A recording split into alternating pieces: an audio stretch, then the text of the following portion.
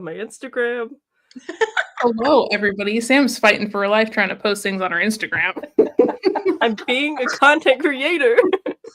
Anyways, welcome to the book club live show for April, where we're going to be talking about Verity by Colleen Hoover and Mating with the Mantis. What a pairing. We are very excited to I might discuss start this. cry laughing a lot. Yeah, Sam's still I fighting. feel incredibly unhinged. Yeah. We're talking about some really highbrow literature today, if you couldn't tell by our really fancy background. So I need to know, okay, which one do we want to start with? Mantis or Verity first? Mantis? It's short. That's what I was feel like thinking have too. An hour for Mantis and 3 hours for Verity. Yeah, exactly. Okay, Let everybody get a snack.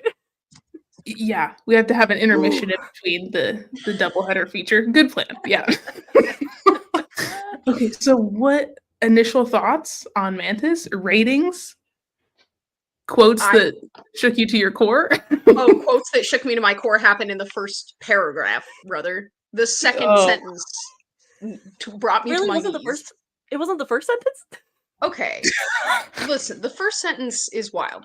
But the second sentence is when she's talking about being horny for a praying mantis. And she says those thoughts are accompanied by a moist sensation in your underpants that meant you'd have to put them in the dryer when you got home. Just the dryer, girl? Just the dryer? Yeah, we gotta wash underwear. Say you're musty and go. What? I remember having that same thought of like, the dryer. That's, you just put that in there with your clean clothes? Okay. I literally wrote in my book, just the dryer, girl, wash your panties. What are we doing? Okay, I'm gonna preface for the audience who might not know. This is the same book written by, or who wrote Kissing the Coronavirus series.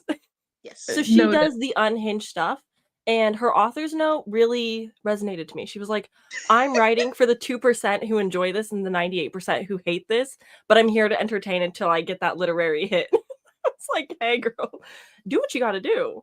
I appreciated that. With that said, quotes were unhinged. Yeah. On page 2, at one point, she says, so her father owned a mantis, and she says his name was Gordon, the mantis. Her dad was called Jeff, and he was the daddy of all mantises. And I was like, don't talk about your real dad and then call the mantis daddy in the same sentence. Can I please get a break? We're on page 2. Ooh, I thought that line was so funny.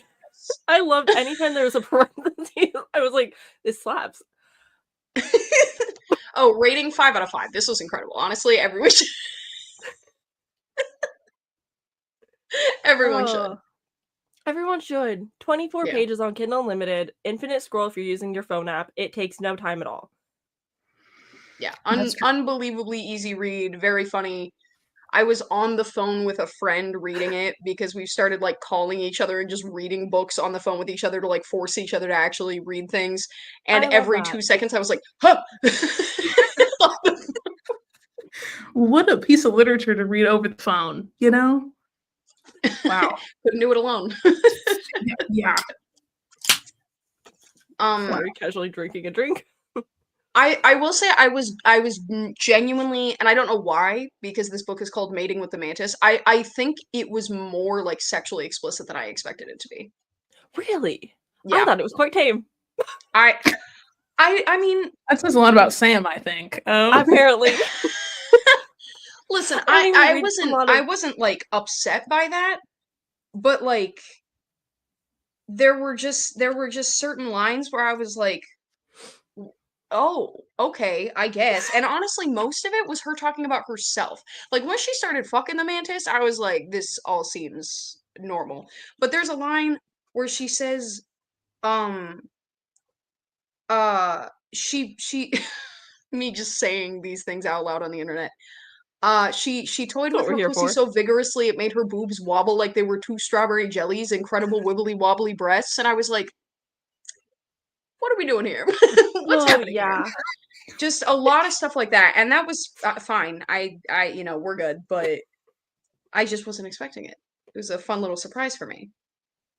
I think the thing that got me is that the first mantis was named Gordon, and then the one she was with was like Gordon 23. It reminded me of my grandparents who had like one dog named Puff, and then every dog after that was also named Puff, and it was like, get a different name, girl, please. Oh no. My favorite thing was it was Gordon 1, Gordon 2, Gordon 3. She learned her lesson.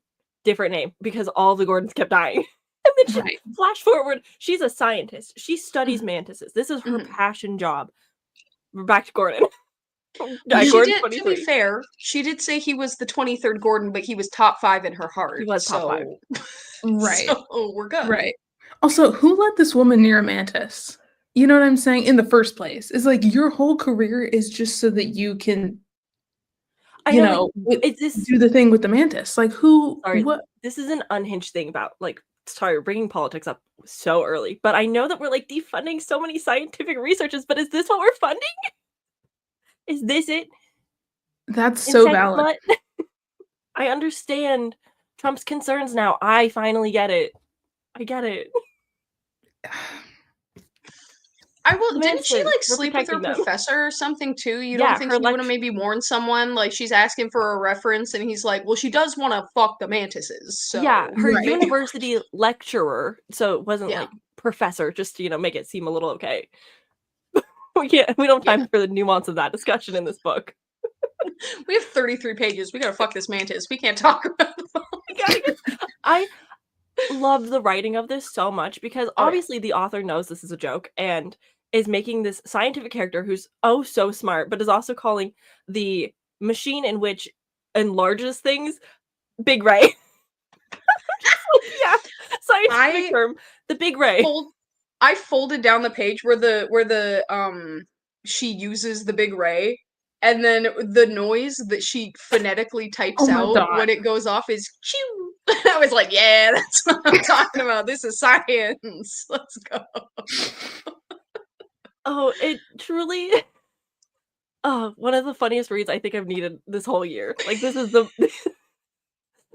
what my 26 years of life has really needed. It's all led to this. Yeah. At one point, she calls herself a poor, horny, magnificently chested but vaginally dry insectologist, and I was like, "Put that on the tombstone, baby. That's incredible." She loves her tits so much. Like, the self-awareness. I know she has a thing for the mantis. She's into it, but like her boobs, maybe a little more. That's so fair, actually. Oh my god, she's just really vibing with it. Yeah, I thought it was so great. I gotta be honest, I really liked it. Dude, I loved how it ended, where the guy just picks her up, and she's just like staying as a mantis now, and she's like, "This is excellent. This is what I've always wanted." And he just puts her in the wrong cage with the males, and she's like, "Well, time to get to work, boys. Time to fucking eat." That's just how it ends. Okay. Iconic. For those a part of this who might not have read the book.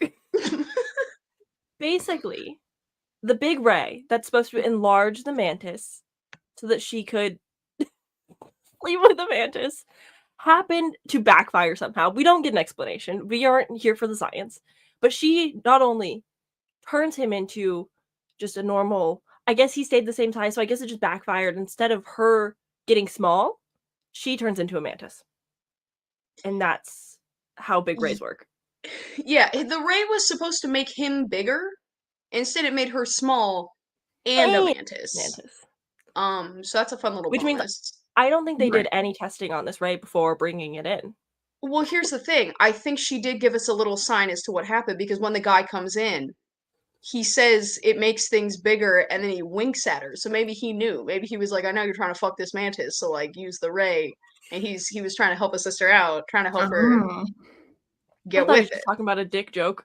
I mean, honestly, probably, but we can give her credit. That's fine.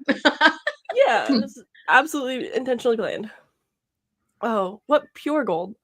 A genuinely delightful read.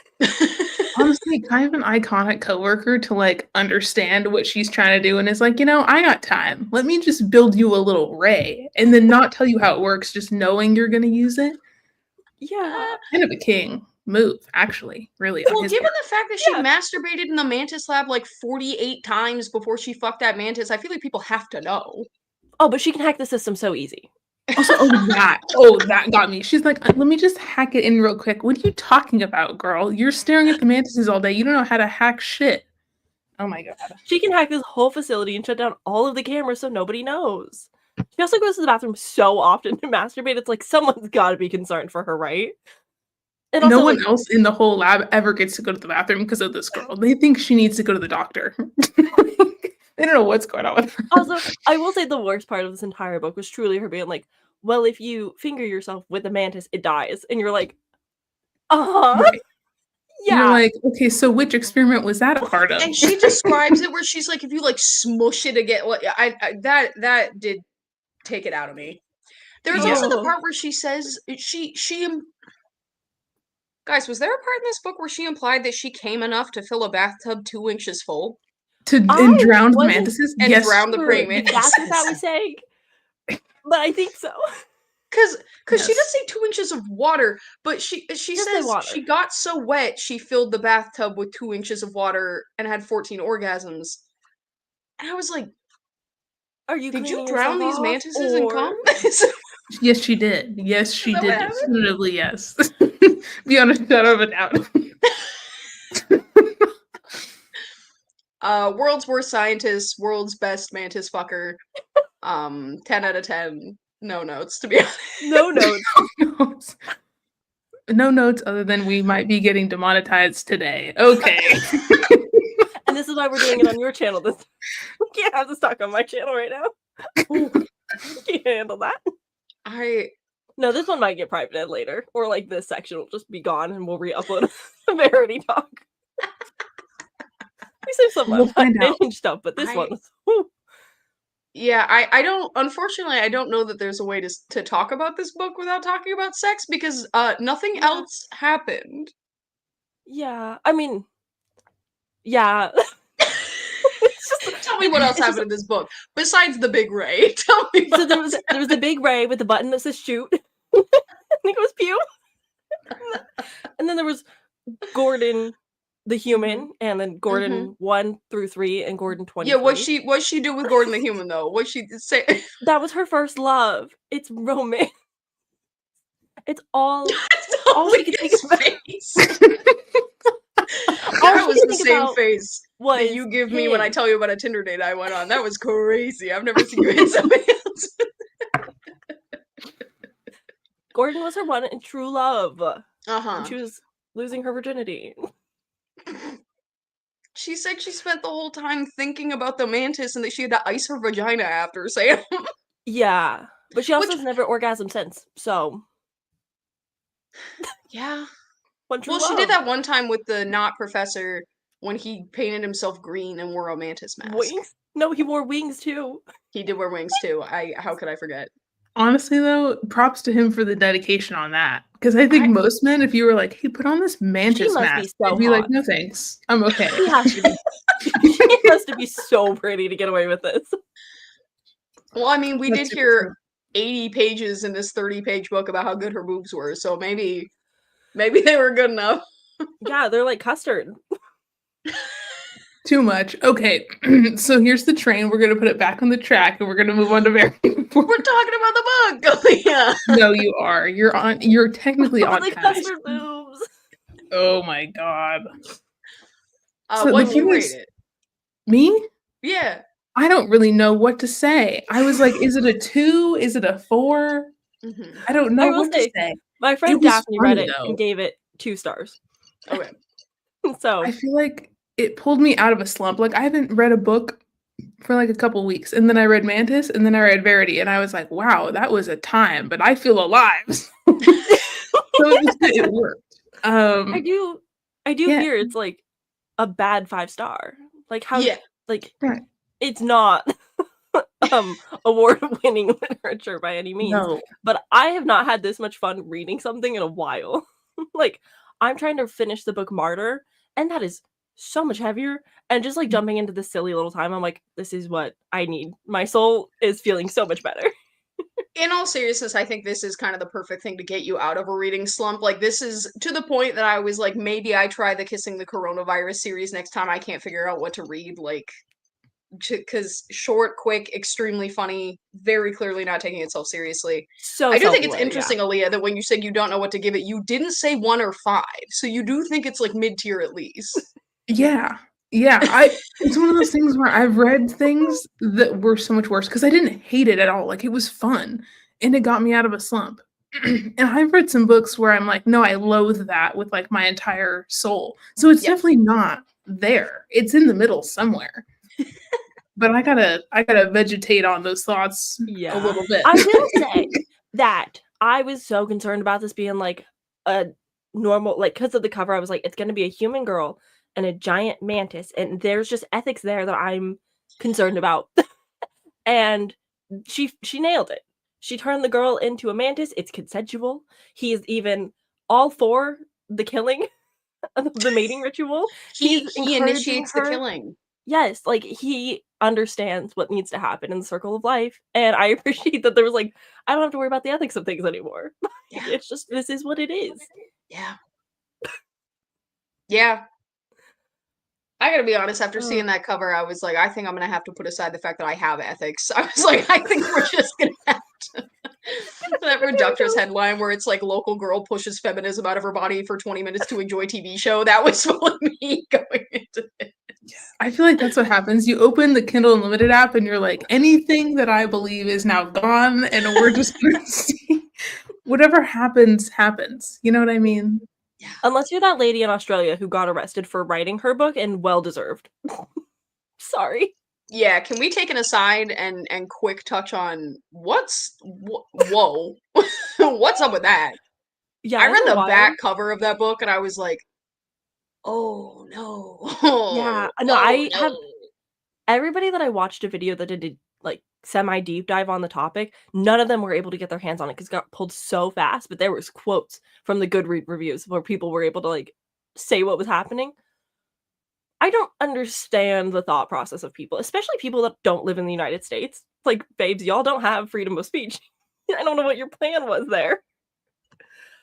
Wild. Yeah, I read some rough stuff, you know.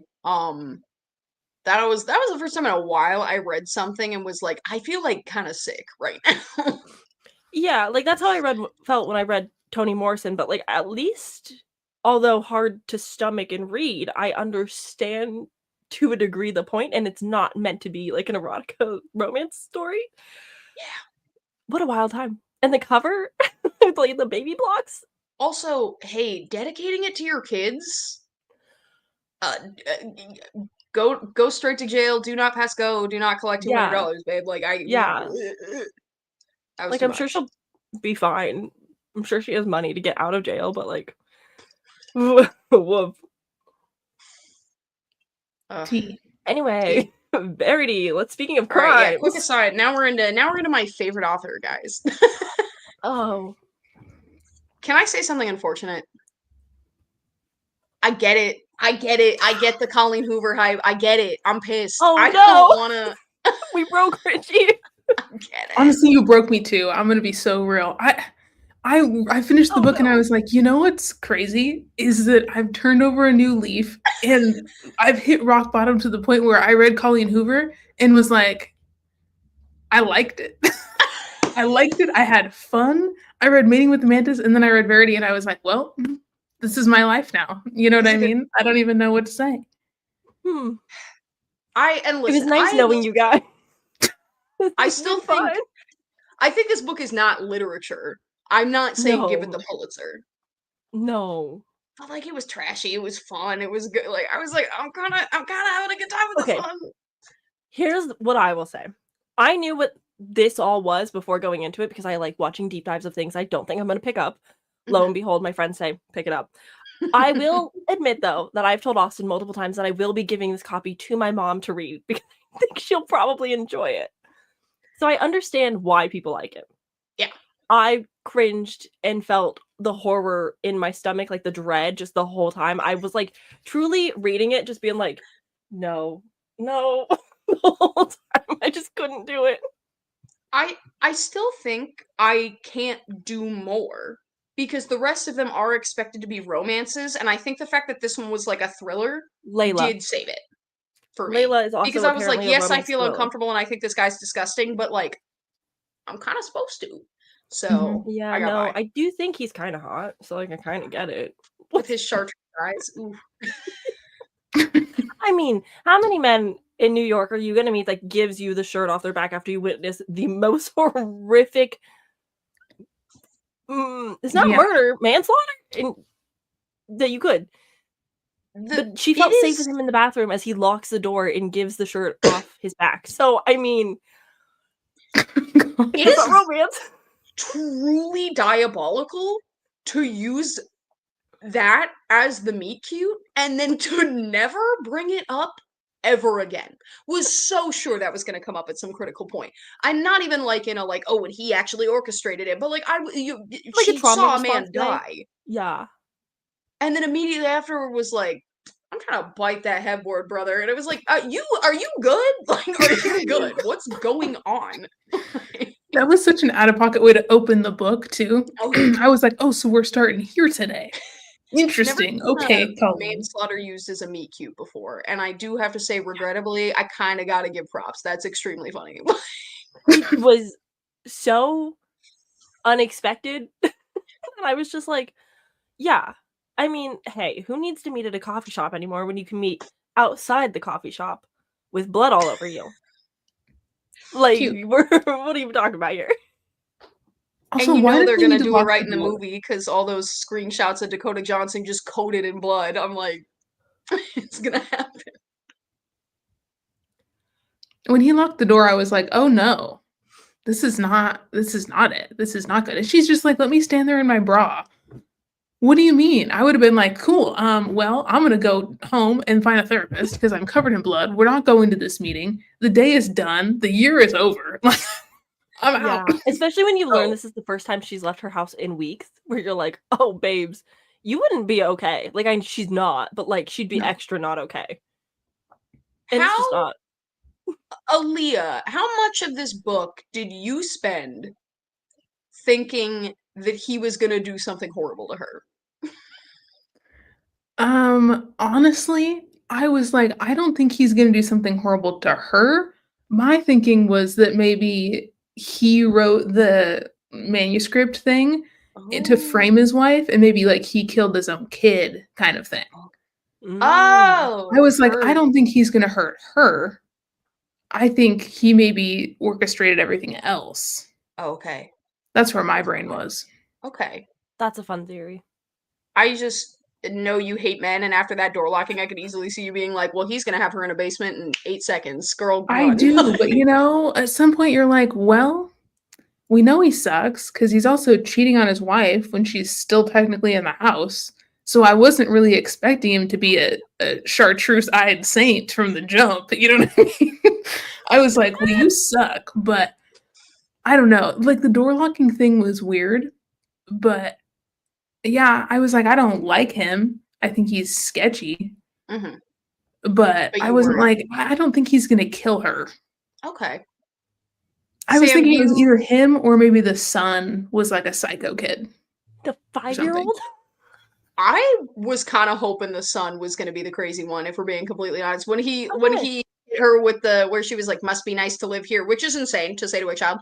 And then he was like, used to be. It was like, so I was really hoping that he was going to come out swinging.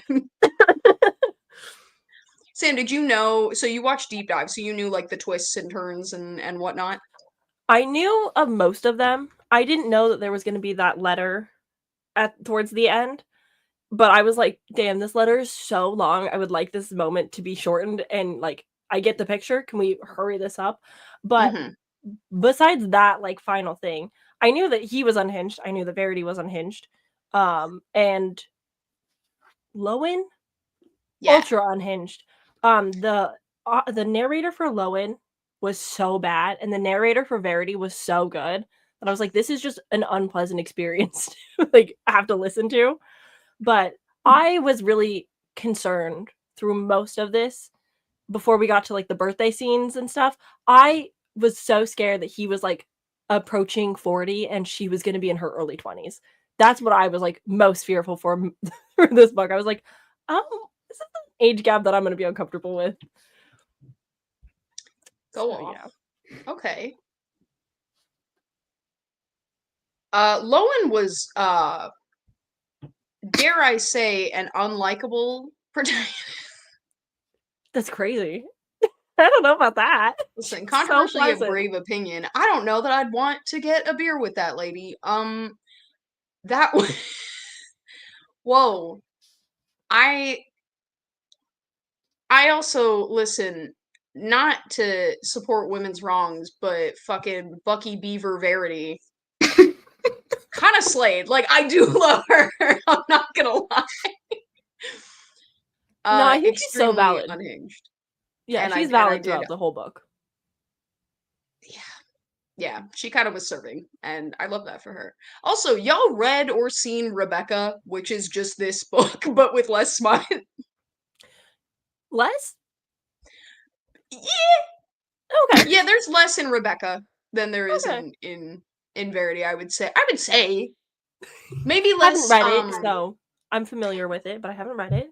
Maybe, well, it was written in the 40s. Yeah. To my knowledge. Maybe earlier. Probably earlier. But, less, I would say, explicit descriptors of kink than in Verity.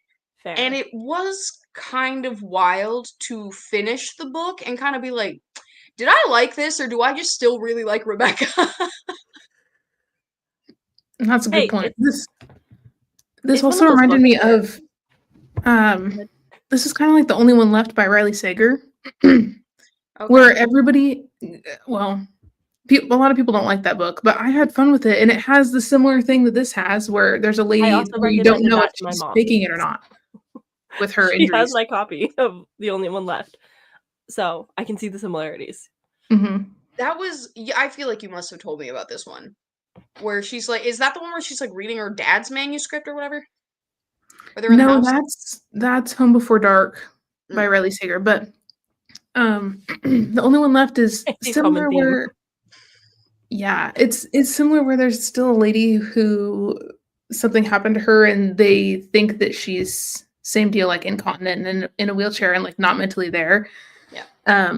But then there's like a secondary person who comes into the house and is like, no, I think she's actually just faking it and is trying to prove it to everybody else and trying to figure out why she would fake it. Oh, yeah, no, she was the nurse. Yeah. She was like medically taking care of her, and she had her own little dirty secrets. I was really expecting more of what happened with her mom to play a part in this. Like, I feel like so much just was like left unsaid that I was like, where's her dark secrets of something with her mom? Like, why are we not? Do you do you think the sleepwalking thing, yeah, seemed to me kind of like Colleen Hoover got tired of people saying that her main characters don't have personalities or interests or pasts, and she was like, well, get this one sleepwalks and she broke her wrist one time, how's that for a backstory? And then it just never applied to anything. It never came up. It never, like, we could have cut all that and the story would have been, well, I think the only thing that would have mattered is that the lock on the outside of the door, that scene wouldn't have happened, but it still easily could have, if he had been like, hey, just to warn you, it's kind of wild, but we have a lock on the outside of the door, so like just watch out, like, make sure you're not locking yourself in the room. Yeah, but Very also, she could have just like put a chair under and they still could have been like, Crew, what are you doing? Like, there's still like ways to make that scene happen without sleepwalking. So I was expecting more of like the sleepwalking stuff, just her mom being sick in her apartment for so long. I was like, and you're gonna confess you killed her when? Like, I was just waiting for more reveals of her backstory and they just didn't come. With the sleepwalking thing, I thought that she was going to admit that she had killed her mom, and I also thought she was going to admit that she'd written the manuscript. Like, she was the one writing the autobiography. I thought the same thing. And then that didn't happen. I was thinking this girl has been hanging out, piss farting around in this house for however many weeks, and she hasn't done anything but write an outline and read this other girl's book. I was thinking, no way, she wrote that because she had time and had motive because she wanted the husband. So, but no. And I was like, perfect, because she's sleepwalking, so she said when she's awake, she's like, I feel really guilty because I want to sleep with him, so when she's asleep, she's like writing this terrible thing so she feels less guilty. I was like, perfect, excellent. No. That's too obvious. Yeah, I guess. It's more fun if Verity's actually a saint and he's bad all along. He only tried to murder her 3 times. She watched him murder that woman, then found out that was just a murder. Told him how to murder that woman. Yeah, from her own manuscript. And then still got pregnant with him? Still? Well, I think the pregnancy happened before. Mm-hmm. I think that was technically they conceived when they were just having an affair. Listen, I don't know the laws in Vermont, but I would have respectful. How do I say this without being too crass? I would have gotten rid of that shit so quick it would have made your head spin. I can't imagine. Well, Verity also, tried. now I got this creep ass little 5-year-old kid. He's just my stepson now? No. Not him. He's a weirdo. Like I did not understand her. No, you can't have a Colleen Hoover book though without pregnancy and the wanted child and the happily ever after and the family that's meant to be together. Because she read the manuscript, so she could never do such awful things to a kid because she's a saint. Speaking of books that talked about boobs, just so much. I don't mean to call Colleen Hoover out for her lactation kink, but I do. And it made me feel uncomfortable. And that was before I found out about the secret bonus chapter or whatever, where the entire chapter is just him breastfeeding from her. Like what? No, I didn't need to know that. Oh, guys. So yeah, so I wanted to be prepared, and I found out there's this secret bonus chapter that everybody hated, and I was like, well, I gotta know. So I got my hands on it, and I read it, and it quite literally is just Lowen's given birth, they have the baby now, and then she's like, well, I'm not like Verity, I'm built different, so I don't hate breastfeeding my kid. And then they're talking, and then she's like, you want to try it? And he's like, yeah. And then he breastfeeds, and that's the chapter. That's it. That's the epilogue.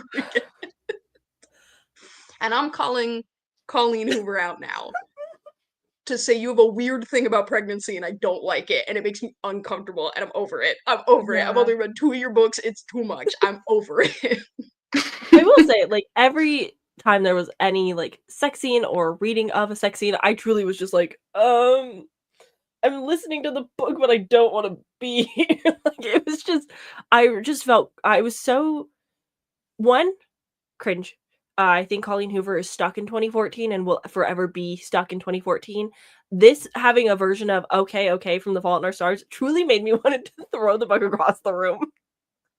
It's just like, I can't with this woman. So yeah, it's just like a lot of cringe, a lot of like pits in my stomach. I just didn't enjoy the whole Agreed. Every time I had to read, all right, I was like, Colleen Hoover. Bro, maybe all right can be there always. Oh my god. I hate it. It did kind of piss me off in the first chapter of Verity's manuscript, and she was like, you know the problem with women when they get dressed? They don't think about what men will think of their outfits. And I was like, girl, get a job. Wash your face. What are we doing? What? And then nobody's concerned about the male gaze. She specifically says, she's like, I put on this dress because it's easy to take off. That's the only thing she cares about, is that it's easy to take off. It's easy for him to have sex with her in it. And then when he talks about the dress, he's like, yeah, it was floor length. It's dragging on the floor. Girl, you wore a ball gown to a company event and then got mad at me because you what? And then she also talked about the ease of access in which he should be able to slide his fingers up her dress while they're sitting at the table. Up your cotillion style, like... I don't think it's a secret. Yeah, I literally was about to say the same thing. It's not a secret, it's just there on the page. Also, just hates disabled people. Listen, this book was... I did not annotate this. I certainly could have, but I will be honest, every time it said Asperger's, I just crossed out and wrote autism so that when I give it to my mom, at least the literature is correct and updated. When did this book come out? 2018. Too late for her to be using that word. 2018. Yeah, too late. 2018. 2018. Yeah. So yeah, well, I went through and marked that. That was my only changes to the book, was being like, okay. The moment where she's like, it would have been better for Verity to have died in that car crash, I was like, we're just saying things now. We're just running our mouth. And then she has that weird diatribe where she's like, and my mom's fat and I hate her. I was like, what are you doing right now? Yeah, the mom who rarely is ever brought up. And it's just to be like a thorn in her side. Just a quick dig against fat people before we're moving on our merry way. Never mentions it again. Yeah. Heard, I guess. Verity's mom wasn't even like, I don't know. And it's like, obviously we're not getting the full picture of the story because like Verity is murdered and so she can't really say anything other than what's in the letter. But it's like, okay, why one of your twins is autistic and the other one isn't? And even in like your most villainy of things, you're just like, well, I just don't love her because she doesn't have emotions. And you're just like, I'm sure you could have came up with any other reason to not like a daughter. Like, there could be so many things. I was buying in more to the I had a dream where she smothered the other one so I don't like her more than I was buying into like she didn't even cry when her sister died. And then it was crazy for her to be like, yeah, she didn't even cry, she didn't even have a mourning period, and then she's like, you don't even miss your sister, and the kid immediately starts crying and she's like, oh, look at you crying. I was like, what do you want? And it's like also like you're writing this entire manuscript of like being the villain's POV, like I'm the bad guy, I don't love my children, but then you make in the manuscript you make your daughter cry for not being sad when you don't feel the sadness. Like it's just like the mental gymnastics we were jumping over. Like, what are we doing?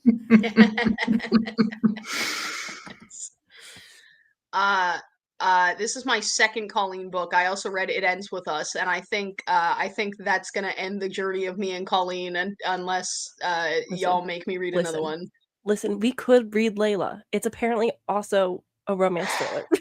I actually do want to read Layla because I feel like I need to be like Richie, where I've read at least more than one, so I really have some ground to stand on. Opinions, you know? Yeah. Okay. Here's what I'll say. We can read Layla, but at that point, then we do need to try one of her normal romances. Because I feel like right now we're skirting around the edges, right? I read the abuse one, now we read the thriller, now we're reading the ghost one. We gotta just try, like, we gotta laugh at our son's big balls, bro. Like, we have to. Or we could just jump over the other ones and we can just read the or we can just read the sequel to It Ends With Us, because we all know what happens there at least. And then I don't have to touch the other ones at all. Yeah. I bought the audiobook for this, so I think I've done my dues. Is Layla being made into a movie? Because that's the other thing too, is like 58,000 more of them. I was texting y'all about this, but 58,000 more of them are being turned into movies. And not that I want to give this woman money, but I was like, I won't watch it in theaters, but I will probably watch it. I watched It Ends With Us in theaters, and to be honest, I was drunk, and it was a bad call. It was a bad call. I laughed so hard. I was the most disrespectful audience member in the world, and then I had a panic attack. Oh, no. Okay, so yeah, you're banned from the theaters if it's a go-home movie. So we gotta. No, we can watch it. Listen. We'll watch it together, like through Discord, and we just like won't have to pretend that it happened. We can turn it into a drinking game. It'll be great.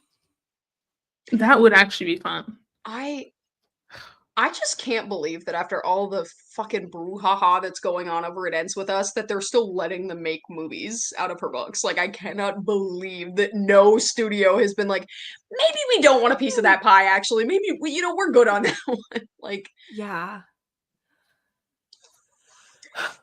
I don't know. Anyways, I was explaining the premise of this book to Austin before he was leaving for church, and I was like, yeah, so like the author is paralyzed, and he truly thought I was talking about Colleen Hoover sleeping with like some husband and having this affair, and he's like, and you're reading this book just to know the drama of that? And I'm like, no, that is the book.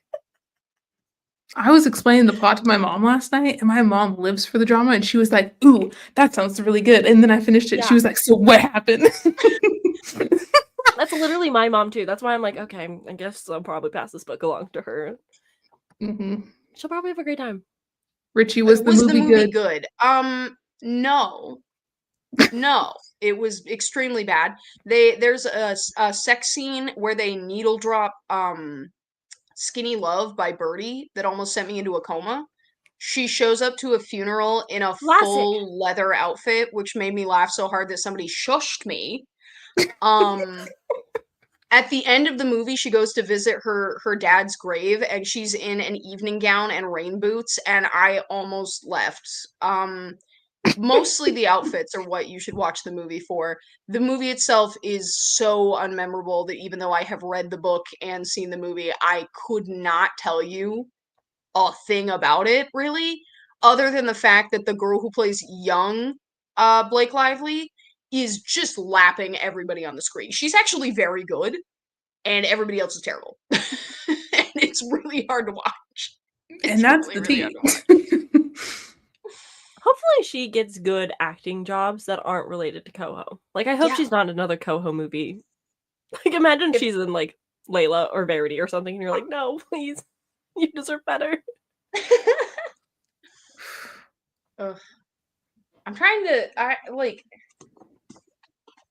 it's forgettable, isn't it? Opinions I have.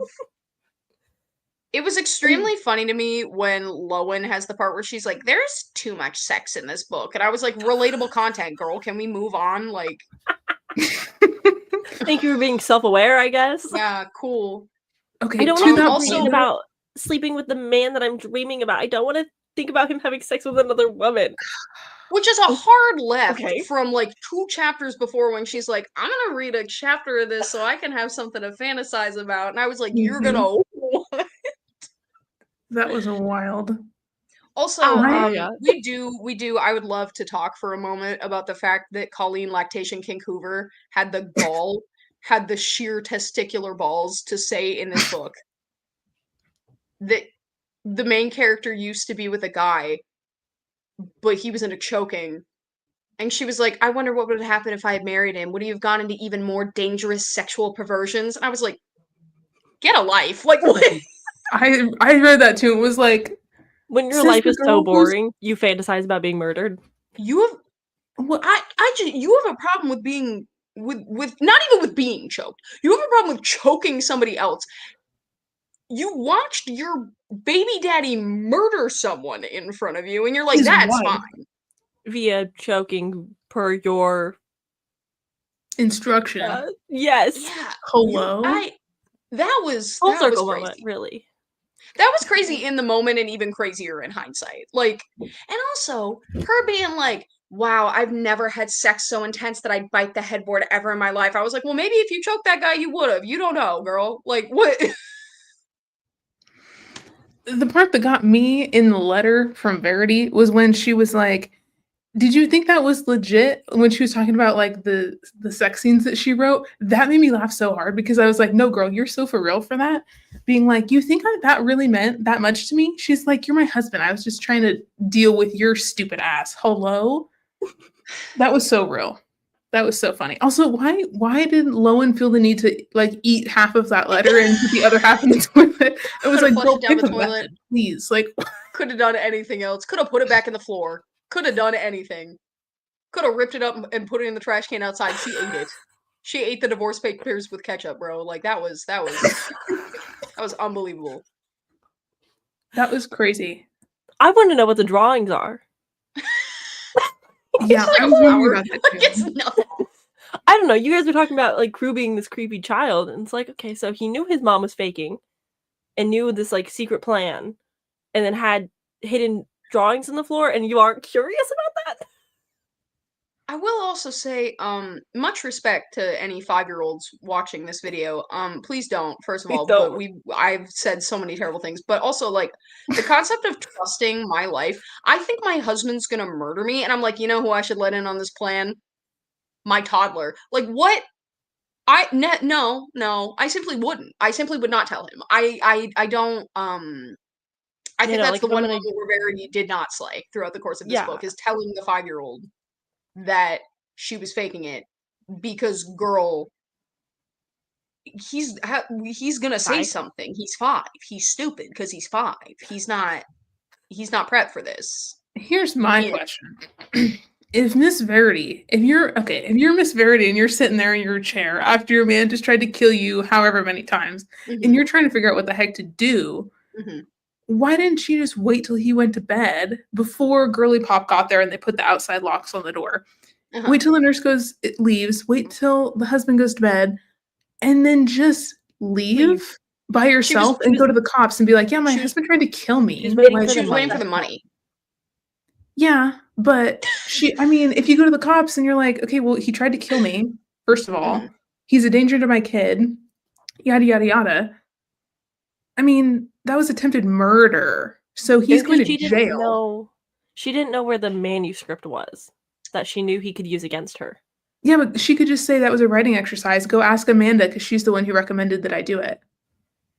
That's what I would have done. And then his ass would have been in jail. She would have gotten the house and she would have gotten the kid. Done. Bye. Hello? And she could have finished writing her books. And write your own damn series. That's where the money's coming from anyways. Yeah, like I'd been so mad if somebody just came into my life, stole my husband, stole the books that I was writing, and took my money. I would be like, stole my man and career right in front of me. Another scene where I fear Miss Verity slayed harder than I could ever manage to do is when Lowen's like, your husband's gonna fuck me in your bed tonight, and then she just pisses herself. Incredible. She committed to that bit. Nobody is doing it like Verity, and that's the truth. Oh my god. I loved the idea of the antagonistic journalism or whatever she was doing. I was like, genuinely, from somebody who has a creative writing background, sounds like some shit my professor would have been like, you should do that. And it sounds kind of fun. Yeah. But also, when I was explaining the plot to my mother, she was like, why didn't she just put like writing exercise at the top of the page? Would that not have solved the entire problem? And I was like, no, you're so right, Queen. You should say it. Yeah, especially because she introduces it as if it like was an autobiography where she's like, right, dear reader, it's gonna get dark, but don't stop. You're like, so you wanted to be caught. You wanted to publish this. Why did she put in there that she wanted her husband to find it? That was stupid. I don't know how to say this without sounding like an idiot. But the thought did cross my mind during the book where I was like, why is Verity like a better author than Colleen Hoover? I don't understand why. Do you know what I mean? Like, do you understand? I know that Colleen Hoover wrote the Verity chapters. I get that. But like, why were the Verity chapters so much better? And the narrator was so much better. Mm-hmm. That really got me. Where I was like, why aren't you doing this the whole time? This is kind of iconic. Yeah, if the whole book would have just been that whole thing of Verity, and like that was legitimately like what was happening. Oh, that would have been. I know awesome. This is a romance thriller, but I think Colleen Hoover really could have a job in just like writing horror, but like have it be through a romantic lens. Like she would thrive in that economy. Listen, I'm not gonna say that the prose was the best I've ever read. Like I vomited on the chicken scene. I was like, all right, I hate this. I hate it here. But like, I felt that way about some of the stuff that she like, the moment where she like is like, she's like trying to kill her daughter. I can't remember their names. She's trying to kill her daughter by like shoving her fingers down her throat, and then she has the scene where she's like, how could I forget the baby monitor? My husband. I was like, oh my god. Yes, that was kind of sick. It was. It was. No, there's definitely entertainment in this book where you're just like, you can't look away no matter what. Like, I don't think people could DNF this very easily. I think you have to get to the end because there's more intrigue. Whereas with like a normal romance, you're like, yeah, okay, they're gonna end up together, but like, why do I need to be on that journey? This had a reason to take you on a journey. I think if she wrote like horror books with toxic relationships, I think they would kill. I think if you said all of her books were horror, I think they'd kill. I was a little. Sometimes when I read her books, I really do have the question of like, who am I like, do you want me to root for any of these people? And I feel like this book was very much one of them where I was like, I truly can't tell if you like are intending for everyone to be awful or not. But I feel like that's okay in a thriller where I was like, you know what, if everybody here sucks, I'm fine with that. In a romance, pretty rough to stomach if everybody's unlikable. Yeah, and you know But everybody's like shouldn't be together, but in a thriller, you're yeah. like, you can be morally gray and murder your wife. Yeah. That's why we're here. Like I Yeah. read this is my entire horror shelf. Like I don't read good stuff. It's not always likable characters that do good things. This could have totally been horror. Just make the kid creepier, make the house creepier, and have less of our girly pop Lowen in there, and more about Verity's craziness. Like that would have been it. Lowen sucked so much. It's just the worst. Lowen sleepwalking and waking up in Verity's bed. Imagine being Verity in that moment. That girl would have been dead. Are you kidding me? You came into my bed in the middle of the night. I would have been looking at her like, bitch. Bye. No. I do think it's extremely funny that Lowen was not only the least likable character, I'd say, but also the most boring character. I was like, I don't really know how I mean, I guess I get like where they kind of have to be like the everyman coming into the house where things are weird, but I was like, I feel like Jeremy was frankly pretty normal. Like, I mean, he was like weird, but not in like a horror way, just in like a guy way. And I just your average guy, just your average husband, really, just your everyday man. But like Lowen, I was like, it was weird because I was like, I kind of want her to be outlining these books more, and I don't know that I've ever read a book and been like, I wish she'd be doing her job more, like, but like nothing. I was like, you're just here and reading. That's the only thing you're doing. It kind of reminded me of the movie Nocturnal Animals, which nobody's seen except for me, and that's fine because it's not very good. But the whole plot of the book is that this guy writes a book about his wife and daughter being raped and murdered, and then he sends it to his ex-wife. And the entire movie is Amy Adams like reading this book and then being like, like she doesn't do anything in the movie other than read the book. And I was like, you got Amy Adams to sit here and be like, wow, like it's just that's all Lowen did. That's all Lowen did. Was just read this book and be like, what if I bit the headboard too?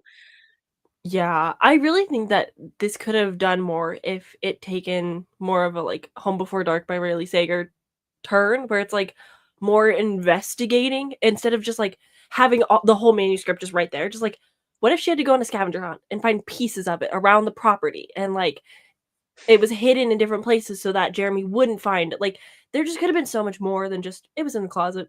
Read it all. Even if it was in different places in the office. So we're like getting cuts from her being like, I'm trying to outline this thing and I have this list of characters, and then I turn and here's chapter 7. Yeah. And so she's getting them like out of order, so she's trying to figure out like what is going on. Yeah. Like that would have been phenomenal. Instead of just like she has the entire thing and it's just like, I have to stop reading it after this chapter. You're like, okay, you're gonna finish it. Why are we playing this game? You're lying to me. Also, a nitpicky thing, but y'all keep a throw up count during this novel? No, but now I feel like I should have.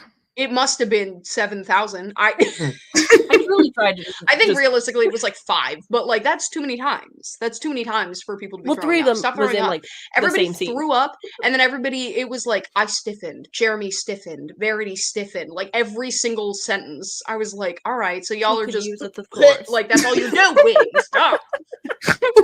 Oh, it's driving me insane. That's okay. Ugh. That's okay. Is it? I don't know. It's bad writing. I do think that it's hard because like as somebody who reads a lot of books, this isn't good writing. But for somebody who reads a book a year and just picks up something at random, I can understand like the easy approach of the writing of just being simple, just telling you how things are. There is no like mind games. It's just this is the story you get. Yeah. So like I understand why people like it to some extents. Like, my mom will get a kick out of it. She's gonna be like, "This is crazy." But, like, top I read a 10 lot of horror. airplane This is books I've nothing. ever read in my life, to be honest. Like, you know what I mean? Yeah, I don't know. Also, my favorite scene had to have been when they were getting it on the couch, and Verity was at the top of the stairs, and she just goes, Yes. "Verity, Verity, Verity." Just plowing through as if nothing's going on. I love that scene. That was a really good scene. I was just like, yeah, that's terrifying. It was, every single time they almost made out and then the son happened to walk in, I was like, can y'all wait till he goes to bed or something? This is kind of like... That's the only point of him for the whole book, is just to be like, hey, can you just like cock block at the beginning so we can keep this angst going? Which... what angst? Like, I don't know. Like, it was so clear they were gonna smash from the moment that dude's head got popped like a grape. I was like, so, okay. I just don't... I don't know that it was quite keeping the tension. Honestly, I think it would have been better if the beginning scene happened, they banged in the bathroom, and then she notices the ring, and then, like, the meeting was, like, a week later, and we got, like, a little bit of time in between of Verity, like, or not Verity, of Lowen going through something, just, like, a day-to-day week, and then going to the meeting and be like, "Oh, no," and then taking the job, and then we pursue with the book. That would have been more interesting, because at least, like, we're all upfront with how we feel, and we know what's happening, and just add a little bit of, like, oh, so now I have to hang out with your wife all the time, knowing what we've already done, instead of her just, like, so quickly flipping and being like, well, I've read about him a lot, and so I know him, and therefore I'm in love with him, and I'm gonna sleep with him in his house with Verity, and, like, she just didn't have any, like, moral issues with that, but I think if they'd gotten it out of the way at the beginning, she would have been, like, morally been like, I don't know, but we've already done it, so, like, ugh. But there's just no. It was kind of wild how little, she cared. I don't... listen, I'm not trying to say put me up for the sainthood, but personally, if I were working in a guy's house and his comatose wife was upstairs, I would simply not sleep with him. But I guess I'm just built different than our girl Lowen. I don't know. Jeremy was kind of dreamy. Not only not caring, but like being kind of mean to Verity about it. And I get she was reading the manuscript and she was like, I think Verity's a bad person, whatever. I was like, that still takes kind of a lot of gall to be like, I'm gonna sleep with your husband, you comatose idiot. Like, I was like, what are we doing? Even though, that whole scene made me uncomfortable. I was like, why are you don't have proof yet that she is faking this? And I don't think she'd gotten to the part where she talked about Harper yet. No. And so I'm like, why are you being so aggressive to this lady? Like, this seems a little extreme. And I'm supposed to believe she's the good one? Yeah, so far all she's read is basically a woman having postpartum depression, and she was like, well, what if I fucked your husband about it? Like, okay, I mean, I guess you can, I don't know. And also, she was so, because that was... Has Colleen Hoover ever said the C word in a book before? Because that my jaw dropped. That was a wild one. I was like, too much. Rein it in. That was crazy. To be like, oh, you muted the TV? Like, I was like, okay. In her own house, her own TV that she bought with her money? Yeah, I would mute it too, myself. Also, the way that she was like, Verity must be messing with me. Like, obviously, this is the way it is. It's like, okay. The TV went quiet. Like, I feel like of all the things that could have happened in that moment, like, that's such a minor thing. It's, like, not a big deal. If she came in and Verity was sitting on the couch, then maybe I'd be like, okay, I get it. But just she muted the TV? Yeah. I don't know. Yeah, it was... She kind of, she went off the rails a little bit with that one. Yeah, she did. Also, can we talk about how they had 3 kids and he didn't know her at all well enough to know what kind of a person she was? They'd been together for what do you mean? 4 years before having kids, I think. 4 or 5 years before they had kids. They've been together a long time, and he's just like, oh yeah, well, you told our son to hold his breath before the canoe went over, so like obviously you killed Harper. What? Yeah. And then he's like, do you think my son needs therapy? I think you need therapy. What are you talking about? Oh my God. It is wild to be like, do you think my son needs therapy? It's like, well, I don't know. His comatose mom is sitting upstairs and his sisters are dead, and you're sleeping with someone who's not your wife basically in front of him. So, like, what do you think, King? Dad of the year over here. Also, yeah, to just be like, I'm going to have an affair in the house when my wife is still here. The way I wouldn't have cared about the girl and would have just been like, my husband's no, the not happening. Nurse crazy who like glared at her and was like, "You're a snake," is the only real one in this entire book. That's so true. Yeah. Oh my God. These characters suck so much.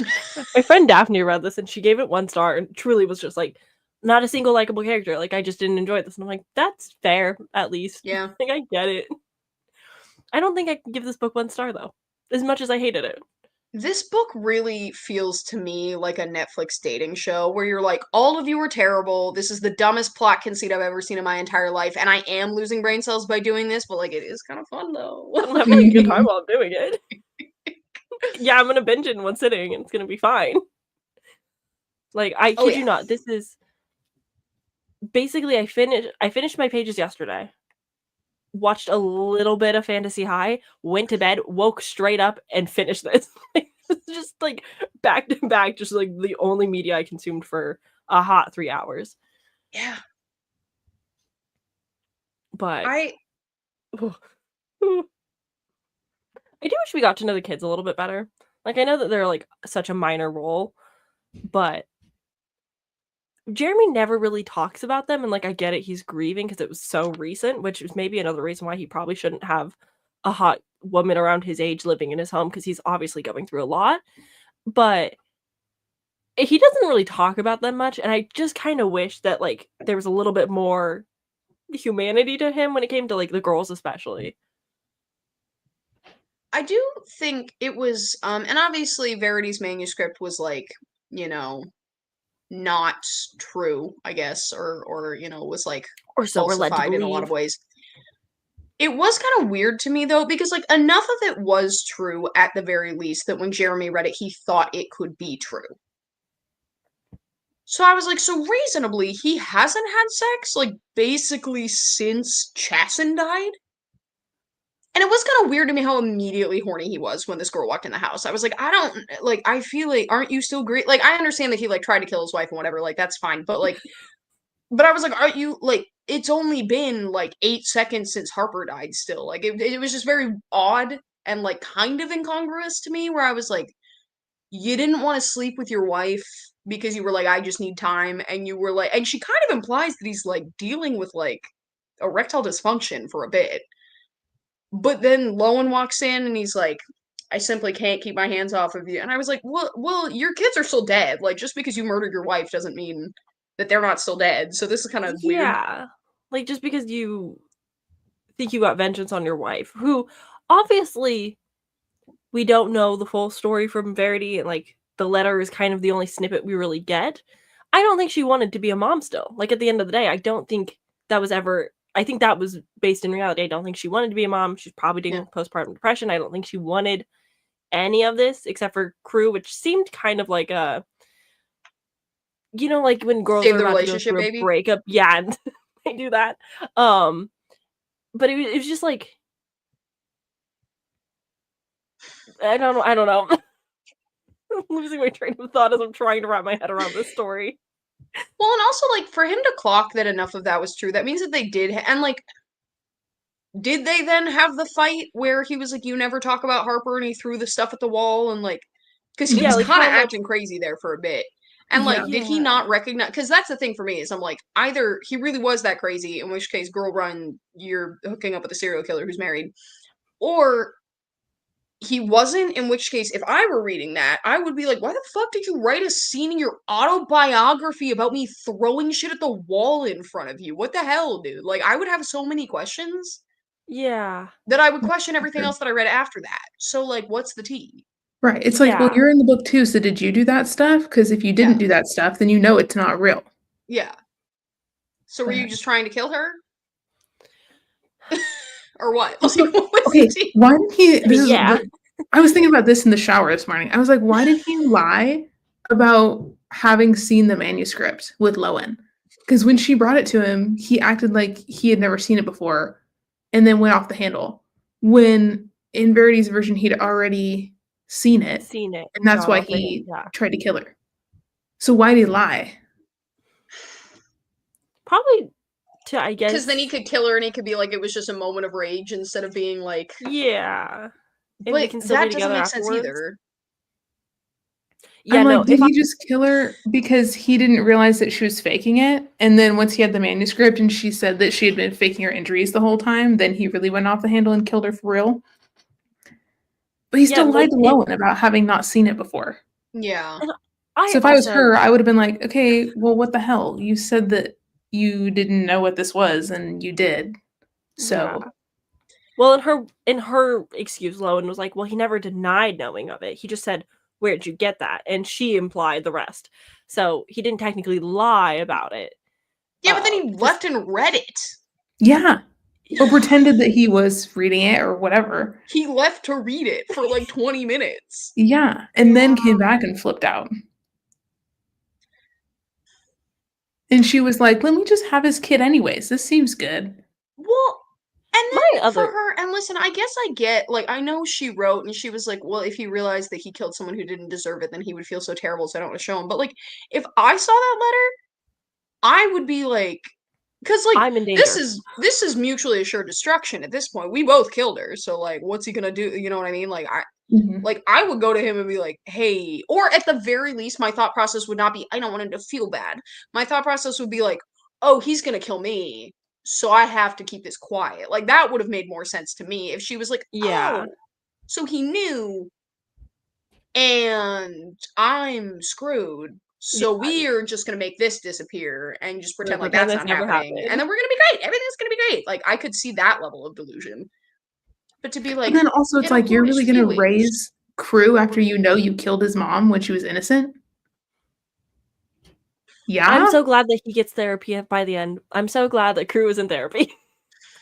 He might be okay. But also, POV your Crew's therapist listening to him be like, yeah, my mommy was pretending to be in a coma. Oh. The notes you'd have after those sessions. That's a whole other manuscript right there. I don't think Colleen Hoover will ever revisit this world. I don't think we're going to get a sequel to Verity. But how interesting would it be if Lowen's nightmare dream that she had of Crew when he was 16 was the next book and he was as unhinged as she like had a dream about? That'd be fun. Maybe we should start a creative writing class and we'll just be like, all right, so this is what we've gotten from a Colleen Hoover book. Now you make it better. You write a sequel to this. Colleen Hoover fanfic, the class. Dude, and then Crew comes back and takes them both out for killing his mom for no reason. Yeah. Kill Bill style. I'm into it. Yeah, that'd be fun. And then he's on the run with his new little sister, and it's just them. Yeah. For 2 years till he turns 18, and then he becomes her legal guardian. And that's the end. It's just got to be the kids because the parents are so dysfunctional. My brain went so scary with, oh, but it's Colleen Hoover, so you know something horrible is going to happen. Immediately, yeah, you said until he turns 18, and I felt like my spine, I stiffened, bro. I stiffened. The same thing. I was like, oh no, not a Colleen Hoover. He can't be 18 in the book. It just can't happen. No. Has to stay a minor the whole time. The way you said just him and his little sister, and I was like, no, we don't trust this. You see those two things in the synopsis, and it's Colleen Hoover's name on the front, and you're like, no. No, thank you. No. Also, I've heard a lot that people say that Colleen Hoover books have incest in them, and I have yet to see that. I think it's incest adjacent or light. I think it's like weird thoughts. Okay. I don't think it's ever like light. Sorry, I'm still stuck on that concept. I think it's more so just like kind of oh, what the fuck is her name?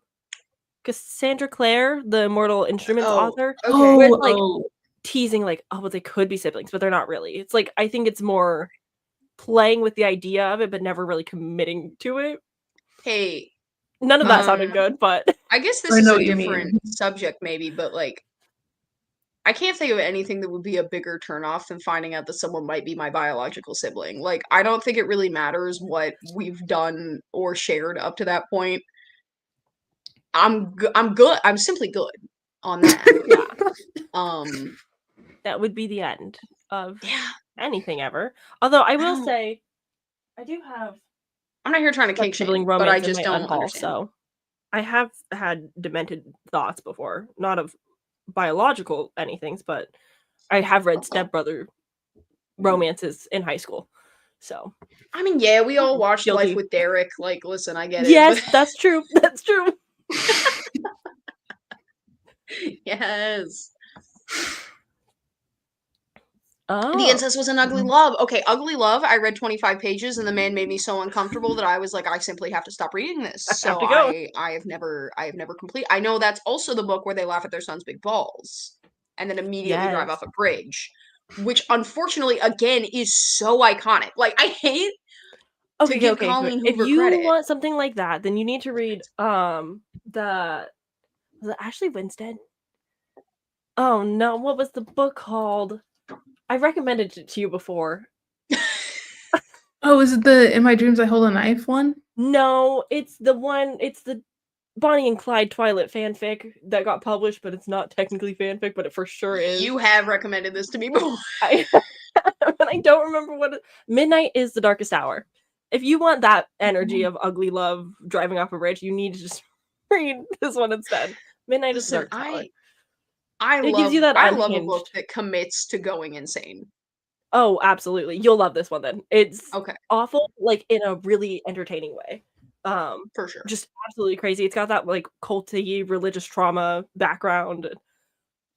What a crazy time. Can I make a confession that I'm not proud of or happy about right now?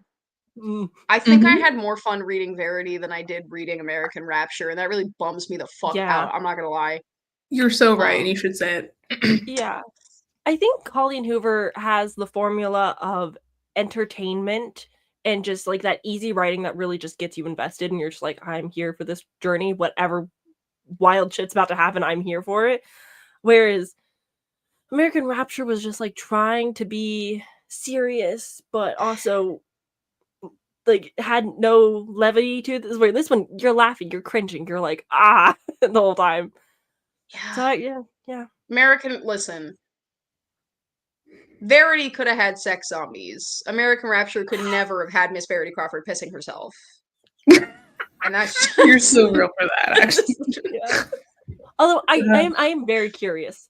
How does one fake being comatose? How do the doctors, the nurses, how does like everybody just like vitally this how is she so rich that she just pays the hospital to be like, hey, can we tell my husband? I have so many questions. Well, he said he saw the scans because she was like, could she be faking it? He's like, well, I saw the scans. Yeah. But that could be a lie too, because we know our man Jeremy is not committed to the truth. Yeah. Right. But also like he was the first one that saw her open her eyes when she came out of her coma. So like she was badly injured, and then she started faking it from then on. She was like, I open my eyes, but if I just don't move my eyes, then snap decision that I feel like coming out of a coma, I don't know that my brain would be firing on enough pistons to be like, just don't say anything. Like, just don't move at all. But yeah, I just like how did the doctors not go, she could probably do something. I just don't get it. But again, they said mentally she has the capability of a newborn. I was like, what MRI is going to tell? How did she train her brain to not think? My girl went in there and started meditating harder than anyone ever has.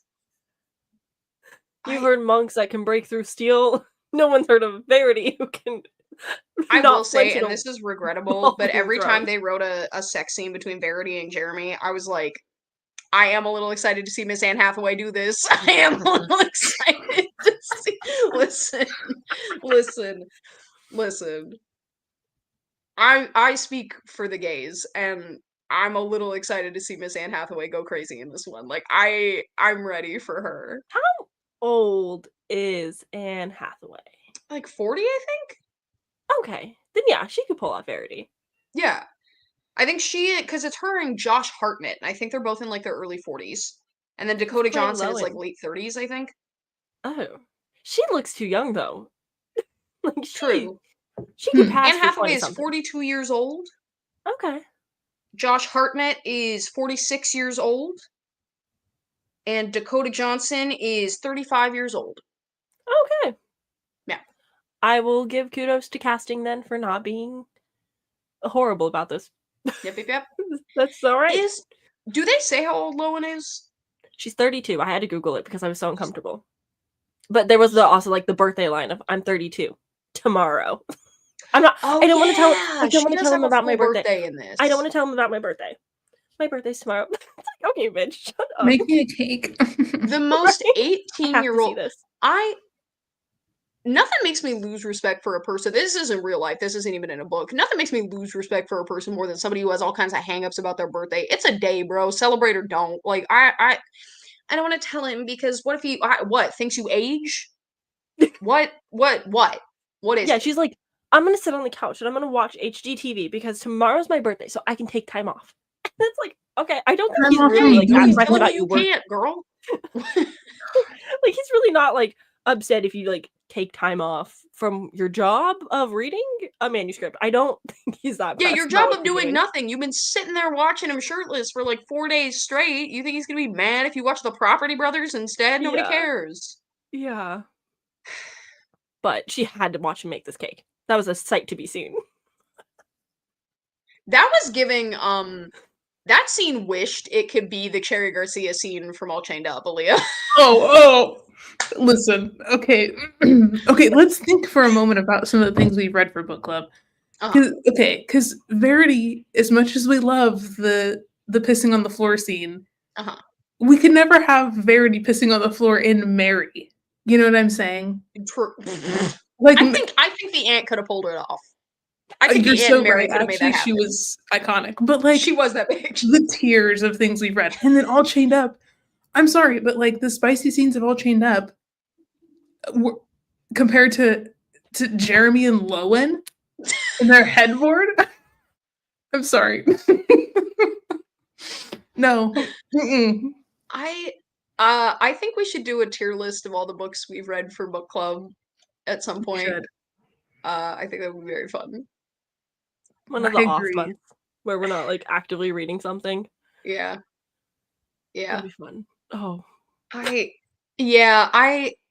funny how I was kind of thinking about All Chained Up a lot when I was reading this though, and I don't quite know why. But I think it's just because like I think All Chained Up where it succeeded where Verity failed in making a main guy who has a lot on his plate, but it has a lot on his plate and it clearly affects him, but it doesn't make him a dickhead. Whereas I think Verity, like in an attempt to make him not, because a guy who's really this traumatized would be simply insufferable. Like and no shade, because I've been there. When I'm going through stuff, I'm not exactly the life of the party, you know what I mean? But like he would not be that bitch. She would not be sitting there thinking about how hot he is shirtless. She would be like, man, I can't help but notice that he hasn't showered in 6 days. Like, you know, it wouldn't be that cool. And so instead of like showing any of the realness of that, she like Colleen Hoover was just kind of like, we're just not gonna talk about it. And it felt very like the guy whose head popped like a grape, where it was like anything traumatic that happened is kind of set dressing for them to fuck, but it's not actually gonna affect them. It's not actually gonna make things weird. Yeah. She's not gonna hear weird sounds in the house and think like have a traumatic flashback to seeing a man killed in front of her last month. She's gonna be like, it's clearly his wife faking her coma. Like, I was just like, yeah. But it's like also, girl, you just took care of your mom who was dying of cancer for months. Yeah. And now you're going into a similar scene of a husband who's taking care of his wife, and you have no reaction to that whatsoever. Like, you don't feel no sympathy.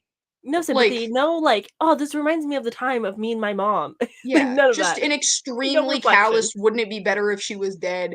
And like, I guess you could tie that to be like, she wished her mom was dead, but I was like, I feel like the book didn't tie that together. It like, I'm giving you the credit that I guess you can tie that together. Yeah.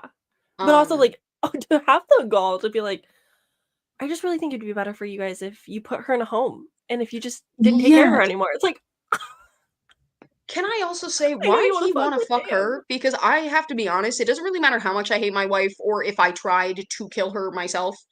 If I heard somebody say that about my comatose wife in front of me, I'd be like, you're a bad person, though. You're Like, you're a bad person. I don't want to be with you. Like, that was a very weird moment where I think he is not a good romantic interest, but I also think that he is an idiot for not immediately being like, you're kind of fucked up for that one. Maybe like, that's why he liked her, though. Maybe because she seemed so, like, just emotionalist to everything that was happening, that he's like, yeah, she would probably be alright if I killed my wife in front of her. She'd probably pass the test. Did we get and listen, I read this book like 2 weeks ago, so I don't really remember. Did we get a physical description of Lowen, by the way? Because the movie casting, like Anne Hathaway and Dakota Johnson, look extremely similar. Yes, I was thinking that too. In the book, I do know that they say Verity was blonde. Right. But I don't know if they said Lowen was blonde. Like, were Lowen and Verity supposed to look similar? Because I also think that's weird. I don't like that either, where it's like the trope of going for a younger version of your wife is like gross. I don't think we really get much about her physically. Yeah. I mean, we get a lot about him in slender blonde, blue-eyed woman. She's described slender blonde, blue-eyed woman in her early 30s. Okay, so she's blonde. Not overly confident. A character who is vulnerable and introspective. Particularly, whoa! The introspection in the room with us. What?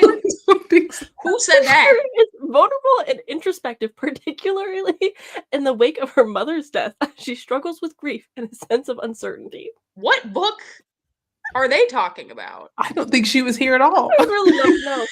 That's so funny. Is the Lowen who's vulnerable and introspective in the room right now? Like, okay, so that was one website that says that she's slender, blonde, and blue-eyed, but the fandom.com for Lowen Ashley, it says female, hair color brown, eye color black. So I don't know. I don't think anyone knows. Nobody knows what she looks like. That seems like a problem. Yeah. Because I do, also, I actually think that kind of adds to the horror a little bit, like the fact in the movie that they do look so similar. I'm like, actually kind of, I thought that was a good call, but it did make me realize that I actually don't know if they were supposed to in the book at all, or if that was just something that the movie was like, we got to do something, brother. Yeah, I think the movie's probably going to have to pull, like, they're going to for sure give a backstory that's a little bit more traumatic, and they're going to have to connect more dots than what we got. The fact that they got, so the guy who plays Jeremy, I don't know if y'all saw the hit M. Night Shyamalan film Trap that came out a bit ago. It's not very good, but Josh Hartnett is in it, and he plays like a killer. And this was kind of like a big thing because Josh Hartnett was like a little heartthrob in the 90s. Like everyone thought he was that bitch. And then he kind of fell off, and now this is kind of like his comeback, right? And he's doing the thing that I feel like a lot of like 40-year-old male actors are doing right now, where they're like, instead of being the boy heartthrob, now I'm a character actor and I'm going to be a little evil. So I am actually kind of excited about that. I do hope he does well. And I think that it is kind of nice to have like I think physically it works with what I can see to have like a former heartthrob as Jeremy, where you kind of look at him and you're like, I can see why the girlies were gagged in the 90s. And now you kind of are just like an adult man who's like good looking. Like he's not like a bad looking guy, but he's just kind of like a guy, you know? And then the absolute star power of Anne Hathaway. Like, yeah. I know that there's flashbacks, so I know she'll be fine. But like, just the idea of just like a whole movie of just Anne Hathaway laying in a bed. That's it. And she deserves the Oscar. You know. Right there. She'd eat. Oh, the Oscars will be so fun next year. Okay, when is Verity actually coming out? I don't think it's going to be out for a while.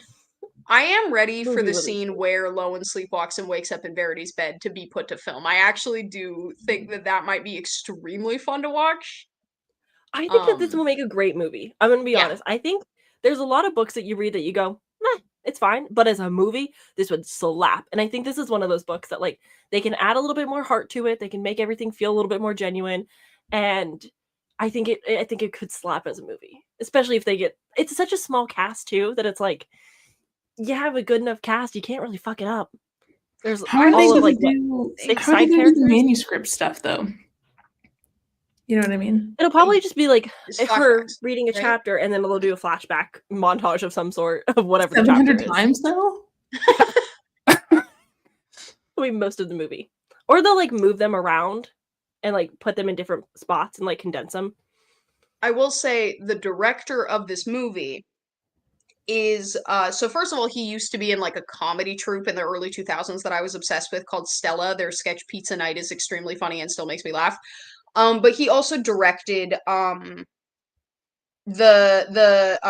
Anne Hathaway fucking Harry Styles ass Wattpad movie that just came out. He directed that one, which Okay.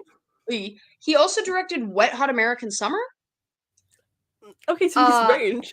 And then he also directed two of my favorite rom-coms of all time that like I feel like nobody talks about, but he directed The Big Sick, which was based on Kumail Nanjiani and his wife Emily Gordon's like real life love story where they like fell in love and then they basically broke up and then she went into a coma right after.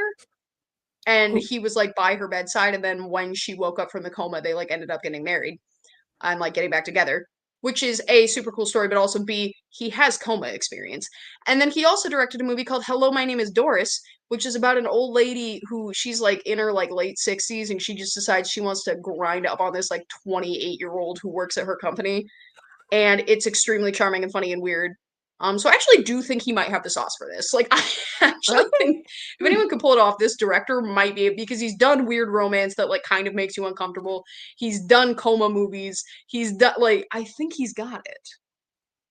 All right. And he's got May Anne Hathaway 15th. rom-com. So May 15th, 2026. We will be sad. It's over a year away. That's insane. A whole year, but also like only a year, and it was just announced. So yeah. What are the other? I'm looking up the other because I know I texted you guys, but there are other Colleen Hoover movie adaptations that are coming out. I would like to know if there's one for Layla. I will let you know.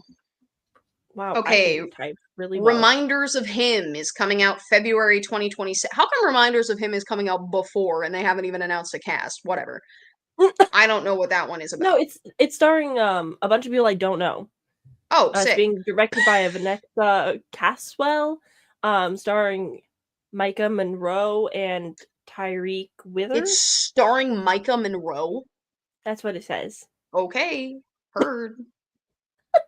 And then Regretting You comes out in October. And those also have a bunch of people I don't know. So I'm not really up in like the movie Regretting You comes out in October is crazy. Yeah. Oh, great news, guys. Regretting You was written by the same woman who wrote the script for After. Oh. Okay. And is it sounds like going to be directed by the guy who directed The Fault in Our Stars, so that one's gonna hit different. No, I'm now very confused. I just googled Dave Franklin's in that one? Ooh. I just Oh. What?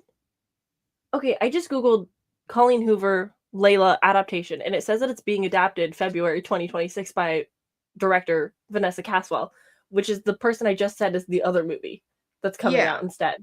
So I don't know anymore. I don't know. I don't know what's going on with her world anymore. Nothing makes sense. Layla movie. It's looking like no official announcement has been made for Layla yet. Well, I'll keep my eyes on that one, because that's the only other book that I'd be slightly interested in. Still questionable, but... Listen, if we start doing the book club every month again, I think that what we should do is every other month is a Colleen Hoover book.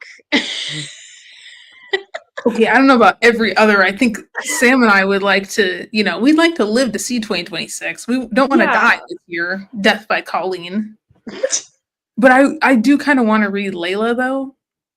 And I don't know if that's just because I'm trying to. If I can get it from my library. And I just read Verity, and it wasn't as bad as I thought it was going to be, but I'm just. Imagine by the end of the year, we all become big Hoover fans. Fans. What are they called? She calls them cohorts. Cohorts. Yeah, I started reading the acknowledgments, which were like 6 pages long, and I was like, I'm done with the acknowledgments. But I think it's number 2. Number 2, she says, I love you, cohorts. There was also Thanks. So this book got re-popular because of TikTok. Mm-hmm. And one of my favorite things is she says, I'm sorry the arcs for this particular book were such a hot mess. That happens when you don't finish a book until 4 days before the release. I'll do better next time, I promise. Thank you all.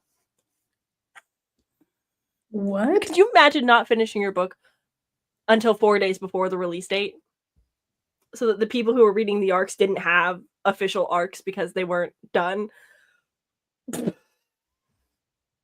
And when you're rich and high up in the world of publishing, you can do whatever the fuck you want, apparently. Isn't that crazy? That is crazy. I didn't even get that far into the acknowledgments because I was like, I'm done with this. You know, I didn't read the acknowledgments. I usually try to read the acknowledgments, but I was so bored of her just listing people that I got to like the first 2.5 pages and then I skimmed to the end of it just to see if anything crazy happened when she thanked the people. And right before that was, I finished this 4 days before the release. Do you think her mom's fat? Sorry, she just thanked her mom first in the acknowledgments, and I was like, I wonder how much of the like villainous stuff is stuff that she thinks is like super bad to say, and I wonder if her mom is fat. Because she doesn't have kids, that much bigger than she doesn't look that much bigger. She looks the same size as Colleen. I think the problem is Colleen Hoover has a lot of personal body image things and she's projecting it. Fair. I just I was gonna say I don't think Colleen Hoover is fat, but she's not like heroin chic. Yeah. She's good for you. I would say average size. Yeah. But I think she's also gone on a weight loss journey. And so I think a lot of it's just like internalized fat phobia because of herself. Is my assumption. Wait. What? Number 11 in the acknowledgments is Caroline Kepnes, who wrote You. They're friends. I read that one. I didn't read it. I watched the first season of the show. No, so they became friends because Colleen Hoover wrote second half of her book in second person, and her publisher or agent or something was like, "Hey, babes, you shouldn't do that. Somebody else is coming out with a book later with that same format." And she goes, "Well, that sucks," and changed her book, and then was sent the book, and then I guess messaged her, "I want to murder you," and they became friends from that.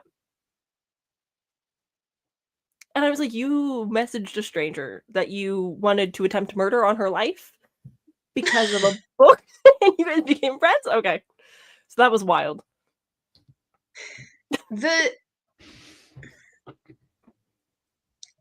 I know too much. I know that we...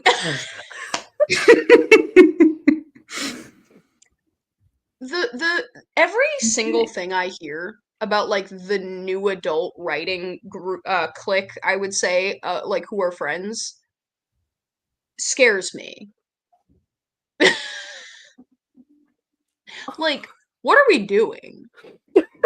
Every day I wake up and some new shit comes out about some new adult, young adult author who her and her 16 best friends all committed a hate crime together, and it's you know what I mean? Like, I don't so now every time I hear about two authors being friends, I'm like, like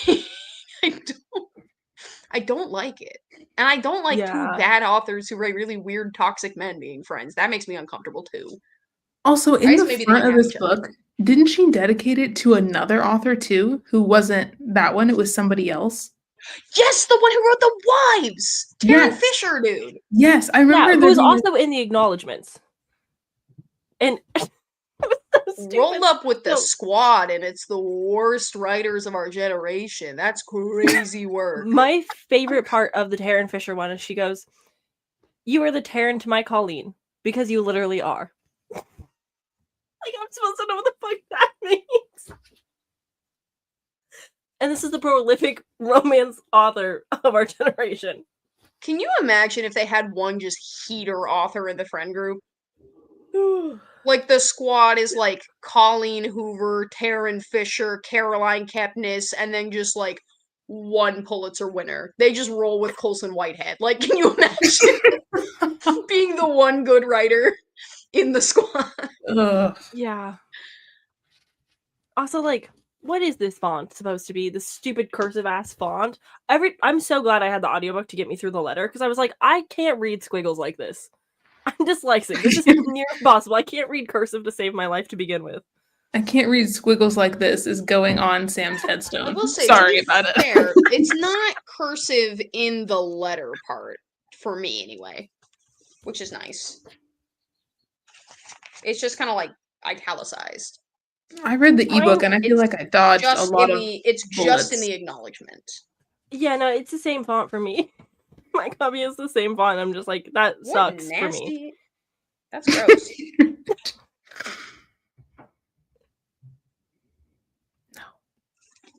I want to talk about the fact that everybody keeps saying Jeremy's a good dad throughout the entire book, but he's not. I mean, not that I have like a lot of, father-daughter relationships to really look on and say, this is good, but he didn't let her murder them, so I guess that's something, right? Like, yeah, but he killed their mom, bro. Yeah, but like most of them are already dead. Lowen had to remind him, like, hey, Crew won't have a dad if you do this. Yeah. And also, like, I mean, I agree, you were like, well, he's grieving and whatever, but I was like, yeah, but like, if somebody living in your house brings out a shoebox full of pictures of your kids, like, and again, listen, everybody agrees differently, but when somebody I love passes, and somebody gives me the chance to talk about them, bro, it's game on. You got an hour? You got two? Like, because I never get to talk about them anymore. They're dead, bro. Like, so I just felt like it was weird. Yeah, he didn't talk about them enough, and Crew's reaction to the photos of being like, I don't want to see that, and like, getting so upset. I'm like, there's something there. It's like, I don't know if he was there because, like, if those emotions are because he was there when Harper died, which is so weird because my sister's name is Harper, and so every time I'm like, ugh. Stop it. That's wild.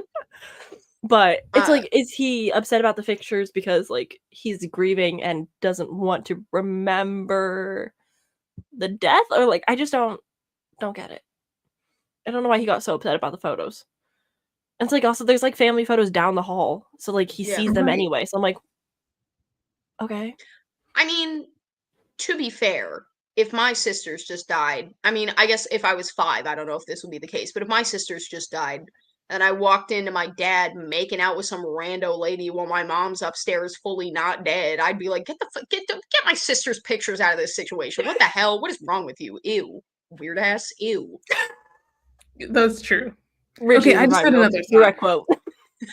Do you guys remember that scene with Crew where he's in Verity's room and Lowen comes in and there's like a knife and his bottom of his chin is like cut?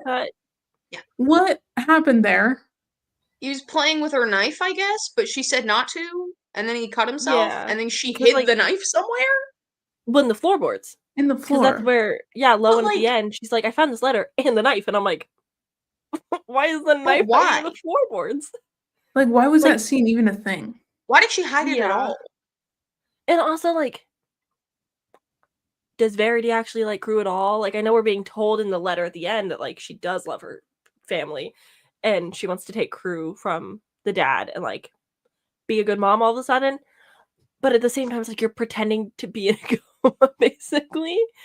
And your poor son just has to, like, lay next to your still body to play on his iPad just in case, like, the nurse walks in. That seems not great parenting to begin with. But I don't know. I don't know why she's like... You think he needs therapy? But I do think, like, maybe Verity does want to also kill Crew because she never wanted to be a mom. I don't know.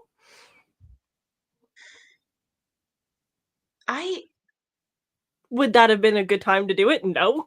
It did bum me out that we bumped up against a really interesting depiction of motherhood and then it felt like it got walked back.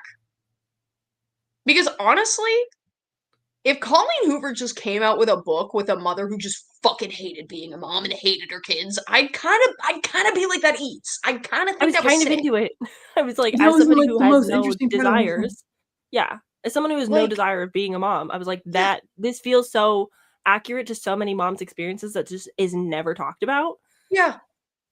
And like, Well, yeah, it's and, hard like, to stomach, but Lowen being like, damn, do all moms feel like this? Like, maybe it's just something that you don't talk about unless you're talking about it with other moms. I was like, we're perilously close to something like actually innovative and interesting and cool going on right now. And then at the end, she was like, of course it was a writing exercise. I fucking love my kids. I was We gonna take could him. have had it all. Yeah.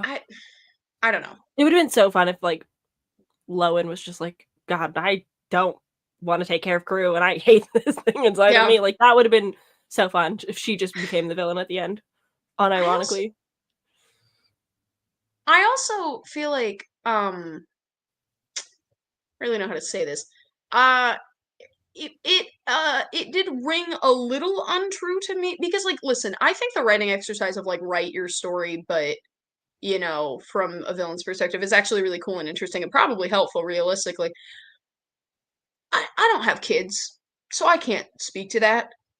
But like when I found that out, I was trying to think about like, you know, like would I ever write something like this, even as a writing exercise about like my siblings? My mom could never write a book about me like that. I Not don't in a think you could do bajillion years. it if you really liked your kids. I really don't think you could do it. Yeah, no, I think the reason why I'm hesitant to give this to my mom is because I think those specific parts are going to be hard for her to stomach as a mom who's like raised me as a single parent and didn't want to have kids anytime soon, but ended up with me. Like, fantastic mom, just like did what she had to do. I don't think she would ever be like, a fun writing exercise, I murdered my kid. Like, I don't think she could do it. Yeah. My dad refuses to watch stuff, movies where kids die, period. He Yeah. will not watch them. If I recommend a movie to him, he's like, a kid doesn't die in it, right? Like, he, like, won't do it. So I'm like, I don't know. And again, like, I'm not a parent. I don't know. Maybe Miss Verity, we know she's built different, but, like... Yeah. But I was just like, I don't know if this... I don't know. Like, I don't know if I think believe a parent this. who hates being a parent could absolutely do that. Yeah, write that and then be like, I love my kids. It was a writing exercise. Like, I could totally see that happening. Like, even like your partner, like writing your husband in such a way to be like, oh, he's just like the best thing ever, and you're like worshiping his feet, but then like also be like, oh, and I hate him so much because he loves the kids more. It's like, that feels based in truth. Like, that's absolutely, some women go through that exact thing. We could just say it. Like, we don't have to. It was a writing exercise. Yeah. Well, and I even like, I don't know, I could see like, I guess her being like, well, these are the like thoughts, the fleeting thoughts that I had when I was dealing with postpartum depression that like, you know, I can like take and spin or whatever. But I'm like, I still just don't think I don't think I could write it down because I think I would be so scared. Not even that my dumbass husband would find it, but I would be so scared that one of my kids, like, they're 8, they can read. Yeah. That's super And good. I mean, I guess they're dead by the time she starts writing it, but like, Crew's coming up. Yeah. Yeah, but like, imagine Harper reading that about herself as a baby, being like, my mom, sorry, what? My mom tried to kill me because I was crying? And also, especially, like, if my kids had just died, the concept of, like, sitting down and being like, I'm going to write this whole thing as if I hated them and orchestrated one, like, as a way of grieving because you're so sad. Again, I've had people die in my life and I have never once been tempted to be like, I did it. Like, what? I don't know. It was weird. But like, hey, if there was like crumbs of like mental illness along the way, I maybe could have been like, sure. Yeah. She seems like a perfectly stable and fine woman. Like, she seems fine. But then all of a sudden she's like, it's a writing exercise. I'm actually just trying to be in the perspective of a villain's head. It's like, as if there aren't other writing exercises you could do. And also as if there aren't other stories you could pick. Because it's like, she said write your story. She didn't say write about your kids' gruesome deaths. Yeah. You could have picked something you did in high school. You could have picked something that had nothing to do with Jeremy at all. You could have picked a moment where you wanted to kill your publisher and wrote that you did. You could, like, there are so many things you could have written about that aren't. Not to murdered mention my daughter. Yeah. But also, like, if you're an author who writes books, you already have a good imagination. Like, you've already, like, you're above the average person. Like, you can make up a world in your head. Yeah. I don't think it's that hard to, like, consume media about villains and then just kind of take that and use your imagination to get into the headspace. Like, I don't think it'd be that hard. Writing villains, I think writing villains is really fun because you can just kind of be like, I think everybody has it in them where they have the capacity to say the meanest thing. I think most people don't choose to go that route, but I think there is something like when I'm writing like a villain, I'm like, it's kind of fun. It's kind of gloves off a little bit to be like, if I was in this situation, what is the worst thing a person could say? Unless you're Peter Swanson dropping the N-word for one of your villains. Get out of here with that. What's the worst thing a villain could say that's not a slur? Let me rescind. Also, just like, I wouldn't even think a slur is the worst thing you could say. That's lazy. That's lazy. Yeah. It is so much more interesting to come up with something like that's mean. Yeah. Than it is to come up with just like a word other people have used already. Okay, work. You got anything else for me? Hit me in the feels. Yeah. That's a good point. It would have been so much more interesting if the autobiography thing was about her before she met Jeremy, because we don't hear anything about Verity before. We know nothing. Yeah, or like, Jeremy. What led like, anything up happened to before they met of them. Right. Well, and they drop for like a singular second that like Verity's parents are crazy religious and like disowned her when she started writing thrillers. Right. You could have written something about that. Also, who the fuck is writing? Stop. People need to stop writing long ass mystery thriller series. It's stupid. Nobody wants to get into that. Stop it. Yeah, the days of Agatha Christie are gone. We're over it. Yeah. But no, it would have been really interesting if it was like, I recommended you guys the book Antinora, where it's like super religious, almost culty young girls growing up. And if she did something like that in her manuscript, where it's like, I was raised super religious, maybe I don't trust Colleen Hoover to write anything queer, but if there was like a queer undertone of that and just like little nuggets of like, I did awful things when I was a kid, no wonder my parents disowned me, that would have been really interesting. Would that have given Lowen anything to go off of? No. But yeah, I don't know. I really don't know. I think the thing about Colleen Hoover books that I'm kind of finding is like they're fun, and then the second you start thinking about them, it is so easy to grab one thread and yank the whole sweater apart. Yes. And I feel like this one, because thrillers do take some actual like planning and pacing and like little drops of information and things like that, I feel like this one is extremely easy to pick apart. But when you're reading it, you're just like, when you're there, tell me what's up. I don't know. No, I think that makes sense. I think not to like sit on my little high horse and be like, I'm a really critical reader and I'm really good at this stuff. But I do think it helps being able to talk and digest books this way, because I think a lot of people just read stuff and then move on and aren't really like talking about what they just read and like why things are the way they were. So I can understand why so many people enjoy it if that's just their MO. I think with a lot of romance, you're not really going into a romance to be like, all right, and let me think about if this couple would realistically like do these things. Yeah. I do think I feel I think I feel differently a lot of times about books that I read for book club than I would otherwise. Like I think we talked about it, Alea, with Nightmare Before Christmas, where I was like, that is a book that I think I wouldn't have finished if it hadn't been for book club, but I think I would have liked it more if it hadn't been for book club and I had finished it, which is kind of a weird spot to be with a book. Yeah, I agree. Being a full-time content creator where you have to turn your brain on for every single book you read, so you have something to say in a wrap-up. It's definitely a different kind of reading experience compared to like a normal person who's just reading for fun versus like somebody who's reading it to review it and talk about it and like recommend it to the right people. That's why, not to talk about movies again, but that's kind of why I took a break from watching movies this year, is because I realized that I was fully watching movies for the Letterboxd review I was about to write. Like, I was like, I'm just not having fun anymore. Like, I was like, it's been months since I've cried at a movie. Like, I go in and I watch and I'm like, interesting cinematography. The sound design's a little whack. I was like, I'm done. I gotta stop. That Dutch angle was really good. I think the use of that was really nice. And I feel like, I don't know. I feel like Verity was a weird one because I think like all of our expectations were really low.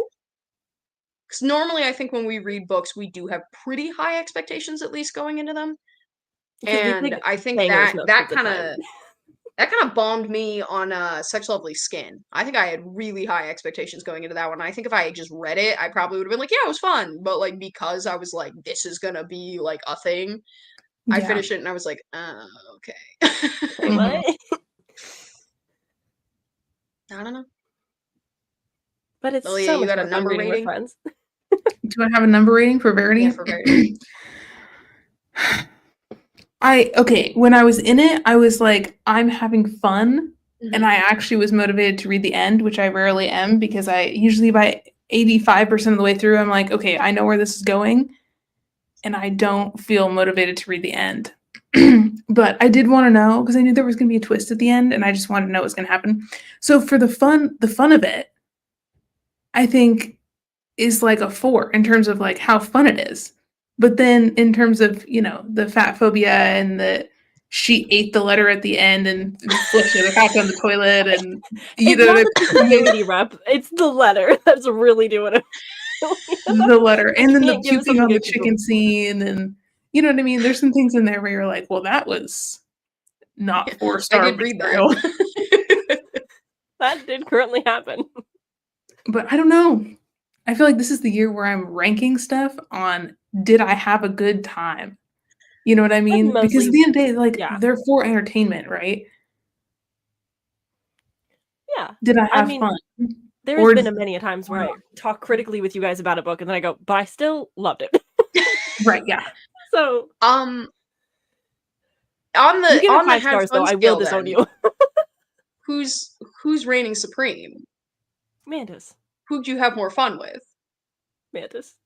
I had more fun with Verity than Mantis. Really? I'm the tiebreaker. I don't know. I think I have more fun with Mantis. I think I did. Yeah. They could not be more different books.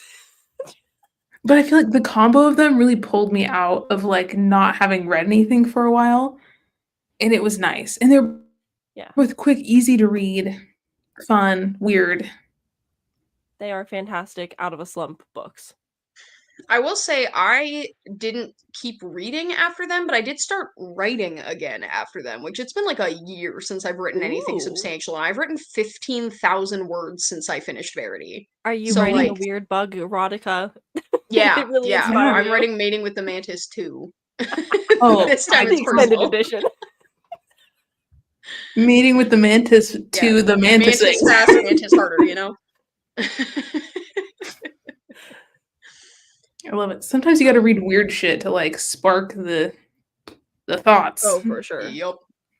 I've been in a writing mood, not so much because of the things that I'm reading. The things that I've been reading are all over the place. Although I did just finish Black Sheep yesterday. Oh, was it? Ooh. I really liked it. I really enjoyed it. It was not what I thought it was going to be at all. Okay. So I had a great time. Most of the people that I'm mutuals with on Goodreads also had a really good time with it. But general overall ratings, not super high. So it was interesting. But it's not what I went and I was like, I'm going to read a cult book. And then I was like, this is so light on the culty stuff. It is religious. And the second half wasn't quite my favorite, but I had a really good time. It was the closest 5-star horror I've had in a really long time. So, what's the last 5-star you guys have had? I don't really rate books typically, so I don't know. I mean, I guess I just gave Mating with the Mantis 5 stars, but I don't know. Have I even had a 5-star this year so far? Do graphic novels count in this? Because that's sure. Yes. So yeah, I think that's how you say it, Persepolis, which is Yeah. Yeah. Yeah. That and Cat on the Hero's Lap, Volume 1. Those are the 2 most recent 5 stars I've had. Could not be more different graphic novels, but one is hard-hitting nonfiction memoir graphic novel that is really good and very relevant for the climate we're in. And then Cat on the Hero's Lap is like a D&D adventure, but this he's like the village hero and can never do anything, can't level up because this cat is always sitting on his lap. It's just so cute. I'm obsessed with that. That's awesome. I had laughed out loud so many times. It was so precious. There's 4 volumes in total, and I need to get the next 3 desperately because it was so cute. And then like normal like novels, I have not had a 5-star once this year that was not a reread, and the closest I've had is Enchantra, which is the Phantasma sequel. So it's been rough out here for me. I have also not had a 5-star this year. Looking at these and ones that I would give 5 stars, it has not happened for me. I honestly think the last book that I might have given 5 stars is Mayfly, because I read that right at the tail end of 2024. Oh yeah. But I think before that, honestly, probably Mary. I don't think I'm reading a lot of 5 stars. That's not with you guys. Because we need to start reading more on the buddy list. That gigantic list of books we have, we got to start honestly our way through those. Well, it's funny that you mentioned that because I was going to say, Don't Let the Forest In, I think is probably the closest I've come this year. Oh, yeah. Mating with the Mantis only has a 2.4 rating, and I think that's so rude. Clown behavior. Y'all don't recognize art. What does Verity have? I'm going to be pissed when it's like an 8.7. Oh, it's pretty high. 4.3, girl, no. Yeah. 3 million something ratings, too. Ay. Readers also enjoyed The Silent Patient. They would. Oh my god. I haven't had a 5-star this year, but I think the closest... let's see.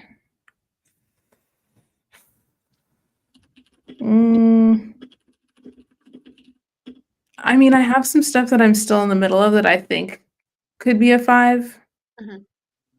But this sequel to... Oh my god, what is the first book in this series? Is the sequel to Butcher and Blackbird. It's called Leather and Lark. This one, the teal one, it's banger. Oh my god, I was reading it on a plane. Whenever I start a book on a plane, I get home and I never finish it. So I'm still halfway through, and I'm at my parents' house, and my copy's at home. But it's so good. The tension is so good. Ooh, people are dying. It's hot. It's fabulous. I need to read when I was reading American Rapture, Mariah and I, my friend Mariah, who I adore, was reading Butcher and Blackbird. And we were like sitting on opposite couches. I was reading American Rapture while she was reading Butcher and Blackbird. And we were like stopping each other to be like, oh my god. And she just started Leather and Lark, and she said she fucked with it. She said she really liked it. Good. Yeah, and then the third one, Something in Sparrow, recently came out, and people are also really liking that one. Okay. So I will dip my toes into it eventually because one of my best friends absolutely loves Butcher and Blackbird. Yep. It's really good. I read it on the plane going to Christmas, and Richie, I was flying out of Pullman, and there was guys behind us who were part of the religious cult in the town. And reading this book with a female serial killer while having those men talk behind me is the only reason I got through the flight. Yeah, that sounds about right. I was so lucky the flights that I was on in and out of there. And I'm not even flying in, because I'm going to another wedding this summer. And I'm flying into Boise and having one of my friends drive me up to Eastern Washington. I was like, I am not going to the Pullman airport again. So. Yeah, I wouldn't recommend it. They built a new airport and they lost my bag. And sick. And my husband had to go get my bag the next day, and nobody was in the entire airport, and my bag was just sitting in the middle. There was nobody working there. He just walked up and took my bag and went home. And he was like, nobody was even there. You're just random suitcases in the middle of this empty-ass airport. I was like, oh, good. Excellent. Great. I'm glad it worked out at least. Yeah, it was weird. Iconic. Crazy. It was weird. But the other book I read, my Goodreads is being so weird, that was good, was an orc romance. It's newer. I think it came out like this December. But Orc in the Mountain, bro.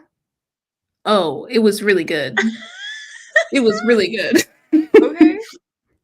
Orc in the Mountain. Go off. It was fun. I liked it a lot. Little orc village. Ooh. Listen. I love an orc.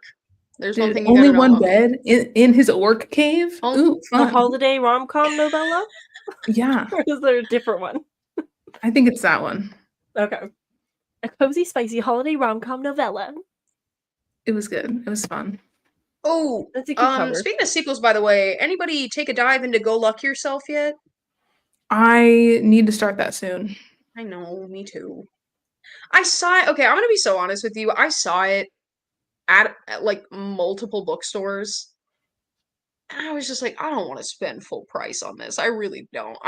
So I gotta get it from like Libby or something. I'm not paying those prices for Go Luck Yourself. It's not happening for me. I support that decision. But it's okay. So, okay, what do we have coming up for stuff we're reading? So we're reading Chouette next month. We are reading Chouette next month. Every time I say it, I'm like, this surely it can't be Chouette. Like, it can't be the word. It has to be something else.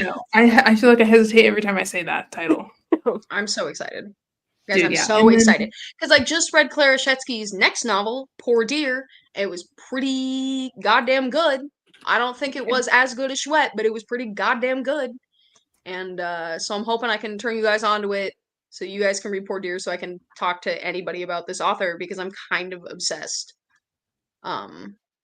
So Clara Shetsky. Also, possibility Clara Shetsky uses they them pronouns because I believe there are they them pronouns in the Goodreads bio, but when I look anything up online it's she her. I don't know.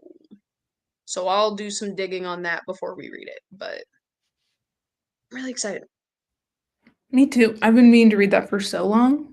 We've got plenty of time before I have to make you read Bunny, so I don't know what else to add to that list. I was like, when's the sequel coming out? We could read Bunny anytime. I need to read it. I've been meaning to. Oh, we will be, but I'm just letting you know that the sequel comes out September 23rd, so you have a little bit of time. Okay, heard. I love that Sam is like, if you guys are gonna make me read Colleen Hoover, I'm gonna make you read Bunny. Which honestly, you're right, and you should. Yeah, legit. I agree. Okay, so we've got Chouette, and then we've got I just took a screenshot of what your plans are the other day. Let me just pull this on up. In June we're doing Eat the Ones You Love, which my copy just came. Yes. I'm so excited. July is another buddy read. I don't know what we're buddy reading for that. Dude, so thank you for August. Married to the Alien Cowboy. Let's absolutely go. I had to throw something in there, and I watched horror. I watched Kitty from Spicy Kaz Reads, and she was reading this whole series on Kindle Unlimited, this alien cowboy shit, and I was like, yeah, because she loves monster romance, and I was like, that's what I want for my birthday month. Give me that alien cowboy weird stuff. Sounds excellent. So I'm excited. Ooh, September. Okay, hear me out. We'd have to do it earlier in September. But in September, we could do Bunny for the buddy read just in time for the sequel to come out. Yeah. We could. I'd be down. I'd be down for that. Because then in October, we're doing When the Wolf Comes Home. My copy of that also just came in. Right. Are we doing the reformatory for July? We should. Yeah, I put that on my R Fantasy TBR, and I was like, I'm reading this with my friends, so this is a guaranteed read. The reformatory, got it. Cool. That sounds good. Sure. I also, Richie, I'm moving in June. Yeah, me too. You're moving in June too? Yep. Fun. Yeah. I'm moving in June, and for the first week of June, Jace is out of town for a wedding, and for the last week of June, I'm out of town for a wedding, so we get to figure out how to move in the middle 2 weeks of June. Excellent. When both of us are going to be out of town for at least a week of the month. So that's actually really super cool, and I'm very excited. No, it'll be really easy. Are you moving here in June, or are you moving in Iowa? We're moving to Iowa. I'm moving to Iowa in June. Lame. Like the middle of June. So I will not be moving. I'll be right here. Don't you worry. We're gonna get you eventually. Listen, I had it out. You won't be in Iowa. You'll be like slightly west of that because Alea's slightly west of me. So you're gonna end up in like eastern Colorado. If I was to move in any other state, it would probably be Colorado, closest to Oregon you could get. Listen, I'm just saying, if you guys want to see the Mall of America, it is just a mall, but like, you could. Isn't that where the Jonas Brothers thing was? Or is that somewhere else? Okay, first of all, I thought that you just said, isn't that where the Jonas Brothers passed? And the concept of the Jonas Brothers going to the Mall of America to die is incredible. That's so funny. But secondly, I don't know. Actually, I have no idea. No, I know Kendrick just came to town because like 3 of my friends went to that concert and I was pissed off. I was working that day and I was just getting texts about like how cool the Kendrick concert was. And I was like, y'all are haters. For real. Well, good to know that we're all moving in June. So my thought for discussing our June pick was to do it like the first weekend in July. So hopefully the moving will be done and the Wi-Fi will be working and all of that. Works for me. I'm cool. into it. That sounds good. Yeah. Yeah. Richie, are you just moving like your place? Yeah, just like to a different suburb. We're just getting out of this apartment. So cool. We have a 1-bedroom right now, and it's been like fine to like get on our feet, but like my sister and I are both kind of at the point where we're like, dude, we can share a room, but like it'd be nice to not. Like, so sick. Yeah. Fair and valid. Yeah. But whatever. Yeah, June's gonna be chaotic. Yep. Because I'm also going to a wedding in June right before I move. Fun. Isn't that weird? I was about to ask whose wedding, as if like A, you want to say their name on stream, and B, I would know. Like, it's my husband's cousin's wedding. Fun. So, anyways, I have no idea what the vibe is. I have no idea what time the ceremony is. I bought a dress, and I'm just gonna post up and be like, "Sup? Not my wedding. Didn't have to plan it. Excellent." I get to go be a groomsman at you remember my roommate Ashton? Mm-hmm. Get to be a roommate or a groomsman at his wedding. And that's going to be extremely fun. You're probably like, wow, super stoked to be in everybody's wedding. They got I do think it's funny. I was talking to Mariah about it, actually, which she is so right to call me on this. So I know sometimes I will tell stories about her and people will be like, she's really mean to you. She is not. She was right. But I said, it's kind of crazy how every wedding I've been invited to, because I've only ever been invited to like your wedding and I was like, and I'm like, I was a bridesmaid in one, I'm a groomsman the other. I'd love to go to a wedding just as a guest. And she looked me dead in my face and went, well, you got invited to my wedding as a guest and didn't go. I was like, oh no. Which is true. That's really funny. Yeah. We had like just become friends, and I didn't want to be like that weirdo guy because she kept telling me it was like a really small wedding, and I didn't want to be like that weirdo guy in the picture who like 5 years down the line you're like, who is this? And so I got nervous and I didn't go, and I was talking to her about it because she in front of her husband went, hey, I have a question for you. Do you regret not going to my wedding? And he was like, oh, Mariah. I was like, yes, to be honest. And I was like, but I didn't feel like we were that close. And she looked at me, and again, this is true, and I'm the worst. She looked at me and she went, you helped me write my vows. I was like, yeah, I did do that. That is actually so true. You helped me plan the music I was going to walk down to the aisle to, because the night before the wedding, I went to Richie and was like, I hate this, and we have to fix it, because I'm not walking down to the shit that we played in rehearsal. And my husband and Richie were like, well, let's workshop that night before the wedding. In your defense, what you walked down the aisle to how do I say this delicately? What you walked down the aisle to at rehearsal was not what you had necessarily planned to walk down the aisle to. It was more what certain members of the guest list had decided you were walking down the aisle to. So it was understandable that you didn't like it that much because you and Peyton both did not pick it. Yeah. So sometimes you got Richie's a great person to call in last minute when you're like, hey, my vows suck, my music sucks, and we got to do this tomorrow. So what do we do?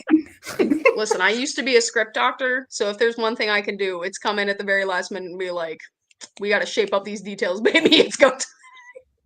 I felt like I was glad that you thought I did anything, to be honest, because when I went to your wedding, I felt like I walked around with a clipboard in my hand doing a whole lot of bullshit. Like, I felt like I was not doing anything at all.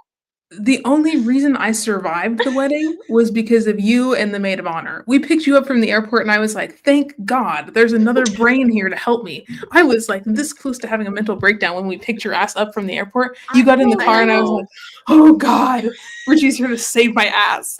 I know, because it was like 3 days before the wedding I texted you and I was like, how are you doing? And you were like, bad. I was like, oh, I'll be there soon. Oh no. Fighting for my life. But I honestly think I do have to give credit, because first of all, to the maid of honor, who was unbelievable, getting stuff done to the extreme. But I also have to give credit. I think the groomsmen really showed up and were like, we are grunt labor, and they did that. They set up so much. They really were the ones when it came to like getting the venue physically set up. Like they did that. And they were all really nice. So that was nice. Yeah, I feel like we could not have asked for a better inner circle of folks to come and help us out with that. Yeah. Even like my cousin, like doing everybody's hair. Oh, yeah. The way she did my makeup for my wedding, because I couldn't find anybody in town to do it. And I texted her like a month before and was like, hey man, I know you're flying in, but could you like bring your makeup? Because I don't know what to do with my own face. And she was like, I got you. Don't even worry about it. Didn't practice at all, not once. And she did my makeup like when I was a kid, and then just posted up to my wedding and just did an incredible job. When I went to her and I was like, I have hacked away at my hair and like none of it is the same length, and I shaved the sides of it like 2 months ago and they're growing out. And I was like, listen, I gotta be honest with you, I just needed to not look like the worst. And she was like, we got this. And like 10 minutes later, I was like, it looks like a hairstyle. Let's go. Woo. Yeah, she ate with that one. Incredible. Yeah. And now I get to go do it again. And I'm so excited because I'm a groomsman this time, which means that hopefully I get less stress, because I cannot imagine that Ashton cares. Yeah. I think he's fine. They are making me wear a tan suit though. We are beefing. I was like, why did you pick so yeah, there are 4 groomsmen, 3 of us are white, and all 3 of us were like, you're putting us in tan? We get that you're gonna look good, but like we're drowning. Brother, that's our color. Like, what do you mean? I'm gonna fade into the wall. I'm gonna look like I'm wearing a morph suit. It's so bad. But that's okay. That's an interesting color choice. Yeah. Yeah. Tan suits, blue ties. On my wedding. He's gonna look great. He will look great. I'm gonna say that. I'm very interested in what she's gonna wear though, because I'm like, tan suit, white dress, I'm not sure she's gonna do that. If she rolled up in a blue dress, I wouldn't be surprised. She's kind of that bitch, so she's gonna be iconic whatever she does, but I have no idea what it is. I've been to a wedding once. And it was a family friend of Austin's, and so we were just kind of like there. And I show up and I sit down and the wedding starts and I go, oh, that used to be my manager at Forever 21. So I was like, great, cool. And then we had some bad food, and then everyone started dancing, and it was very low key, and then we left. Quick and easy. I think being a guest at a wedding sounds delightful. Because I imagine at your wedding, everybody had a grand old time. It was so chill. It was so fun. I was so tired, and I was only there for 3 days. I was exhausted. I always hear that like weddings are not for the bride and groom. The weddings are for the guests to socialize and be together. Mm-hmm. So. Yes, agreed with that. Well, and you, because like Alea came out for the honeymoon, part of it was coming to my town, and that was sick, and it was so good to see you. And you and Peyton both were still dead. Like, you were so tired. We were so tired. Time that the last day they were in town, I was like, did you do you want to just not see me? Like, just sleep or something? Like, we didn't I remember you looked at Peyton and you were like, bro, you look bad. Like, you need a nap. Like, it's rough. No, you were so right, and you should have said it. I respect you for that. Well, and I knew that you weren't gonna take it as me being like, you're an uggo now, but like, I was just like, bro, like, after what we've been through, you look like shit. Go home and sleep. That was super wild. And honestly, I'm so excited for the move to be over, because once the move is done, we're just Jay chillin' in the foreseeable future. Like, doing a wedding, a honeymoon, and a cross-country move in the same, like, 2-year span. I wouldn't recommend it to my enemy. No. Yeah. Are you guys driving to Iowa? Is that the plan? Are you guys driving to Iowa? Yes. You got it with the cats, huh? Now, here, let's paint a picture now.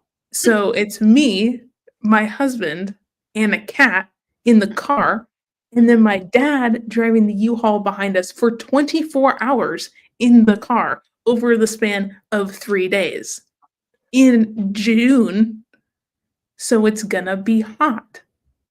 Alea, when I tell you my move to Minnesota was me in my car with my cat and my dad driving the U-Haul behind me for 24 hours over the span of 3 days, and it was insane. It could be worse. It's actually it's okay. Like it's a lot of straight highway drive that you're gonna be on, because when it gets annoying is when you're like having to slow down to 25 every 3 seconds because you're in another dink ass fuck off town that nobody cares about. And I personally did not experience a lot of that. So I think the route that you're probably going to take, you're probably going to be safe from that for most of the way. Yeah. So it'll surely be an adventure. By the time I get there, I'm going to be a husk of a person, and then you'll get to see me right after that. So if you see me in early July and you're like, why does Alea look like she's 10 years older, has like 70 gray hairs, and looks like I was just going to say, you show up with a full head of gray hair. My whole head's going to be gray. It's going to be excellent, I'm sure. You got this. I can't wait until you prank us and you just get a gray wig. I'm just going to post up with a gray wig. Good. Full wrinkle lines. Yeah. Like the middle school, like old age makeup where it's like just eyeliner on your forehead. I'm an eyeliner in my crow's feet, bro. Oh, yeah, it's going to be great. But once that's over, then we're going to be chilling. And I think whatever place, like rental we move into, will be bigger and nicer than where we are now anyways. So. You looking for a house or an apartment? We're looking at renting a house. Hell yeah. So that's going to be pretty poppin'. Go off. I want to ask you on stream so you don't have to like reveal your location or whatever, but at some point I am going to text you and figure out where in Iowa. Because it's a big enough state. But if you're close enough to me, I mean, even if you're not close enough to me, I'll still try and come visit. But if you're close enough to me, see what I can do. We're trying to be more towards your direction. That's so what I like to hear. That we That's can what I go like and to hear. Yeah.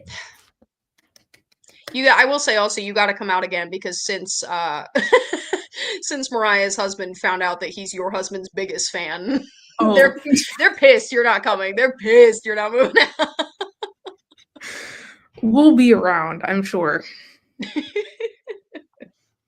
That's actually really funny though that he didn't know that and then found out after we had already visited. So Sam, my best friend Mariah, her husband Bailey, who I adore, he's the DM for our D&D campaign. He's a peach, and he's really into the YouTube channel Meat Canyon. And I was messing around on the internet as I do, and saw I was looking at Peyton's channel, and saw that he had an animatic for the newest Meat Canyon video, and I was like, huh, and started looking into it and realized that so Peyton is like an animator on Bailey's favorite YouTube channel, and I had already told Bailey about Peyton because I think Alea and Mariah would get along really well. So I was like, Bailey, at some point I'm gonna make you have a couple friends. I think you and Peyton would kick it off. And so I was like, that guy who I told you that I was gonna friend hook you up with, and he was like, yeah, and I was like, he's an animator for Meat Canyon, and he was like, what do you mean? He was like, tell him I love him. Tell him I'm his biggest fan. I was like, okay, I will.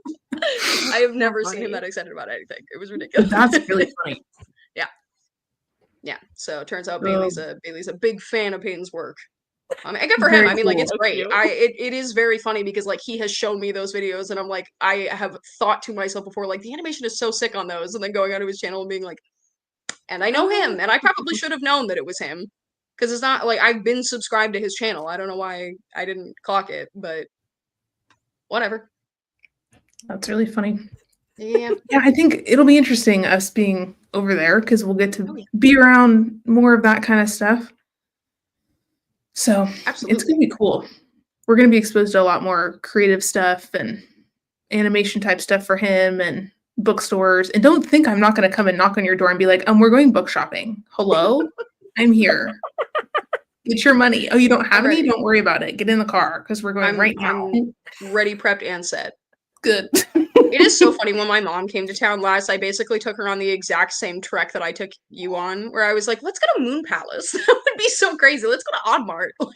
Dude, my goal is to go to Oddmart for my birthday this year. After the move and all that craziness, I'm going to Oddmart. Yes. Come hell or high water, I'm going to Oddmart for my birthday. I'm ready. I am ready. Dude, Sam, listen. Sam, get over here. Gotta go to fuck the mall. Let's go to Oddmart. You would love Oddmart, Sam. It's so sick. I think there's a decent amount of footage in Alea's vlog where she did the Minnesota book haul or whatever. But Oddmart is one of my favorite places. I really love going there. And right down the street, I found out when I went with my mom, because my mom was like, let's get some food. There is a Palestinian hummus place down the street. What? It's so fucking good. That street has so much cool stuff on it. Yeah. Unreal. Yeah. And if you're ever in Portland, I'll take you to the classic Powell's. Dude, I've never been to Powell's. You've never been to Powell's? I've never been to Powell's. I gotta go. Oh, I would love to go to Powell's. I do want to go out to Portland at some point. It's just, it's hard because like my family doesn't live where I live, so I'm like, whenever I go on a trip, I'm like, I should probably go visit my mom. But I do want to go to Portland at some point because I haven't been since I was a kid. Yeah, we should go. I go too often. Yeah. So it's easy for me. It's a 2-hour drive. That's awesome. That would be really fun though. Because then I can take you to Top Golfing and I will be happy. My favorite thing in the world right now. I just love Top Golf so much. I'm into it. Hate golf. Really bad at it. So much fun. I'm always down for a hobby that I'm terrible at. That's my new thing. It's just I'm trying to do more stuff that I suck at. Because then you feel like a little bit better about yourself when you just like remotely do decent. You're like, wow, I am incredible. Oh my goodness. Bro, this is my parents' dog. This is Sasha. She's 14 years old. We got her when I was in middle school and she's still kicking, bro. Hi. She's so funny. She's like beautiful. A little grandma. She's so round. The gray in her ears, she's so distinguished. A little fluffy. She's very distinguished. Oh. Oh, we gotta do old pet haul. Hold on. She's heavier now because my parents are retired and they give her a lot of treats. Anyway. Oh, yeah. I've kicked all of my animals out. And I'm having an allergic reaction to my cat, so it's probably for the best. Oh, awesome. Amazing. I know, you're so mad. She's so cute though. No, it's really the cat head on this is not I know.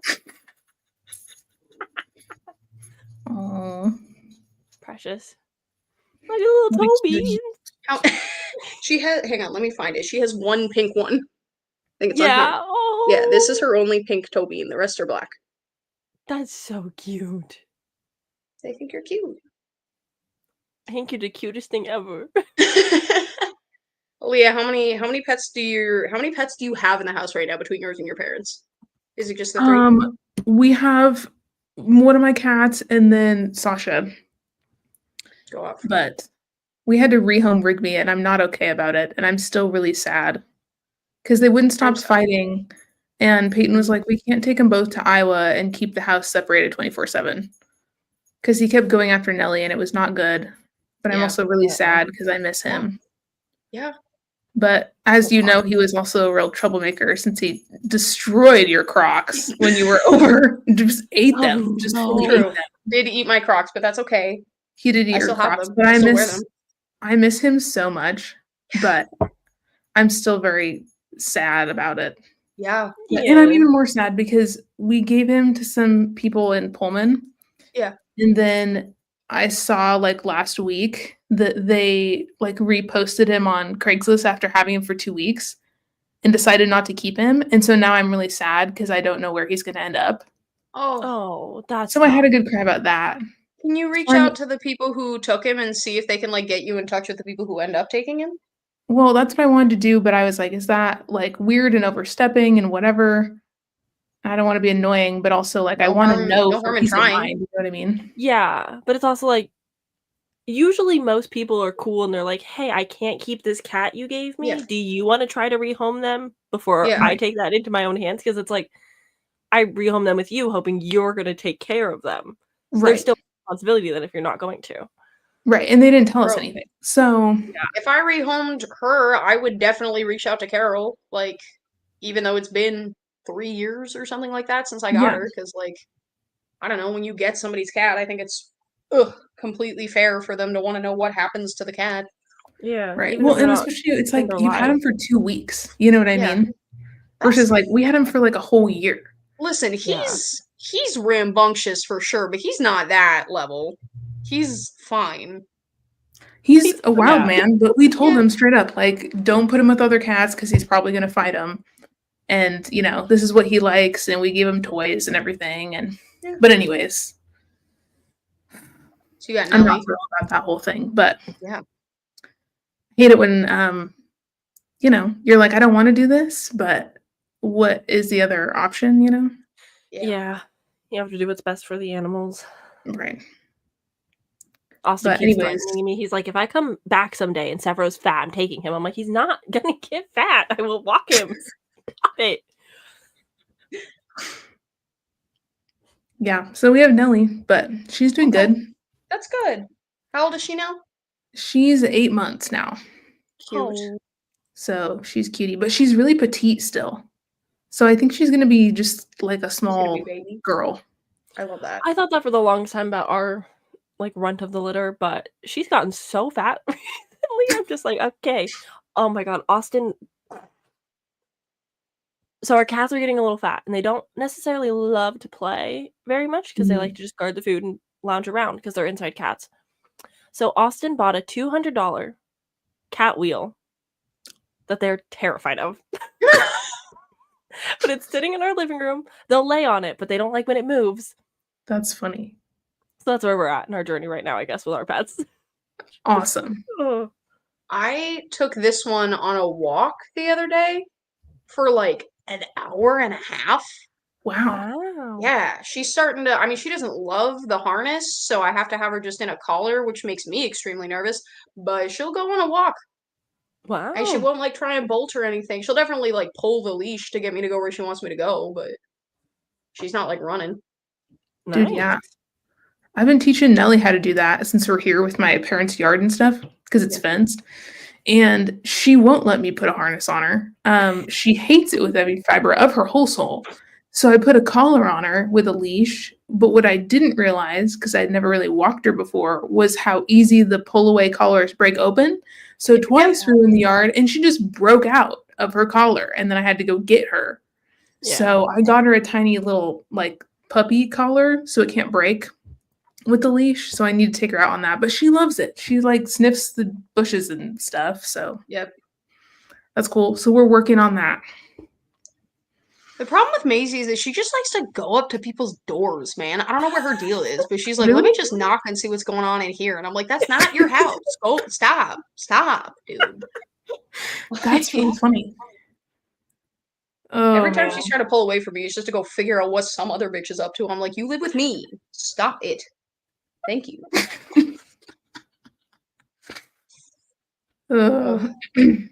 Maisie has Sam, I will say I love that your books are kind of fading into the bookground or the books in the background. I know, so it trips me up a couple of times. Like I've looked at it, I'm like, what is happening to my background? The optical Where illusion. am I going?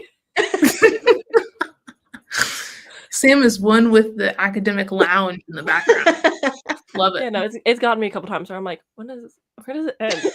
Where am I? Classic. Okay, I think I'm trying to think through this plan for future months, but it seems like we got it going on. Yeah, so we got Chouette next in May. Then in June, we're kind of taking a break because we're doing that book club early July, but we are reading Eat the Ones You Love. Then in July, we're doing The Reformatory. August is Married to the Alien Cowboy. September, we're doing Bunny. October we're doing When the Wolf Comes Home. We don't have anything for November yet. That's the only month we still need, but we got time for that. And we've got a very large list. Yeah. Yeah. So. Cool. Yeah. I like it. Seems Sam, have you read Bunny before? Yes. Okay. Yes. And I will be prepared with the theories that other people come up with in case we don't get to those and like you guys don't have them. Katie Coulson at some point, she said that she's like rereading and annotating to just absolute hell for Bunny, and she's gonna do like a really big deep dive hopefully sometime this year. And if it's before September, we can be prepared and have that in our arsenal. I like it. But yeah, Bunny is one of those books that when I finished it, similar to like Pure Nessie or The Haunting of Hill House, like took me down a spiral of just like fan theories. Also, we lived what the fuck? We used to live here. That's another one that has a lot of fan theories. That's really fun because it started as like a Reddit thing. Good time. Bunny, correct me if I'm wrong, is kind of giving Heather's like Dark Academia a little bit, right? Yes, and the main character's name is Samantha, and yeah, it does fuck with me. So, and we are good like that actually. That's so funny. But yeah, it's okay. Dark Academia. Mind fuckery of beautifulness. Oh yeah. I want to try and find like a very what are the chances we can find a Thanksgiving romance to buddy read? Oh, they exist. I'm sure Alea could find like 5,000. You know what's actually really funny? Maybe this is something I should talk to you about because my brain's just been like one big fart for like the last 3 months. I decided to embark on this journey of reading monster romances for like each specific holiday. And so I was looking at ones for Thanksgiving. And the way that there's some crazy Thanksgiving smut, I'm sure Sam is aware of this. I'm aware of a couple. I know there's one something turkey. There was like 2 booktubers I think last year that did Thanksgiving monster smut type of things. So yes, they exist. Okay. Yeah, but it would be fun. Maybe in November. Here's an idea. We do like what we did this month, where we do a little double header and we read like a short Thanksgiving smut and then something else. I think that's the way we're gonna pull through some of the like crazier things that maybe we don't want to read as much. Because I don't know that I could have pushed through Verity if I didn't have Mantis as a palate cleanser. Yes, I'm so happy that I blessed everybody with such a wonderful time. That was such a blessing, Sam. Thank you so much for that gift you bestowed on us. Least I could do for reading my first Colleen Hoover. Okay, well, here's the question. What on the TBR goes with Thanksgiving smut? So that's what I'm looking at right now. Because we got Big Swiss, we got Mother Thing. Honestly, Mother Thing might kind of eat just because it's like domestic horror and Thanksgiving is very like gotta see the family vibes. We could also do A Certain Hunger, kind of say, hey, fall is vampire time. We could do Latvona. I will say A Certain Hunger is like more summer Italy vibes. Okay, just kidding. We could do The Har. We could do. I haven't read most of these. I think that was the point, Richie. Wow, Sam, tell us how you really feel. Well, I feel like most of them one of us has read, and I'm just looking at these, and I'm like, because the 2 that I threw on there that I have read are not very Thanksgiving-y. Chouette maybe, but we're already doing that, so yeah. I don't know. Yeah, I don't know if like The Lamb or Hungerstone are like super autumn vibes. Well, Hungerstone has like the sapphic vampire element, right? I could see that. Guys, but we're fools. Why? I know exactly what we could read. What? November 9th by Colleen Hoover. I'm sorry. I actually don't want to. That was a goof. That was a gaffe. Don't make me read a Colleen Hoover book for Thanksgiving, please. Okay, yeah, we could read Blood on Our Tongue too. Sam's got a point about that. True. Model Home, what are the vibes on that? Has anybody read enough of that? Or you read it already, right? Yeah. You cheated. I wouldn't say it's... cheated. Sorry, I cheated on our list and read a book by myself. God forbid. It's fine, honestly. I was about to start reading this, so yeah. We'll see. We can do Big Swiss. Does that have fall vibes? I think it could work. I don't know enough about it. It's a good one. Okay. I feel like Big Swiss, Blood on Our Tongue, Hunger Stone. Okay. Anything else that we think could maybe be fall-ish? I don't know, because I feel like a lot of the fall vibes are giving more October to me. But we're just doing Nat Cassidy, so I don't know if I want to bust out another horror right after that. Mm-hmm. No, that's true. I mean, I will personally, but for the book club, I don't know if that's the Yeah, but if you pair a Thanksgiving smut with a horror. True. Well, because that's the other thing is I was like, we could do a Thanksgiving smut. We could also say it's November. Let's get started on the Christmas smut early, and we could do the Julie Murphy, Sierra Simone, the Merry Little Meet Cute series. We could do something like that, but I don't know if we want to double up on the smut books either. Good point. I'm sure there's a railed with the something somewhere. I don't know if there's a railed with the Thanksgiving though.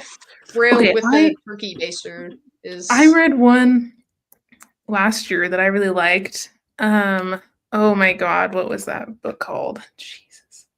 It's by Layla Faye. She's got some crazy stuff, but I like her because it's weird. What is Home for the Gobble Days? Is that the one that I read by her? Erotic Thanksgiving ghost story? Oh, no. Okay, I know what you guys need to read. I would read this again because I thought it was so funny. Oh my god. Okay, it's on Kindle Unlimited. It's called Full Sack. You're so welcome. It's so funny, and it's Thanksgiving, and I genuinely think you'd have a really good time with it. Guys, it's hilarious. Guys, the paperback is $8.99 for that one. That's really rough. I might not show up with the in-print. I don't know if I'm spending $9. Don't show up with the in-print, dude. Yeah, I think I'm good. Oh, but you could imagine your coffee table just stacked with these erotica books for your guests. all books under 200 pages for just this any is going in my bathroom. If anybody wants to just have a quick little read while they're pooping in my house. Oh, I'm not recommending it, but there is the Mighty Pooh, I think, that Gavin recommends all the time, and I think he made Kayla read it at one point. I can't tell you a whole lot more than that because I don't want to read it, but that does exist. Oh, wait, hang on. Full Sack, the same person who wrote that wrote Wed to the Orc. Yes. Arranged Monster Mates. I've been working on reading Layla Faye, and all of her stuff is actually really genuinely funny. And I like her a lot. 148 pages. I'm obsessed with this orc who has these nasty little glasses. I know exactly which book cover you're talking about. Yes. That's quite the cover. She's wed to the orc, bro. Love it. Good for her. Also, Richie, does not relate to anything at all. Have you started your campaign yet where you're DMing? No, that is in the fall. That is in the fall. Okay. I'm still working on it. I'm dying. I might text you and be like, help me. I'm dying. But I'm having fun. It's going good. Right now, the campaign that we're currently in is kind of going insane, so I have been putting off a lot of the writing my own in favor of the campaign I'm currently in, which, by the way, the huge update is that I accidentally got myself in a love triangle, and Bailey, because he hates me, was like, He was like, you have to choose. And I was like, what if I didn't, though? What if I just, like, held out for a while because I don't want to do that and I don't know? And he was like, oh, that's okay. If you don't choose, I'll just take one of them away from you. And I was like, so now if I don't want one of them to die, I have to pick. Oh, no. So, I have, but we haven't played since I've decided. And, so I have to decide. And you know that there's a character who the gods have fated us to be together, and he's perfect and lovely and raised my son, and he's promised me forever, and then I'll never have to be alone together again. And my dumbass was like, I hooked up with this orc after a funeral one time, and it's definitely him. I'm definitely picking him. He's just nice. I don't know, he's cool. That sounds right. That sounds like you. He's nice. He's cool. He's cool. What do you funeral potatoes. I'm not gonna let the gods play matchmaker. I don't care. They can say what they want. I hooked up with this hot orc after a funeral one time, and I'm gonna marry him, and that's fine. Anti-fated mates. Got it. Honestly, that would be a really fun book. Anti-fated mates, and you hook up with the orc from the funeral potato incident. Love it.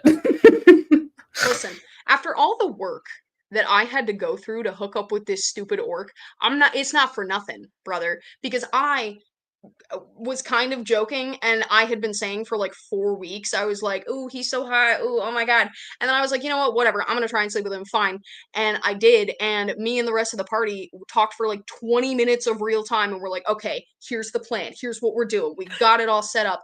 And then we got to the point where I was like talking to him alone, and I was like, Bailey, we don't have to like role play this, like, you know, we just, you know how it goes. And he went, oh no, he's never expressed interest in you, and you've never expressed interest in him except for telling me that you think he's hot, so we do, actually. And it was like 30 straight minutes of like the most painfully God, I was so mad. I was so mad.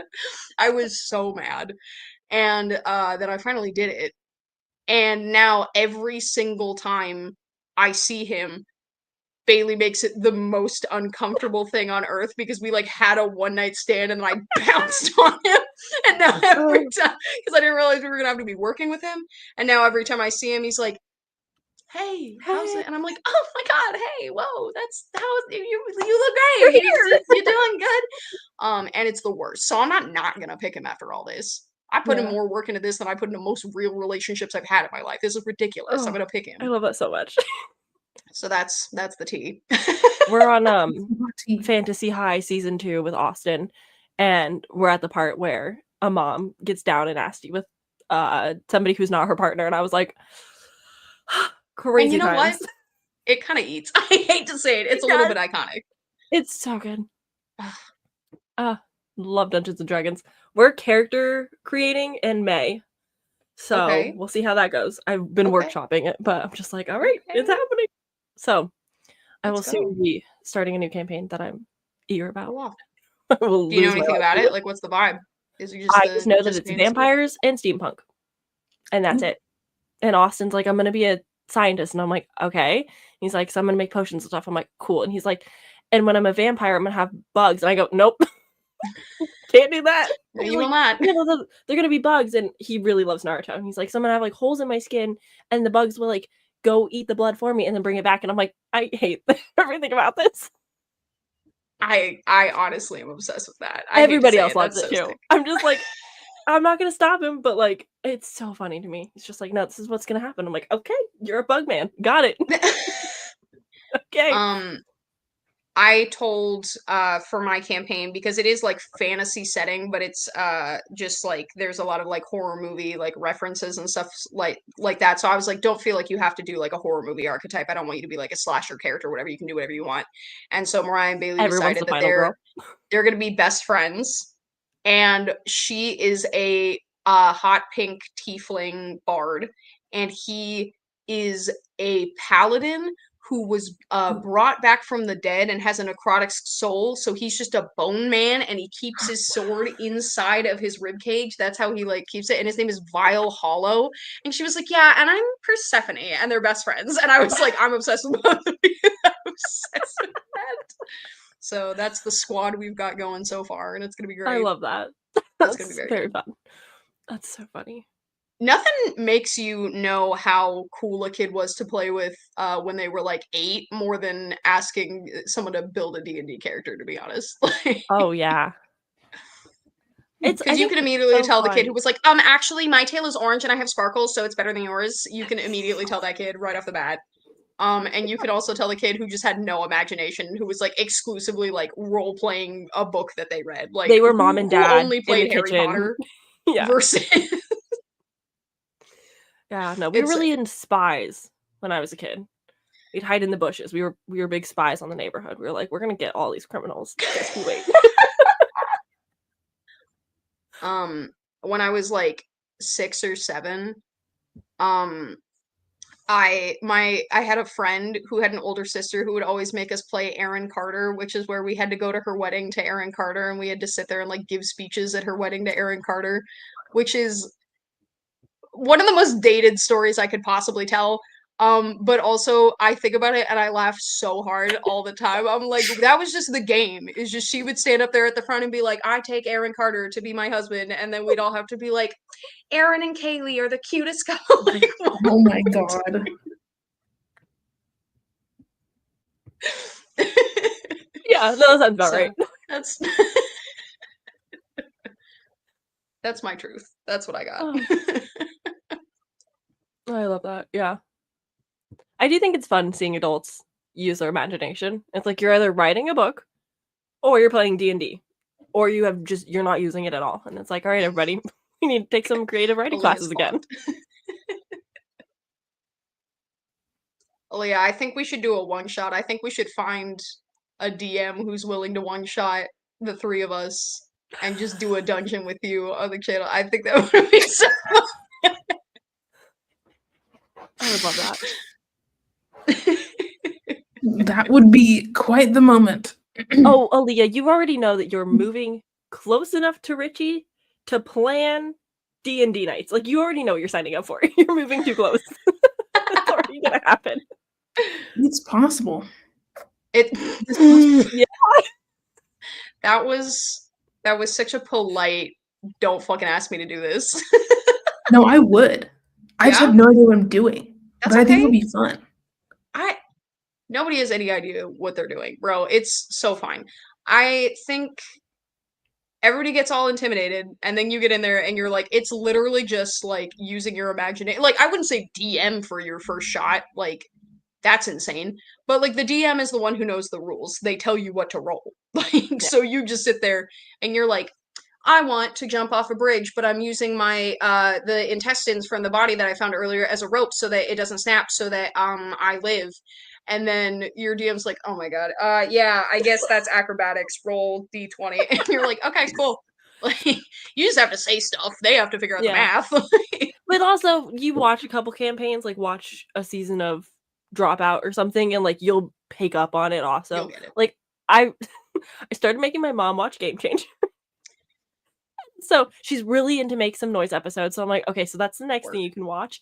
And then I told her, I was like, so one of these times when my stepdad's out of town for work, I'll just sit you down and we're just gonna binge a season of Dimension 20 and you're gonna understand what Dungeons and Dragons is. And she's like, okay. She's like, you think I like it? And I'm like, well, it's storytelling and you like stories. So you don't have to worry about like the math of it and like what's going on mechanic wise. You just gotta like the story. So I think I'm gonna make her watch Never After. Near and dear to my heart. I also started making Austin watch Never After whilst we're also watching Fantasy High. So I'm just corrupting people left and right, but Never After is, I think, the perfect intro campaign. That was my first campaign and I was obsessed with it. Yeah. I think it's good because Fantasy High is incredible, but you're watching the players learn. So I think if you have no idea what D&D is, it might also be a good starting point because you're seeing the characters learn how to play because Allie had never played before. And so just depends on what you're looking for. Back to books. Delilah Davies, I think, does not have a Thanksgiving one, but she does have a Yule Cat, a Tooth, I can't talk anymore, Tooth Fairy, and the Reaper and a Leprechaun. So there's, there's options for the future. Reaper could be fun. For fall vibes. Yeah. That's true. Ashes to ashes, lust to lust. That's the tagline. Yeah. Love it. Would be.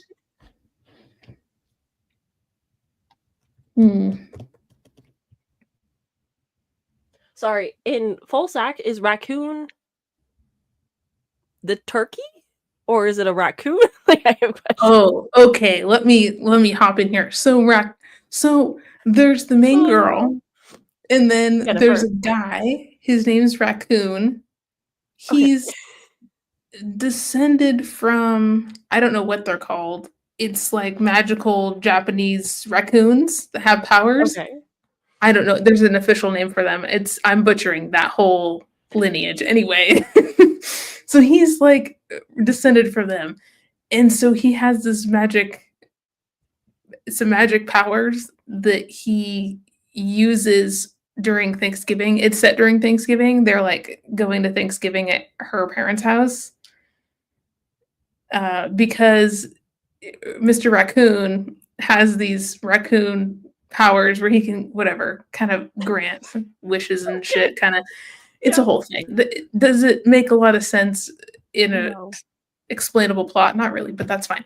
So whatever. She goes to Mr. Raccoon because her cat's dying. Okay. And he's like, okay, I'll save your cat, but he thinks she's hot, and so he's like, you have to take me to your parents' house because it's Thanksgiving Day. And she's like, okay, you're weird. Come to my parents' house. I hate my family. And then they fall in love. And he uses his raccoon powers. But it's also, I mean, like pretty sexual and stuff too. But it's really funny. Okay, so it's not like a turkey is being turned into a man type of romance. No. Okay. No, it's more along the lines of the Mantis book, except with people, and I think it's a little bit longer, but it's so funny and weird. I really liked Raccoon. Goes, pew. I didn't think I was gonna like a man named Raccoon in a turkey smut novel, but I did. Anyways, I think you'd like him. I think we should read that. Down. Listen, not to turn you into a tier list channel, but I also think we should do a tier list of all of the romantic male interests in all the books that we've read. Oh yeah. And just see who comes out on top. Honestly, I think Raccoon would be up at the top of that list. I'm gonna be so for real. I like him. I don't know. Gordon 23 was pretty all right.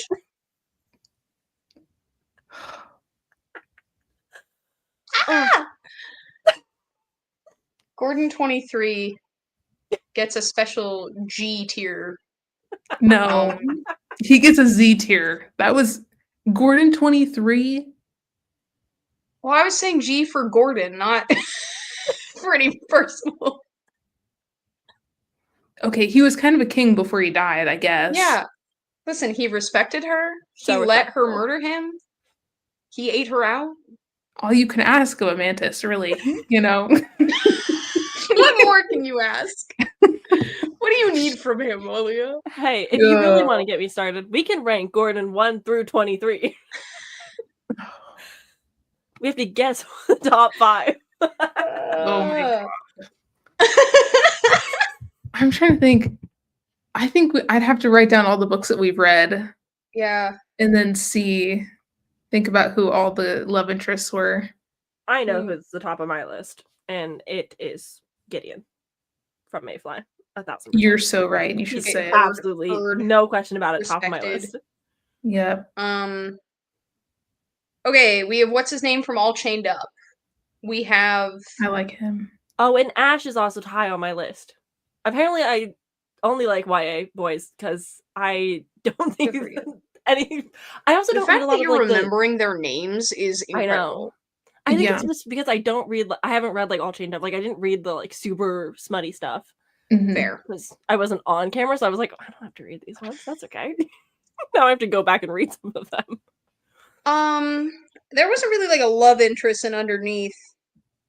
I guess we could do like Martha's husband. He was kind of a king. Which one? The second one, who like the one that was a good dad. Yeah. Yeah. He kind of ate with that one. I don't know. I think Jeremy is like kind of far and away the worst, if we're being honest. Was there a love interest in Mary? I don't really think so. I don't think so. So yeah, Gideon and Mayfly, the guy from All Chained Up, the stepdad from Underneath, Ash from Such Lovely Skin, like they were all kind of heaters. And then Gordon 23, and then Jeremy. Oh my god. Yeah, Gideon is far and away the best, I think. Yeah. Okay, has anybody heard any other rumors about if they're going to make a sequel to Mayfly or not? No. Because I remember hearing rumblings about that a while ago, and then I haven't heard anything. Respectfully, I don't need one. You know what I mean? I don't know how y'all feel. If y'all are excited, like, get excited, but I don't need one, good. but if it came out, I would probably read it. I would read it, but the way that Mayfly ended, I would be mad about it. I thought it was a perfect ending. I don't know. Absolutely the worst ending. Well, it was, but like it was an ending. You know what I mean? Like it was like it ended. Right. There wasn't a cliffhanger. I didn't leave going like, oh, I wonder about this and this and that. I was just like, okay, like that's the story. We did it. Mm-hmm.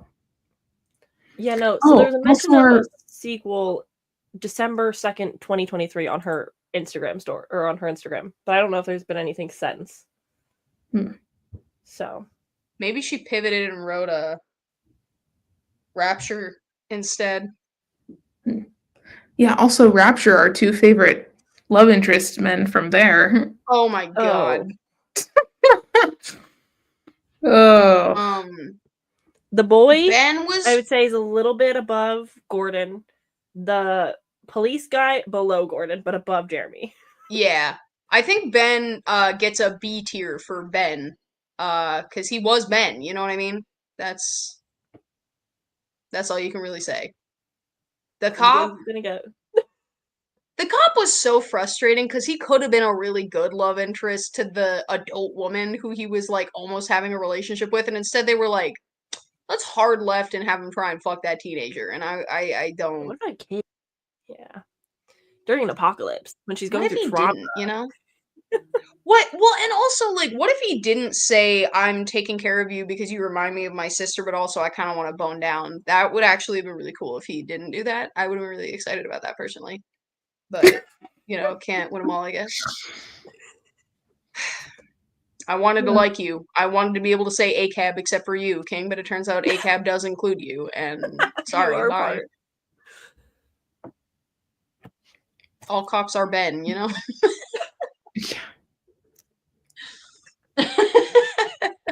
Also, love how I hadn't thought about that Cherry Garcia scene in All Chained Up until you mentioned that today. That was quite. It goes crazy. It goes crazy. That was quite the scene. You know what you should read, Richie? The second book in that series. I can't, bro. The guy has my brother's name, my baby brother. Oh, that's right. But I've heard it. You liked it, right?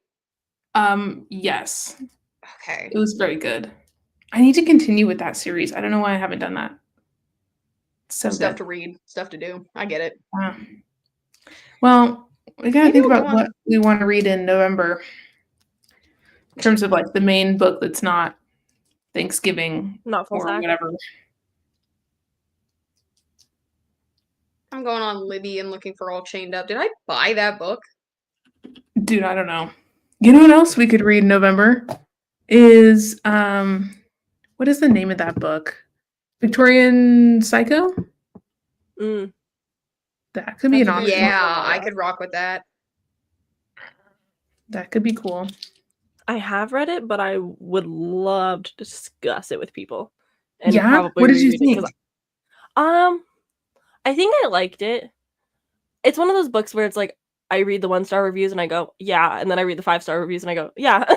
It's right. One of those books where you're like, I agree with both sides. I did like it. It's very short. But I think because I read it in the midst of my busy work season, I don't think I really gave it the love and care it needed. So I wouldn't be opposed to rereading that. Okay. But it's like a 4-hour audiobook. Okay. So it's very short. Noted. I was trying to see if the Lamb... I can just borrow the audiobook for the second one right now, huh? For what? I can just borrow the audiobook for Hell Breaks Loose now. Hell Breaks Loose is good, dude. I need to read it again. Because I also feel like I didn't give that book the care that it needed. And just because I was frothing at the mouth the whole time, I need to get it together and read it again. Fair. In a calm manner, you know what I mean? We have a winter book picked? It's an excellent question. Okay, well, if we need something set in a snowstorm, The Lamb would work for that. Okay.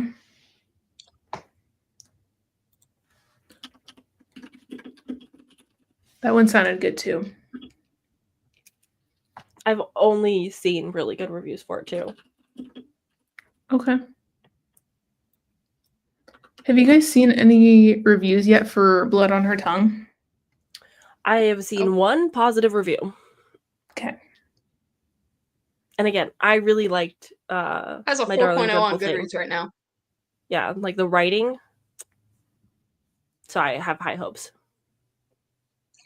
It does. It's always good when you look at the readers also enjoyed. It has Hungerstone and When the Wolf Comes Home and The Lamb.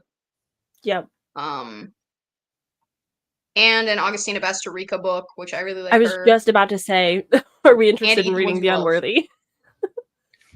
Yeah, I would read The Unworthy. I have the audiobook, I think. Oh, okay. I'd read The Unworthy. Did you guys like Tender is the Flesh? Did you read it? I haven't read it yet, but I was gifted it, and I have to read it for a secret video project before July. Okay. I also have to read another book, Chlorine. My friends aren't going to watch this, so it's fine. But I have to read Chlorine before July as well. Go off. Cool. I have also not read The Unworthy. That's what it was. Yeah, I haven't read Augustina Bastarrica's first book, but I read a short story collection from her. Oh yeah, the birds one? Yeah, it was good. Okay. It wasn't like a crazy favorite, but it was good. It was well written. I finished Tender is the Flesh and I was like, I really like that. That was really good. And then I gotta keep it real. I don't think I've thought about it a single day since then. But I did like it. Like I thought it was really good. It just was kind of one of those ones where like I read it and then I was like, okay. Mm-hmm. But it is fun. It's kind of a fun, fresher take on like cannibalism. It feels very like something that was written in the 40s. Like in a very fun way. It feels like kind of like Upton Sinclair, like The Jungle, or like 1984 almost. Like it's kind of giving that, which I did think was cool. If you want modern cannibal, I would say A Certain Hunger is a good pick. I'm currently in the process of reading The Starving Saints by Caitlin Starling, which is like medieval queer, potentially cannibalistic, religious Catholic nuns type situation. Mm-hmm. So I'll let you know how that goes. I'm like 4% into the arc, but people have enjoyed it so far. Can I ask a dumb question? Mm-hmm. Yes. Can I just get Kindle Unlimited on my phone, or do I have to have like a tablet or some shit? No, you can have it on your phone. Yeah, I use it on my phone. Yeah, and you get the unlimited scroll on the app instead of having to like click through pages. You can just scroll. It's very satisfying. Mm-hmm. Might be the move. Yeah, I love Kindle Unlimited. A lot of the stuff that we read is on there, and they're starting to get more horror on there too, which is cool. Yeah, I think David Sodergren is like all of his stuff. Yeah, and they have Mayfly on there now. So you do keep recommending books, and I'm like, I want to read them, and then I'm like, do I want to spend money on a physical copy? Like, listen, it's one thing like this to be able to hold this up at the book club is funny, but also like if I'm just reading Morning Glory Milking Farm because I think that's funny for me, I don't know if I want to spend money on a physical copy. You're ready to read that? Let me know because it's also on my list of things to read. Me too. I think it's cool. I think the audiobook is on Hoopla. Okay. But Richie, to your point, I've been doing the same thing where I got Kindle Unlimited because there's a bunch of stuff on there that I wanted to read that I had a hard time finding other places. And you know what's nice is that then whenever you need to move again, you don't have 10 bajillion more books that you have to move. Because I can't keep doing that when we're moving all the time, you know? Yeah. Also, it's nice because you can send all of your arcs to Kindle app. So you can just get your Nightgown stuff and send it to your Kindle, but it can also just go to your phone. And that makes it very didn't even think about that. That's sick. And it's nice when you're out somewhere and you're bored and you have your Kindle app. Oh, that's what the amount of times that I go to a social place and instead of scrolling infinitely over my like photo album, I'll just go on to Kindle and open something and just slowly read something. Really don't mind me. Normal person on her phone, not anxious. Because listen, I rock with AO3, but at a certain point, I'm like, I've done what I need to do there. You know, it's been a good 12 plus years. I'm feeling a little burnt, so thinking I might get Kindle Unlimited. It is always annoying to be like, ooh, yeah, I gotta give Bezos more money, but at the same time, rock and deal. Like it's really how much is it? $15 a month, and you can have up to 20 holds from Kindle Unlimited at the same time. But you can also buy things at a cheaper price, ebook wise, and that has a very large cloud that you can just keep things in. Okay. Yeah, but yeah, they have a wide range of stuff. Mm-hmm. I think it's getting better. Oh, also the new what do they call them? There's like a short stories series of horror. But I don't remember what they're called, but basically Amazon will do like Amazon Originals and have like very famous authors write like very short works. Alex E. Harrow wrote The Six Deaths of the Saint, which is an incredible short story. And they did a horror version of that, which there's like 5 or 6 books. So those are also fun to kind of pop into. Yeah. Wasn't there like a short one that Grady Hendrix did too? Yeah. Not that long one ago? of the 5. Yeah. Okay. Yeah, and the reason I saw it was because somebody posted it to their Instagram story, and they were like, "You can't tell me this doesn't look like a Riley Sager cover." And I was like, "Oh, you're not wrong there." But that's Grady Hendrix. Cool.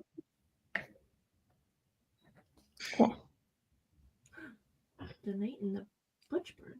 See, this is why I can't be on Kindle Unlimited. I find so many things. My Kindle Unlimited like wish list of just Kindle Unlimited books that I will maybe someday look at is gigantic. I wonder. I don't know if the Reformatory is on there or not.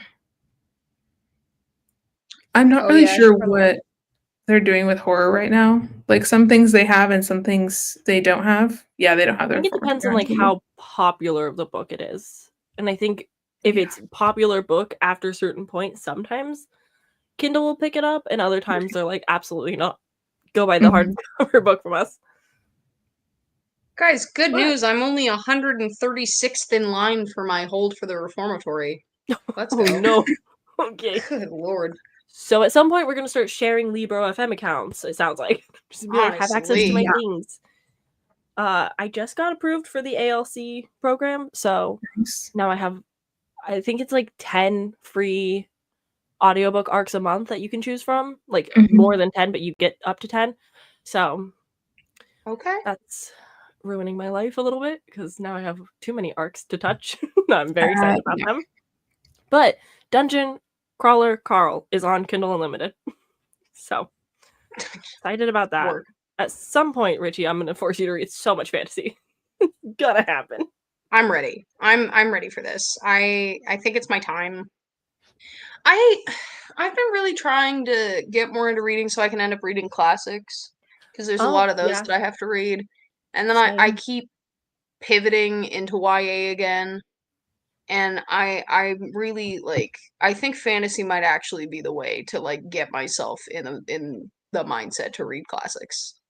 Have you read Babel by R.F. Kuang? No. It's on Kindle Unlimited, baby. Okay. I'll let you guys know if I get it, because listen, I want to, but I also need to stop getting services that I have to pay monthly fees for, you know? Well, if it makes you feel any better, I'm sure my mom won't be that pressed if I just gave you the login to our account stuff. Like, I'm sure she probably wouldn't mind if you just like used our Kindle Unlimited. So that's also an option. All right. I'm not really. I'll crunch the numbers and get back to you because. Okay. because she's not touching it, and so it's just me. And so I'm like, yeah, Fair. I can't read 20 books on Kindle Unlimited a month. Ugh. Sick. Nice. Well, I think we have a game plan, folks. Other than we need to figure out what we want to read in November for the main book. But we have options. We got time. We got options and we got time. So yeah. And I'm sure there will be other things coming out between now and then that we might want to. Oh yeah, probably. You know, always something. Keep you guys updated on what Aardvark book subscription has, because they seem always really on top of like the horror releases. Mm-hmm. So if I see things pop through there, I'll be like, all right, guys, this one, it's time for this one. You know, now that you say that, Sam, I know Rachel Harrison also has the Haunted House book coming out this year. I don't know when that is, because I've never read Rachel Harrison, but I've been hearing good things. I read my first, and I was a big fan. So yeah, so that could be more from her. But I don't know what month it comes out in, though. Let me see if it pops up on my Goodreads. So don't remember what it's called. But the cover's really cute. It's nice. Play nice. Play nice. Mm-hmm. That cover is really cute. She just has she's just got like a way of like pink horror, like the horror for the girlies, just that bubblegum style. Mm-hmm. Big fan. Comes out September 9th. This is Play Nice. That's cute. What is the release date on that? Oh, it comes out September 9th. Yeah. So we could do that in November if we wanted to. 336 pages. November is an off, so that's a reading sprints day or month. That's not too long, at least, for like sitting down and reading a book together for sprints. Mm-hmm. Richie will finish it in like an hour. Lily and I will eventually get there. Yeah. I didn't mean to. I don't know what happened. I was so embarrassed. Oh, don't be embarrassed. No, you don't have to be embarrassed that you're so much better than everybody else. You know? Yeah. You're an inspiration and an icon to us all. We all hope to be as fast. Oh, wait. I have a Sam, you might either you've read this already or you've just said that you own it already. In November, we could also do The Spirit Bears Its Teeth. Yeah. I didn't, or we could do, I mean, Compound Fracture, How Followed With It. Honestly, all of them I think could work. Yeah. I've read Spirit Bears Its Teeth, but I would read it again. Yeah. I think I haven't finished that one. I'm about halfway through right now. But I think Compound Fracture is like his newest book and it's extremely good. And that might be kind of a fun pairing. Do some smut and then do some YA trans horror. Would be down. That might kind of what. The dog's okay in that one, right? He like specified the dog's okay. The dog's okay. Yeah, the dog. It looks a little dicey for a bit there, but the dog's okay. I remember he like said something about that. He was like, "Hey, everybody, I know he's on the cover." So the one thing I will say, I'm actually really glad you brought this up. Maybe not Compound Fracture, because yes, the dog on the cover is okay. Oh, but a different dog is not. They do describe the death of another dog in like pretty explicit detail, but it's like kind of one of those like 20 years ago this thing happened to this dog. It's not like in the plot super, but it is pretty. I'm not really affected by animal death, and even I was like, oh my god, okay. So maybe not that one. But I'll look. There's some where it's like fine, and other times where I'm like, no. What's up? I have a suggestion. Okay, so it says that Andrew Joseph White has another one coming out, also September 9th. It's called You Weren't Meant to Be Human. Oh my god, it's his adult debut. It's his adult debut, right? Yeah. Do you? Yeah. Yeah. Okay. Because I think I just added that. Yeah. Okay. Because it says something about. I don't know if it's body horror or what, but it says something about worms and flies and Alien Midsommar. It looks good. Okay. Yeah, I'm not even gonna like pretend that I'm gonna throw the person who wrote Such Lovely Skin. I'm not gonna throw her adult debut out this way. It's not worth it. Okay.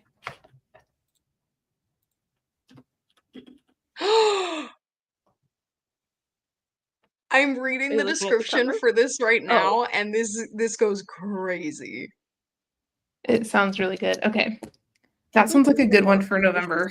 But the lives of marginalized people in a hostile world. Echoing the works of Stephen Graham Jones and Eric LaRocca. I've read a lot of Eric LaRocca recently. I don't know why. I just read the Things Have Gotten Worse Since We Last Spoke. And I knew kind of what the story was about, and I was still like gagged by it.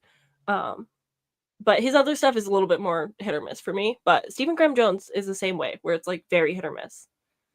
So interesting to those authors. I always get Eric LaRocca confused with Brendan Vedito, and I don't know why. I like don't read Eric LaRocca because I don't like Brendan Vedito. It's not like, sorry, Mr. LaRocca, it's not your fault, King. But I think it's just because their covers kind of give the same spooky vibes. But Alea, you definitely have not read Brendan Vedito, but you do know who it is because it's this guy. Yes, I remember you read that, and we talked so much about how it was not good. Yeah, I was pissed. A cover this good, and you're gonna tell me this book isn't good? That is a good cover, though. It's called Pornography for the End of the World, and it wasn't good. It was bad. I was mad about it. Honestly, that's such an iconic title too. How do you even make that bad? That was the book where Alea and I were talking about it, and the guy came into our store and was like, so what master's program are you guys in? Oh, I've never heard anybody talk about books like that without having a master's. And we were like, wow, it's crazy. It's almost like we still have brains. Whoa. We were working retail at a bookstore and having a very intelligent conversation about how ratchetly awful this novel was. And this guy thought that we were like PhD students or something. Yeah. And it was like, no, we just like opinions. Yeah. I also love that he clocked us both, and that means you were really eating up Alea because Alea had not read the book. Alea was was just hyping me up. That's actually really true. Oh my god. Weird way to flirt, but okay. I forgot about that. Yeah. Yeah, men used to come in and say really weird things to us like all the time. Yeah. I'm glad that my retail experience was Forever 21. I try to think about the old ladies who were cool and the kids who were cool. And everybody else, whatever. Yeah. Retail, so fun. I always think about that. I'm like, maybe like if I ever quit my day job, I'll just like go work at a bookstore for a little while. But like Eugene doesn't really have a lot of bookstores. We've got like 6 maybe. And I don't like the vibes of most of them. I think that's the thing, is working at a bookstore, I don't think really holds a lot of appeal to me anymore. It would have to be a bookstore that I really like vibed with, which I think at the start of our tenure at that bookstore, I did. I think the last time I went in, I was like, I don't know that I'd apply here. But, you know, seasons change, about Forever 21. I'm just like, I don't know. Yeah. I know I was a child basically when I started here, so it's fine, but like, ooh, no. Yeah, Richie, quick tea for you on the bookstore. It's getting bought by another owner. Bought from who? Both of them? From Carol. She decided she's selling out and retiring. So she's selling it to this other couple in Moscow who's never had anything to do with the store before, ever. Really. So that's interesting. Love that. So I just found that out the other day. Ran into one of our old coworkers at Walmart, as you do when you're trying to buy milk. And she was like, hot tea? Yeah, was it the coworker that went to your wedding, or was it the coworker who's marrying the cop? No, it was my coworker who came to the wedding. So that was interesting. She needs to get out of there. Respectfully, she's so good at her job. She needs to get out of there. Girl, run. I know. I don't know. She was like excited about it though. I guess the new people seem really nice. Okay. Hey, maybe they'll treat her better if that happens. Go off. Maybe. So I don't know. But as the world turns, that's the latest small town tea that I heard the other day in the Walmart. Is that just the way? It's not surprising to me that she's retiring. It is kind of surprising to me that she's like actually selling her part. Yeah. I would have thought she'd just give like the floor manager stuff to Bree and then just been like a placeholder, like putting the money in. I think Bree's still involved with it, but the new people are going to own like the majority of the business. You think they're buying from the landlord too? I think Carol owned more. Oh yeah, because Carol had 50 and then the landlord had 25 and Bree had 25. That's right. Yeah. Right. So it's that 50%. Damn. So go on. Interesting. Yeah, that's. I was like, ooh, glad I'm not involved in that anymore. That's a lot of hot tea. You know what's crazy though is that they posted one of my articles like 3 months ago, and I was like, "Can y'all get these done? Get them done. I'm done. Like I'm over it." Because Sam, I wrote like 13 articles for the store before I moved, and I was like, "Yeah, just post them. Like that's fine." And then they keep doing it. Like in August, they were still posting my articles. I left in like early 2023. I was like, can y'all, like, I didn't write that many. Can y'all put them out, please? You have to be over with this? I'm a little done. Oh. And it was a Shakespeare one, too. I was like, y'all, stop. That was real bottom of the barrel. That was like, if y'all have nothing else to post. It's out there. My opinions on Romeo and Juliet. So go off. I mean, I will be honest, if I got hired at a bookstore and they said, "Oh, but you also have to write us something," I'd be like, "Sorry, I didn't realize that was part of the criteria. That seems like a lot." Well, here's the thing, is that they didn't pay us for it, so I do it on the clock when I was bored, is the thing. But it started out being really fun, and then it very quickly got less fun. I'm not gonna lie to you about that.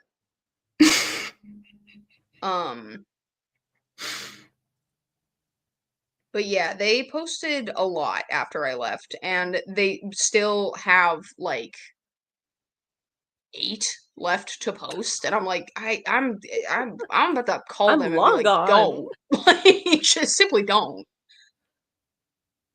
Yeah, at that point, it's like, okay, now you need to pay me a fee to use my work, because honestly, I'm not employed for you anymore. Well, because I told them, I was like, just put them out there, but tell me if you're not going to put them out, because then I'll like go and try and sell them. And instead they're just holding them ransom for in perpetuity, it seems. So that's fine.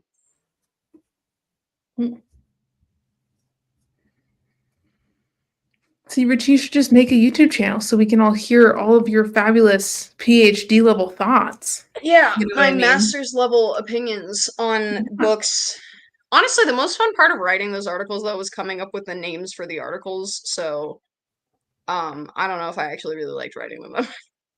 And they were very BuzzFeed listicle-esque. They were not, I would not call them highbrow necessarily.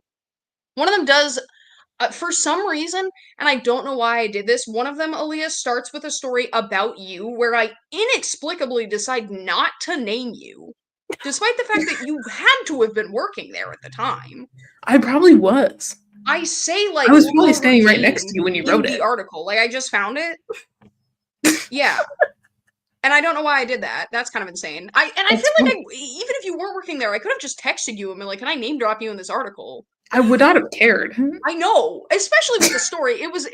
Because, okay, I say recently I had a friend, we'll call her Jane, who told me a story. Over the holidays last year, Jane gifted a family member, a diehard romance reader, a copy of One Last Stop, a fabulous lesbian time travel romance by Casey McQuiston. Upon receiving the book, the family member asked if Jane had given her the book because Jane thought she was gay. Jane, who was also straight, was baffled. "No," she responded, "it's just a good book."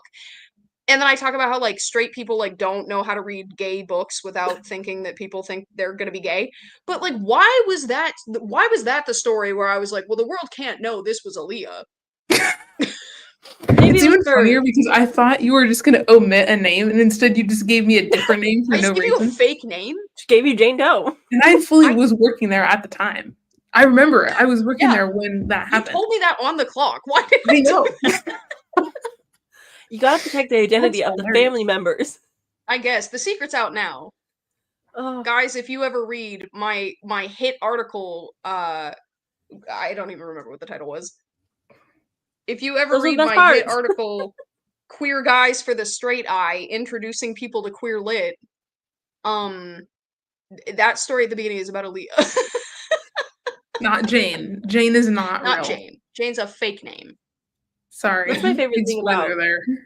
Casey McQuiston's The Pairing. Casey was Mhm. like, yeah, no, I'm queer baiting people. Like, I'm trans baiting people. Like, they don't know what they're getting into. They think this is just gonna be another, like, normal queer story of, like, maybe a bisexual. And it's like, bam, trans. She was so proud of that. Yes. Yeah. I have not read One Last Stop also, so it is also extremely funny to me that I'm like, a fabulous time travel, and Really I good. have not read it still. I don't really know. good. Red, White, and Royal Blue is okay. Like, yeah, I think I am just a Casey McQuiston fan at this point. Like, I've read go all off. 3 and I've enjoyed all of them. Go off. One Last Stop I read, like, really early on in my, like, YouTube days, and so it's hard to remember, but, like, I think I liked it more than Red, White, and Royal Blue. But I also like sci-fi elements in my romance, because I don't just like a normal romance, so. Have you read Yesterday's History by Kasoko Jackson? No. It's a very fun YA romance where a kid gets a liver transplant and the liver is from a time traveler, and so he can time travel. Ooh. Cool. It's very fun. I really liked it. I It's a little rushed. I wouldn't say it's like the best book I've ever read, but it's good.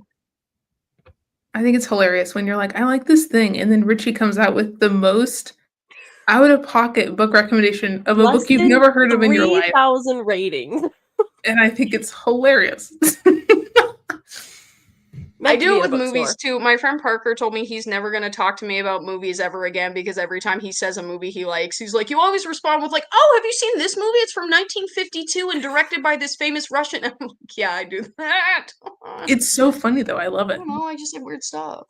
I love it that Honestly, you like.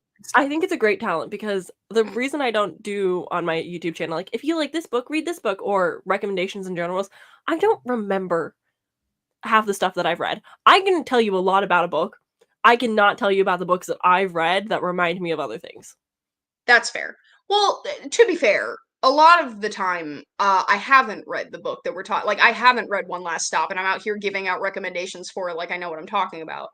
And I don't. I just heard time travel and was like, I've read a time travel book before. Yeah, like it's. No, I kind of do that too, though. So I have like a reading tracker where I track all of the things that I read, and because I'm way too extra for no apparent reason, for data that I'm never going to utilize in the future, I track the writing style, I track how many perspectives there are, and one of the things that I track is like comp titles, like things that it reminds me of as I'm reading it, to try and be a better YouTuber. It's not working, but I have a lot of a lot of data about the books I've read now. It's not working. That's funny. I love that. Hey, I can tell you about a lot of new releases, so. Well, and that's the thing. See, like, I can't tell you about anything that's happening that's popular right now. At all. So I think I would like. I think I would have a lot of fun with a YouTube channel, but I think nobody would want to watch because if I do a video where I'm like breaking down the racial implications in Yesterday's History by Kasoko Jackson, everyone would be like, no, people what? eat that Who? shit up. Commentary guess. is so huge. If you can make that an hour-long video, people who have no interest in the topic will sit down with a snack or folding laundry and they will listen. I guess that's fair. I am getting that as well. It's very popular right now. That's kind of what people are into, is just like deep dives of topics they've never cared about before. But also, it's hard to say because like what people say they want in the book community doesn't really align with like what they're actually consuming. So they're like, we don't want hauls anymore. Hauls are overrated and we don't want to hear about new releases anymore because consumerism is dead. But then like hauls are the only thing that do good. But a lot of people in the community at least say that they want to hear more about like lesser known books and like not like the top 20 most read of the year. So there's a market and a niche out there for it. And I don't think I could fill it.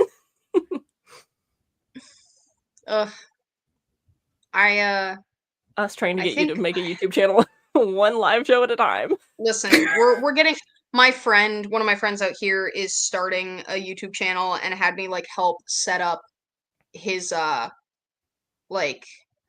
his setup, his lights and his camera like shit and like set dressing and all that stuff, because he was like, you used to like do like short films and stuff, so you probably know what you're doing.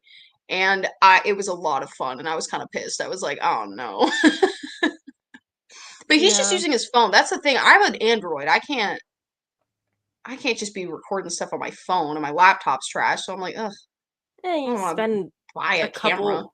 Yeah, you spend like I spend a couple $100 on a camera, and I use my phone more than half the time. I use my phone all the time for everything. Yeah. I upgraded it because I was like, you know what? Then I can justify that because it's my phone. I use it every day, but I also film with it. Yeah. Fair. I can shoot in 4K with this thing. Yeah. I do want to upgrade my phone just simply for the camera. I also broke Girl logic is I broke my phone case. So I need to just get a new phone so that I can get a new case for that instead of buying a new case for this phone that I'm eventually going to upgrade. Yeah. Right. Obviously. Yeah, that makes sense. Yeah. So I will be getting a new phone soon, but I also want to get a new camera soon. So, but I don't know. Maybe we'll get there. Maybe we will. Have you seen the YouTube channel? I don't know how much YouTube you consume, unlike me. Like it's too much. Okay, have you seen the YouTube channel ContraPoints? Have I seen ContraPoints? Sam. I think you could be another version. Maybe not quite like the set. I don't know how like insane you'd go for like a backdrop, but I think a nice thing of you to say. I truly think that you could give us those types of deep dives of just like well spoken and just like saying the things. Like I fumble my way through a YouTube video, but I think you could be like, hey, here's thoughts and opinions, and here's a deep dive on things that you didn't know you'd care about, but here you are 5 hours later. Mm-hmm. That's extremely nice of you to say. That I don't know, but I appreciate that. One day it'll work. One day I'll I think it also comes down to like time, energy, like where you're putting your energy. Like tax season, not YouTube. But now that we're out, I'm like, I'm gonna upload 3 times a week and I'm gonna lose my mind. I think the thing is too, like, okay, also, first of all, like if I learned how to edit, that would definitely help. But I think the thing is it's like starting a YouTube channel is so much like front loading. Like it's like 6 months of like pre-production where it's like I gotta learn how to edit, I gotta buy all the equipment, I gotta set up like like it's all that stuff, and I think that is like daunting enough to me that I'm like, I mean, like if I just did it, you don't have to. When I started doing it, I didn't know how to do anything, and so my original videos are complete and utter garbage.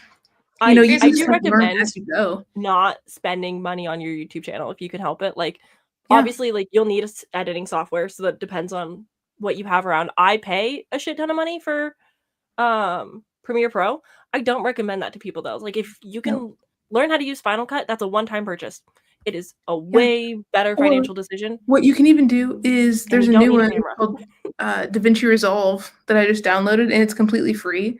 And I'm working on trying to learn that so that I can stop having to pay for Adobe because it's really expensive, and it's completely free. But yeah, there's ways of doing it. You don't need a camera. You don't need crazy fancy lighting. Just sit in front of a window. That's what I usually do. I have a light, but I never use it.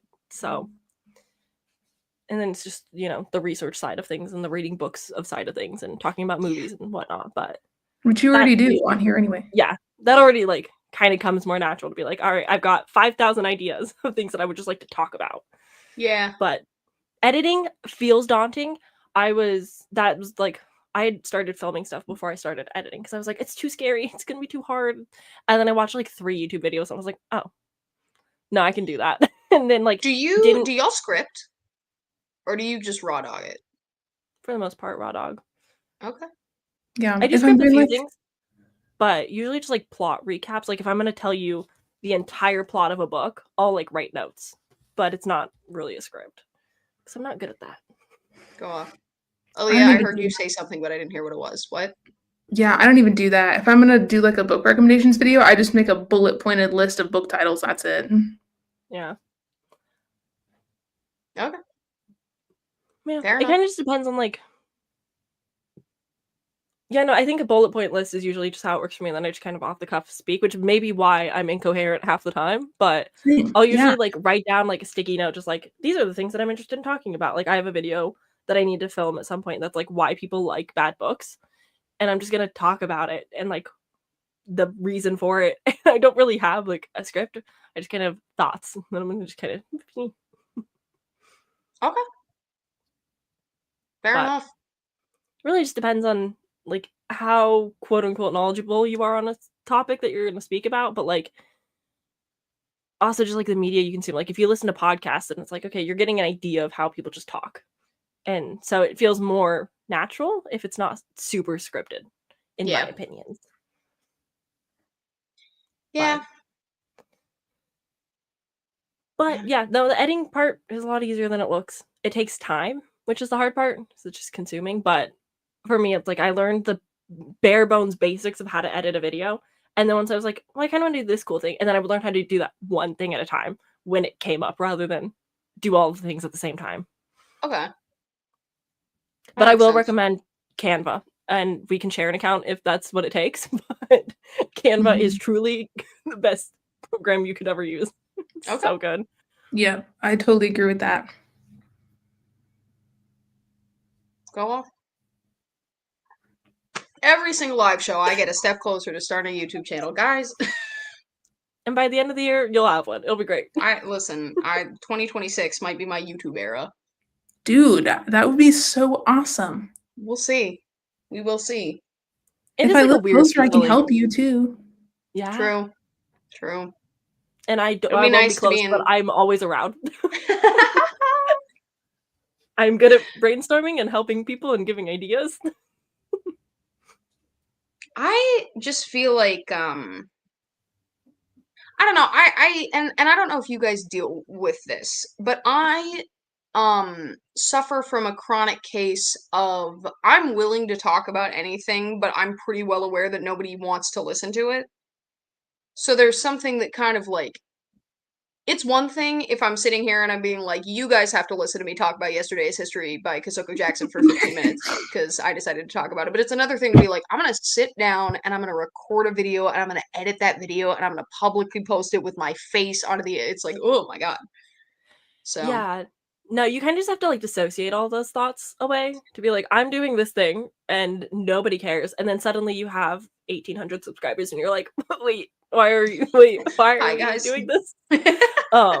But you kind of just have to like fully dissociate and just like not think about it. I have a weird ability of like coping with everything. Like I don't look at my analytics. I don't pay attention to like if people are loving the videos or not. Like I just don't focus on it. It's like I kind of just make something that I really like and then I put it out there, and if people comment on it, I say something back. Like I just leave it at that. But I can't do the like, oh, this video didn't perform super well type of stuff. I see the views, I see the like to dislike ratio, and that's it.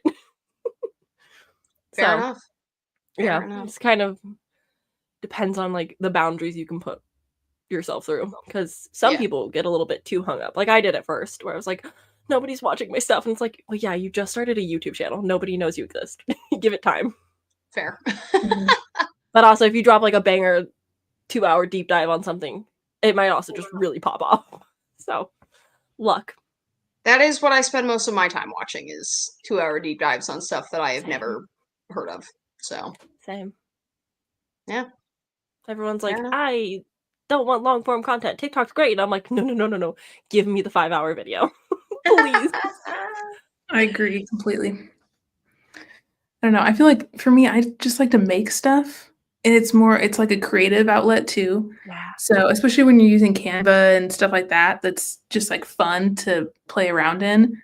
It's nice, especially when you have a full-time job that's so not a creative kind of thing, you know? To be able to have that creative outlet where you can do whatever you want, right? It's like your channel. You can make weird stuff if you want. You can not post for 4 months. Like, you know what I mean? Yeah. You shouldn't, but like you can do whatever you want to do. And it's nice. There's like freedom in that. I took a lot of time off during tax season. I didn't post at all. Not last week, but the week before. And I gained like 30 subscribers since coming back. And I was like, okay, so people do still kind of care, and YouTube is a liar. The algorithm doesn't matter.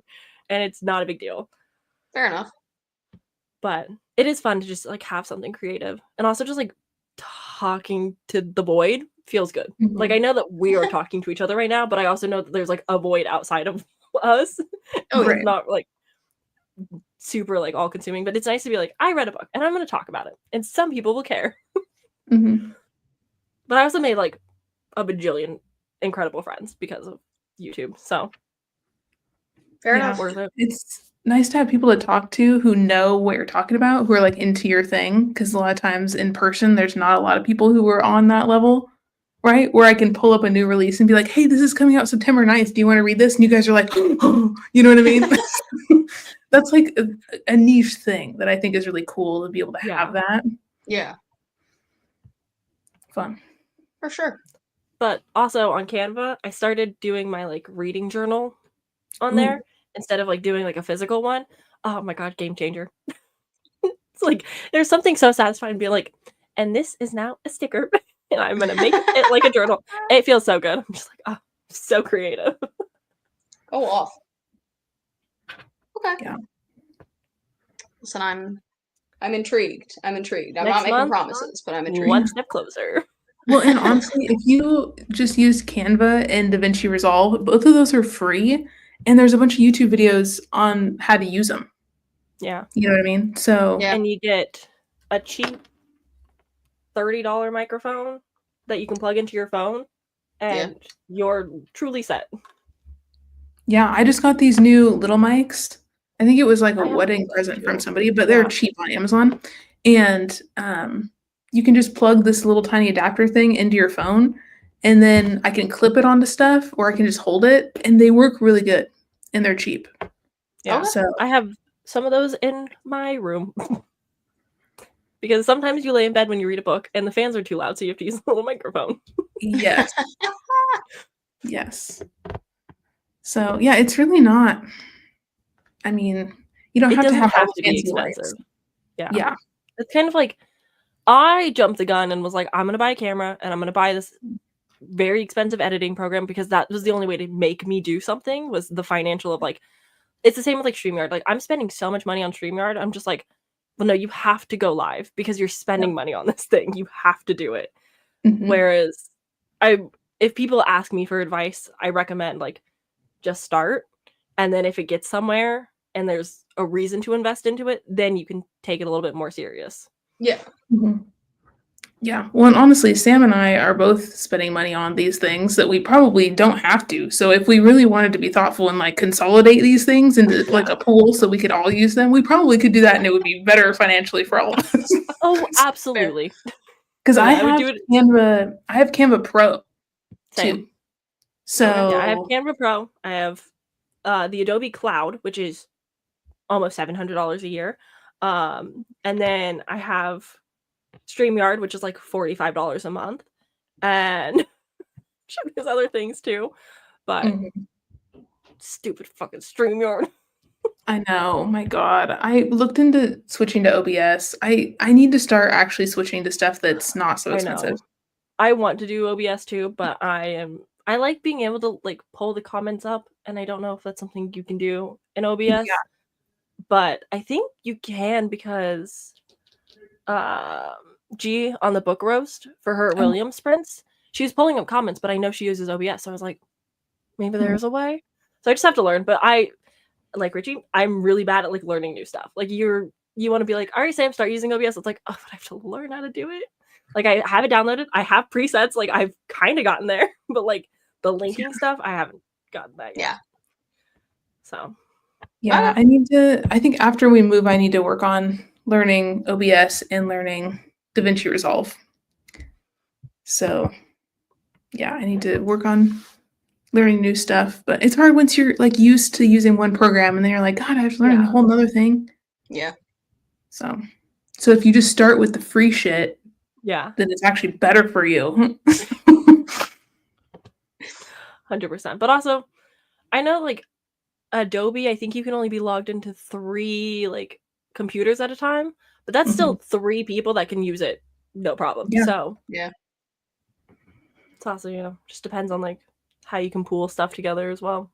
I'm also just like the type of person, like, I've given access to my friend Chloe to StreamYard. She hasn't used it, but she's like, I'll pay you for half. And I'm like, yeah, well, if you don't stream that month, you don't have to pay me that half, because that's not fair.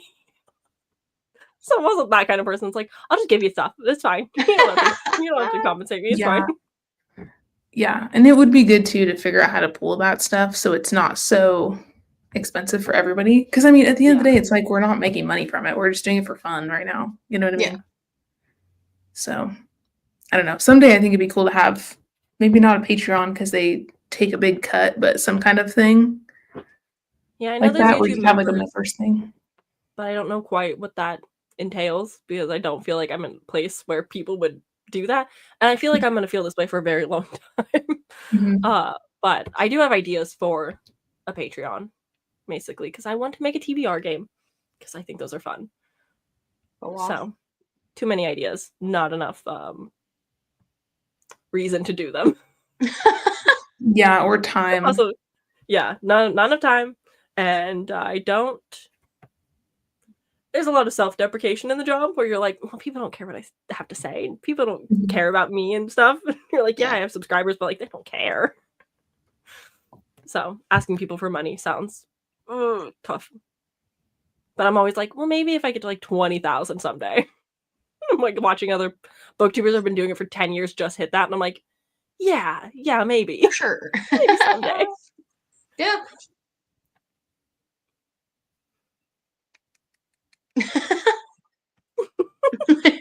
I'll do it. Okay. I think I need to go eat some food, but I think we have a good plan. So Richie's going to start a YouTube channel in 2026. We decided that. We really solved all the world's problems, to be honest. We also decided on all the book club picks. I got my pink pen, so I'm like really official, gesticulating. And we got the buddy reads figured out. Awesome. And we read Mantis and Verity, so. Yeah. True. And I'm also paying a lot for StreamYard, so I might just start grabbing you guys to be like, hey, can we make this worth it on my end? Honestly, I wish you would just come through the screen and just snatch me because I need to be held accountable to read. So if you're like, I need to do sprints because I'm paying for this. Yeah. Text me, dude. Absolutely. Listen, my Saturdays are D&D days, but basically any other day I can do it. Wednesdays are my work days off and then the weekends. So those usually, but if it's like late night, anything, I'm also able to do. Yeah, so it just depends. Although late night for me is like late night for you guys. Well, I think we are 2 hours, maybe. What time is it for you right now? 4:46. Yeah, it's 6:46 over here, so we got to do. 2 hour time difference. But I don't know. I feel like if I'm where Richie is, it's not going to make that much of a difference because we were factoring in that time change anyways. So yeah. I'll just stick back here in the past. It's fine. Listen. Let us know. Yeah, we'll come to the past, do some reading sprints. Yeah, we'll do it because it's like I gotta start justifying this money that I'm spending. One live show a month is not quite cutting it. Fair. Sorry, just remember that I have a live show on Wednesday. I'm really stressed because I haven't read the book. Wait, what book is it? Morning Star, book 3 in the Red Rising saga. Oh. I'm like 90 pages into that. It's like 500 Is it good? So you started it. Yeah. That's good. Yeah. And I have to be done with it by 3 p.m. on Wednesday. I've only pushed the live show back for 3 weeks because I haven't read it. So. Incredible. Reads Verity in like one night. That's really funny, actually. I also read Black Sheep all of yesterday, and I think something else. I've been on like a binge reading because I'm supposed to post. Wow, I'm losing brains. I'm posting a reading vlog today, and I have not finished 2 of the books. So that's such a mood, honestly. I've just been reading really fast the last couple of days. Sick. That's really funny. Well, if you need to do reading sprints sometime in the night, let us know. I'll you up Monday or Tuesday if I'm absolutely panicked. Help. Dude, yeah, do it. We'll hold you accountable. Yeah, someone's got to do it because I can't. I love that you read so many other books though instead of reading that one. That actually is what makes me laugh really hard. That's the way it always goes though. You're like, I have to read this one book, and what if I decided to reread every book I read in middle school though? That'd be kind of fun. You're like, great, cool, thank you. Yeah, I've read 1, 2, 3, 4, 5, 6. Okay, what day are we? This week alone, starting on the 20th, I read 1, 2, 3, 4, 5, 6, 7, 8, 9, 10 books. 10 books this week. Sam. And I know you worked too. Yeah, I work 4 days a week, 9-hour shifts. And I know for a fact that you fed your 7 animals too. Yeah, I have pets. I started 2 books in that time. I need to finish Martyr. And then yeah, I'll get to Morning Star. So that's we're out of tax season. This is what happens when I don't have like a deadline looming over me. I'm just like, oh, look at all the things I can do. Oh my god. Is Morning Star long or no? It's over 500 pages. Oh, okay. And I thought it was a faster read, and then I listened to an hour worth of it, and I was 92 pages in, and I was like, oh, okay, so we're gonna be here for a little while. Perf. Yeah. So you need to sprint then, is what I'm hearing. I think I might need to. Oh boy. Okay. Well, we can do that. Yeah. Because I got a lot of books that I'm in the middle of that I need to finish. So yeah, I'm in the middle of like 14 books, which is just cursed. Like if I think I'm in the middle of like 10 books. It's bad. Yeah. Richie's looking at us both like we're both crazy. No, listen. I'm BookTube, just sitting here being like, I read 2 books this month and I'm feeling pretty good about that. And y'all are like, well, I read 10 books this week and I'm in the middle of 14 others, but I just feel like I'm not. I'm like, oh my god. Y'all came so close to convincing me to start that YouTube channel, but I'm hearing those numbers and that couldn't be me. Couldn't be Here's me. The thing. If you're doing deep dives, you don't need to read so many books. And also, you probably won't be dumb enough to be like, well, what if I post a reading vlog in 3 days? Because I don't know why I decided. Like, I had a different video pre-filmed that I could have finished today and put it up instead. Instead, I was like, no, what if I do this instead? Fair. So that's just my content rot. It's okay. I have content rot too. I start a bunch of videos and then I get like almost done and then I get a new idea and I start something else and then I'm like, wait, I never finished that one. And then I'm like, wait, that was like 3 months ago. Should I just wait again and post it later or should I do it now? And then I can't decide. So I just don't do any of them. This is why I have a Notion calendar to really be like, you're uploading these on these days. It's bad. And then sometimes I don't do that. That was like all of tax season. I was like, what if I just didn't post? What if I just vanished for a little while? Good for you, honestly. Yeah, but Richie, make a channel. Yeah. I need more deep dive content to listen to. So you're doing it for me, really. I'm gonna send you just 2 hours of raw, unedited footage. Just like, there you go, have fun. Dude, you act like that's a problem. The way I edited like 3 hours of vlog footage into like a 1 hour vlog, send me your 2 hour footage. I don't give a shit. Yeah. I'll edit it and send it back to you and I'll make it really funny and make you look weird. Okay. Perfect. Just what I want. A promise. That would be fun for me, actually. The video was edited by Alea. She promised she'd make me look weird, so hopefully that's what happens. Anyway, enjoy. Dude, I would love to do that. Sure. That'd be hilarious. You just have to start editing each other's videos so content can still come the whole channel. Then they'd actually get done because I film stuff and then I'm too lazy to edit it myself. Fair. Yeah. You know? Editing is draining at times. Like if I don't you have to listen to your own voice. Yeah. You just have to dissociate. Just snip it and just get it done. Just pretend that it's not happening to you and you're not staring at your face. That's why people are like, do you rewatch your videos when you're done with it? No. Editing was my rewatch. I'm not sitting through that to just watch. Fair. I'll be honest, I watch these. Yeah. That's really funny. Yeah. My sister always cons on me. I'll literally get off the live and then just start playing it back. And my sister's like, you were there, girl. What are you doing? Daphne same exact thing. Daphne will like get up and she goes, I just love watching it again, like after to see like how it turned out. I'm like, I love that. That's funny. But also, I do recommend these to my mom all the time because she loves to watch my channel. She likes to watch the commercials so that I can get my AdSense and stuff. She's very supportive. Cute. But I was like, yeah, if you want like way too much time with me and my friends where we talk about unhinged things at times, like this is available. So I was like, here's the 6-hour one for Such Lovely Skin. You can skip the parts where we're reading. I will also sometimes turn on our reading sprints to read. Yeah. Just to have, you know, when you need them, you could just hit us up and be like, hey, I need to sprint, and we can schedule them. Very true. Yeah. I'm always down. Actually, that would be really helpful. You're just gonna get a text from me that's like, Sam, put that StreamYard to use, brother. We gotta go. Yeah. Seriously. Yeah. We need to start just messaging Sam and being like, hey, did you finish those 14 books yet? Or are we gonna sprint? Like, what are we doing here? Yeah. Yep. Yeah. I need to do it with other friends too. I need to just be like, hey guys, can you bully me into reading and going live to read? Yeah.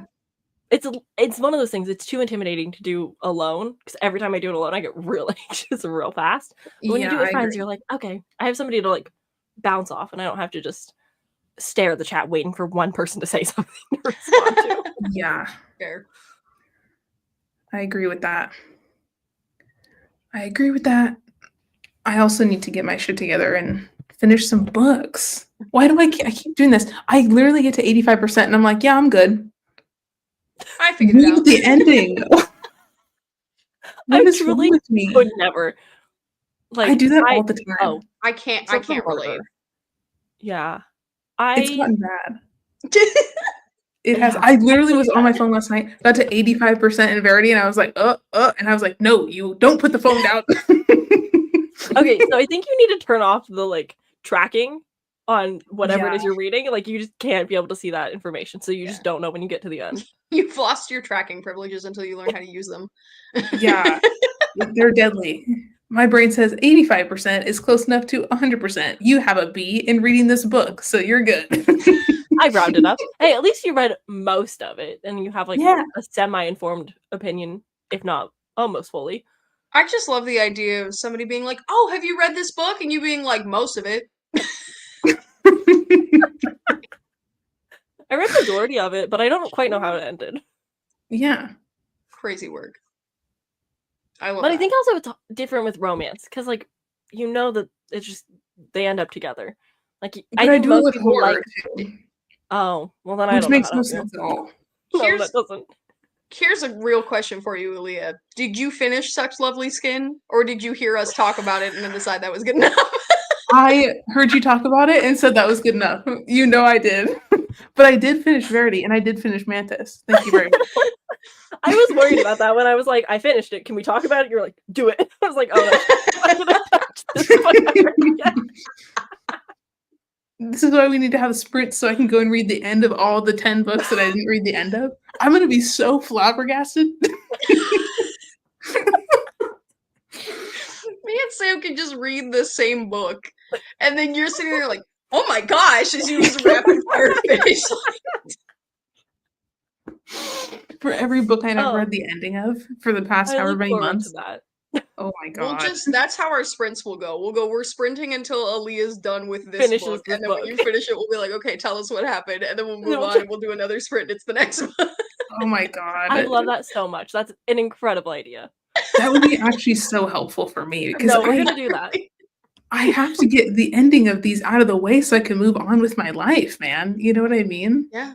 Yeah. Just weighing down. I've always kind of been, though, at least in my experience, somebody who you will geek over a book for 75% of the book and be like, oh my gosh, this is so crazy. And then every time you finish a book, I'm like, how was it? And you're like, it was pretty good.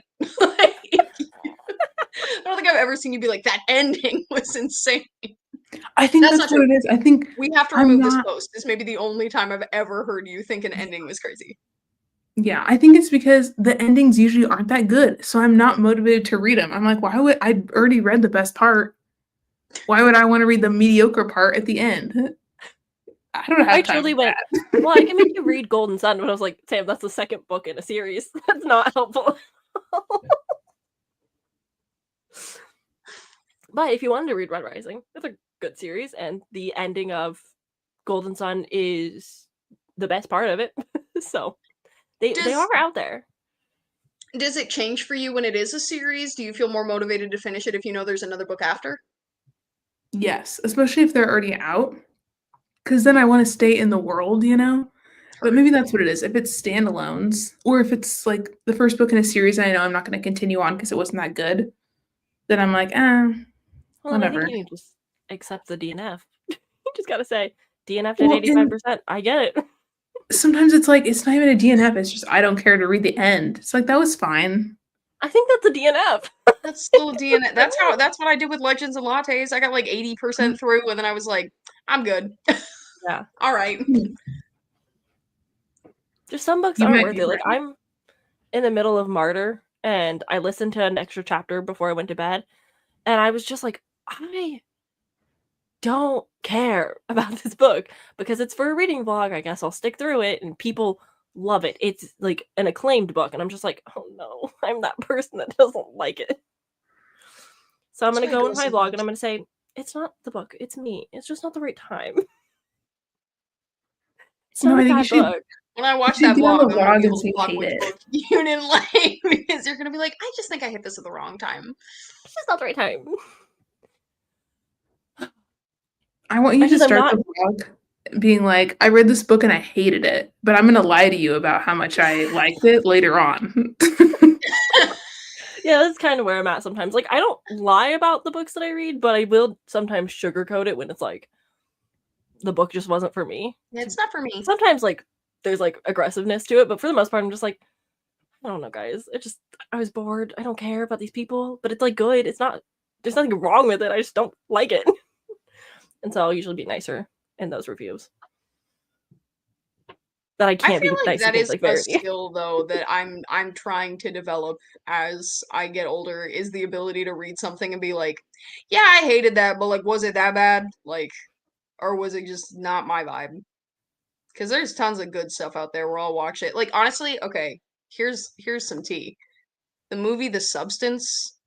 You didn't like it? Dude, everybody loves it. Everybody loves it. It got nominated for Oscars. It was going crazy. It was going off. And I was like, women-directed horror about what it's like to be a woman in society, and it's body horror. This is right up my alley. And I watched it, and I edited it, and I was like, I kind of thought it sucked, to be honest.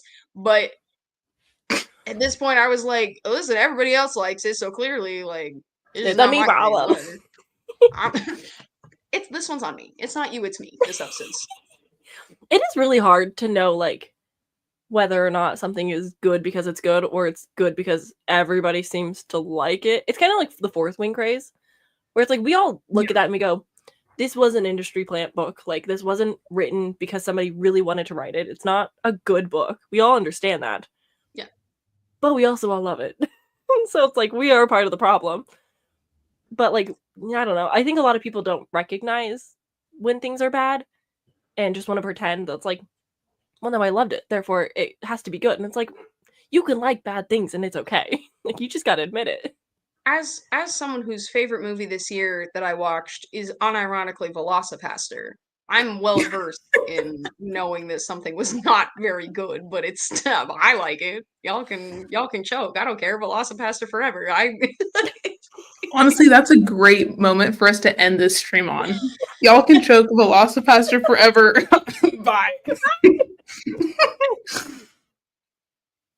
Oh my god. Oh, I love these moments. That's hilarious. Oh. But yeah, no, it's true. It's just, some things aren't going to be for everyone. And for me, that's Martyr by this poet who is probably really good at what he does. And I just, like, I'm not in the mood for, like, sad, serious things. Like, Mating with the Mantis was truly everything that I needed. Like, everything I've been reading is, like, lit fic and horror and, like, a little bit more serious. And I'm just like, no, I just want to laugh at a silly little book about a doctor who's really obsessed with praying. That was a good pick. trying to read nonfiction, and straight up I like gave my friend like a list of 5 books, and I was like, just pick one for me to read, and he picked one, and I was like, that one's too serious. Pick one for me to read. This is gonna make me want to die, please. Been there. I don't know. I will go on the hunt for fun books for us to read. Short, little fun things. We got this. Yeah. The crazy stuff. You know what? Speaking of crazy stuff, if Richie's gonna get Kindle Unlimited, I saw one on there the other day that was a inanimate object romance about a fork, and I was like, okay. We could read Door Smut. I was just gonna say the door one. Sam. Oh my god. Yeah, the door one. The fork one is intriguing to me too. Fork smut seems. Depends on what side. That sounds painful, but I don't know. Well, I mean, come at me again with the first part of that sentence. Sam, use the handle. What are you saying? Also, what is it, Sky Daddy? Where it's like an airplane? That's like on Book of the Month.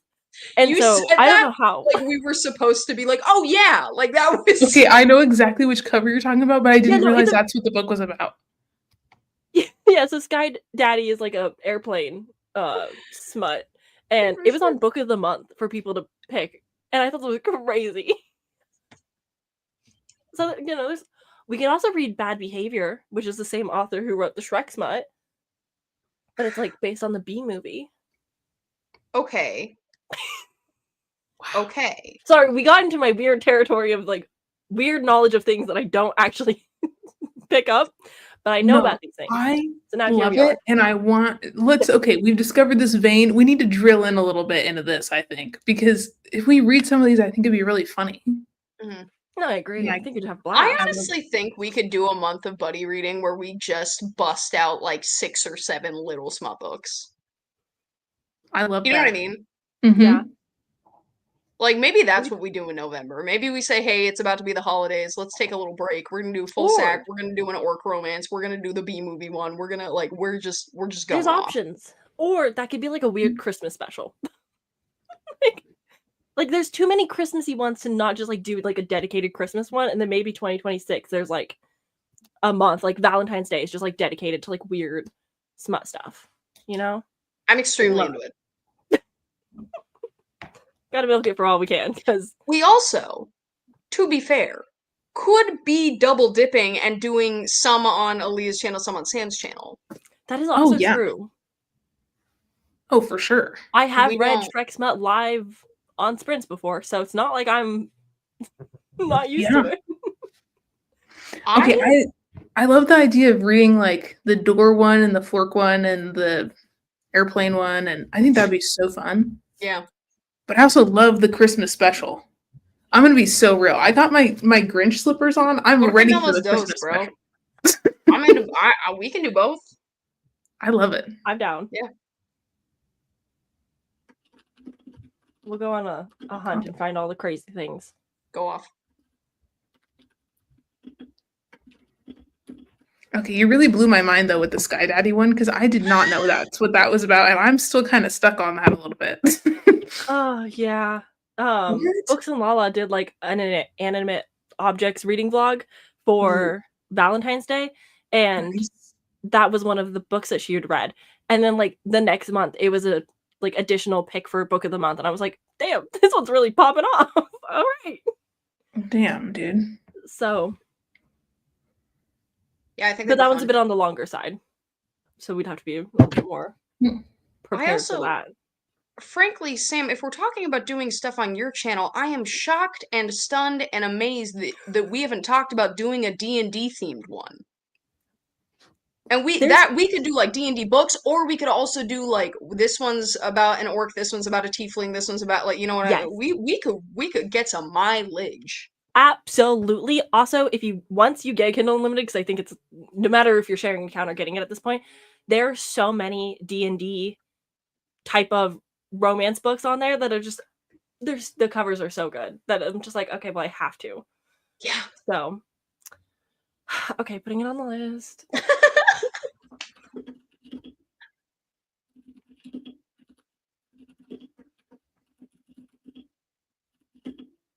Listen, maybe I'll get rid of one of my streaming services and then I'll get Kindle instead. Because I have that sounds so depressing. That sounds so depressing, though. Listen, but like, do I watch Hulu or do I just have Hulu? You know? Oh, see, I'm lucky enough that like I'm on my parents' ship for most things, but they've got like the Disney, ESPN, Hulu package, and I don't watch any of those things. But Netflix is really where it's at for me. We also have to watch F-Boy Island. Yes, that's something we need to do. I pay for my own Netflix, I pay for my own Hulu, I pay for my own Disney. I do bundle those. I pay for my own Amazon Prime. I am stealing someone's HBO Max. And I am stealing someone's Paramount Plus. And then I also have a ton of free streaming services. I use like Canopy and Tubi a lot and stuff like that. I also pay for my own Dropout. Oh, so. Tubi slaps. Dropout, worth it. Especially because you're grandfathered into the price, so there's no need to cancel that. Yeah. Yeah. I mostly watch Netflix, and I'm on my parents' stuff for most because they don't watch it enough to make it worth it. So I'm like, okay, yeah, I'll do it. See, my parents, unfortunately, are fiscally responsible, and they're like, we don't really watch it that often, so we're just not going to have it. And I'm like, oh, okay, thanks, guys. No, I do get my bad spending habits from my mom. We were both absolute retail therapy shoppers. Like, we share an Amazon Prime account because we both have, like, a shopping addiction. Like, both of our credit cards are separate. But if it's like, hey, Mom, I have to make a big purchase, it goes on the Amazon credit card because you got to get the points. Like, it's just, I'm completely corrupted at this point. Capitalism. I'm too materialistic for it to completely vanish, but here we are, still the enemy. Listen, in this economy, do what you gotta do. Yeah. But also, I'm paying for my very own Libro FM membership, so I'm getting there. Being an adult where I can. I pay for all my book subscriptions, and that's like more than enough. So, that's what I was going to say. Back to the D&D reading stuff. We're going to read Dungeon Crawler Carl together now. Okay. Because it's like the epitome of like a D&D type fantasy book. I'm into it. And that will be fun. I'm extremely down as well. Yeah. And it's on Kindle Unlimited, I just learned. So we're set. Okay. No one has to buy it yet. Yeah, for sure. Love Kindle I'm Unlimited. super into it. Cool. Well, Sam, it sounds like we have some ways to use your StreamYard. Sounds like we're going to make a lot more plans to see each other, which is down. Nothing like forcing your friends. Like, hey guys, I'm spending money, so you have to spend time with me. I love that. Once a month is never enough. Well, plus, honestly, it's like, okay, you're spending money on the StreamYard and on Kindle Unlimited. So reading stuff on Kindle Unlimited and talking about it on live just makes sense, Yeah. Financially. Absolutely. You know what I'm saying? That's a good fiscal decision. Yeah, it's really our financial responsibility. You know what I mean? Truly. It's like, this is, part of the job. You got to do it. Well, yeah. Listen, at this point, keep getting that AdSense. Then you can use your Kindle Unlimited as a tax write-off. That's a business expense. I made $100 last year. So my way too many expenses were see, I do taxes, so I kind of got like the easy side of being like, I know what the fuck I'm doing. So I got the startup costs, and she's a full Schedule C now. Okay. So my $100 contributed to a nice loss on my federal tax return. Work. I love being a licensed tax preparer. It's very cool. That is sick. That is rad. Well, okay. Sounds like we got to make plans. Sam, you know what you should do? You should just schedule sprints and just send us the link so we have to go. Okay. See, I'm really bad at that, or else I probably would have asked you guys much sooner to be like, hey, guys, come sprint with me. I'm so bad at being like, hey, give me your time, please. The way we're giving it to you on a silver platter and literally don't care at all. Yeah. But like, legitimately, when I'm like, just make sure that I don't have D&D that day and I'm there. Like, that is the only thing that I have that is like on a standing. Like, yeah, but if I like, if you're busy Saturdays, then it would be either Wednesdays or Sundays. Okay. And those would be like, that's cool. Option days. Okay. And Sunday morning, afternoons are nice because I can just tell Austin to like go to church and then like get lost for the day. He's like cool with that. Wednesdays are also nice because he also works on those days, so it's easy to just like have the house quiet. Except for the dogs. They've been unsettlingly quiet today. Oh. I will say I told my sister I was doing this today, and they were like, oh, so I have to leave. And I was like, no, I'm going to be in the bedroom. It doesn't matter. Like, you can be in the house. You're allowed. You're just going to be sitting on your phone. Like, nobody cares. And they were like, no, I'm leaving. And then still got mad. And I was like, okay, well, I didn't kick you out. So what are you... I said you could stay. You decided to leave. What are you talking about? And they were busy until like 5. And they were still mad. I was like, it's... Just come home. What do you mean? Yeah. It's like, you're not that loud. I promise. It's fine. I swear. Yeah. And even if somebody, if you hear Jace in the background, it's not like the fucking sniper's gonna take me out. Like, I don't, it's fine. No, Leah just starts muting you all the time with the mid-sentence. Just be like, sorry, the background's too loud. Honestly, I didn't even realize I had the power to do that until you just said that. Oh, no. I guess I can do that, but I wouldn't because it's rude. And also, I don't care. My parents were like, do we need to be quiet? I was like, it's Sam and Richie, bro. I don't think they care. No, it's the same way. It's like Austin popped his head and he's like, oh. And I was like, what's up? And he's like, you want me to make you a burger? I'm like, okay. Yeah. All right, yeah. Love you. Have fun. I'm like, okay, thanks. Like, he doesn't quite get it, but he gets it enough where he's just like, I won't do the dishes, I guess, because it's really loud and that's annoying for you, but like, I'll make myself scarce. Like, it's fine. Cool. Last time we did sprints, my sister was making food and then brought me food in the middle of the sprint. Like, there's live footage of my sister, like, handing me a salad from a... That's cool. Who cares? Yeah. Whatever. But yeah, Okay. schedule sprints so we do them. Because Yes. you got to finish your book, bro. Over 500 pages. You're 90 pages in. We got work to do. We, as in you. Tomorrow or Tuesday? What time are you available? I get off work at 6. Cool. You get off work at 6? Let me... Which would be 8 o'clock for you guys. Yeah. But for you, Alea, that'd be 7 for you. I think you're an hour Yeah, ahead. that's fine. I'm already, like, my brain is already like, no, Leah lives in Iowa now. Not yet. Like, not till like the middle of June. Yeah, I'm like, time zone wise, she's 2 hours ahead. That's... No, I'm off at 5, so I'm good whenever you want to. Okay. Yeah. I might be hanging out with someone tomorrow, but I sincerely doubt that we're going to be hanging out past 8 because I'm pretty sure she opens at the coffee shop the next day. She surely does. She's kicking me out before 8. That's no way she's letting me stay at her house that late. Okay. I will schedule sprints. Love it. Doing Okay. the responsible thing. We've got a plan. Just to read my Alright. stinking book. On that note, y'all. Y'all can choke. Velocipaster forever. Not circling back with Velocipaster. Oh no. I feel like I need to watch this movie now. Me too. I would love if you would. Tell me if you do, because I really love Okay. it. That's funny. Oh, God. I know that we're now planning like a bunch of book and sprint related things, but now it's like, okay, well, we also need to watch F-Boy Island. We talked about watching Dropout. Like, we're just gonna start having movie nights in Discord for the 3 of us. I'm into it. I love it. I'm into it. I'm here Let's for do it. I don't know how to host it, but I will be in attendance. I'll show up.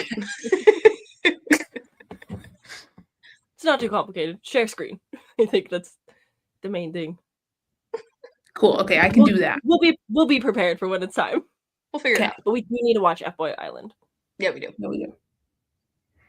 I want to see All right. Sam's reaction to it. I think Richie and I watched the first 2 seasons together. We did, but we watched the same way I watched. We watched season 2 first, and then went back and watched season 1, which I actually do think is the way to do it. I think season 2 is so much better than season 1, but you like the show enough by the end of season 2 that season 1 is iconic. And then season 3, our boy is an F-boy now. See, I watched season 1 because I was like, I have to watch this before the Verity live show, which I thought was going to be sooner in the year. So I'd watched season 1, and I have forgotten just about everything. That's fine. But every time I watch a Netflix show, I go, oh, is this one of the girls? Like, I just, for whatever reason, the crossover in my brain is so hard where I'm like, these have to be Netflix people because, like, they have the same charm as Netflix reality stars. So no, listen, season 2 of F-Boy Island, it will change your life. I don't think, listen, Alea and I don't actually watch things together very often, but I think that was when we were like yelling at the screen. I'd seen this season already and I was still mad. Oh, of course. I love it. It's so good. But yeah, I need to finish season 3 because I watched the beginning of it and it was really good. But I was with my maid of honor at my bachelorette party, sitting in a queen size bed eating taffy, watching it. It's incredible. Thriving.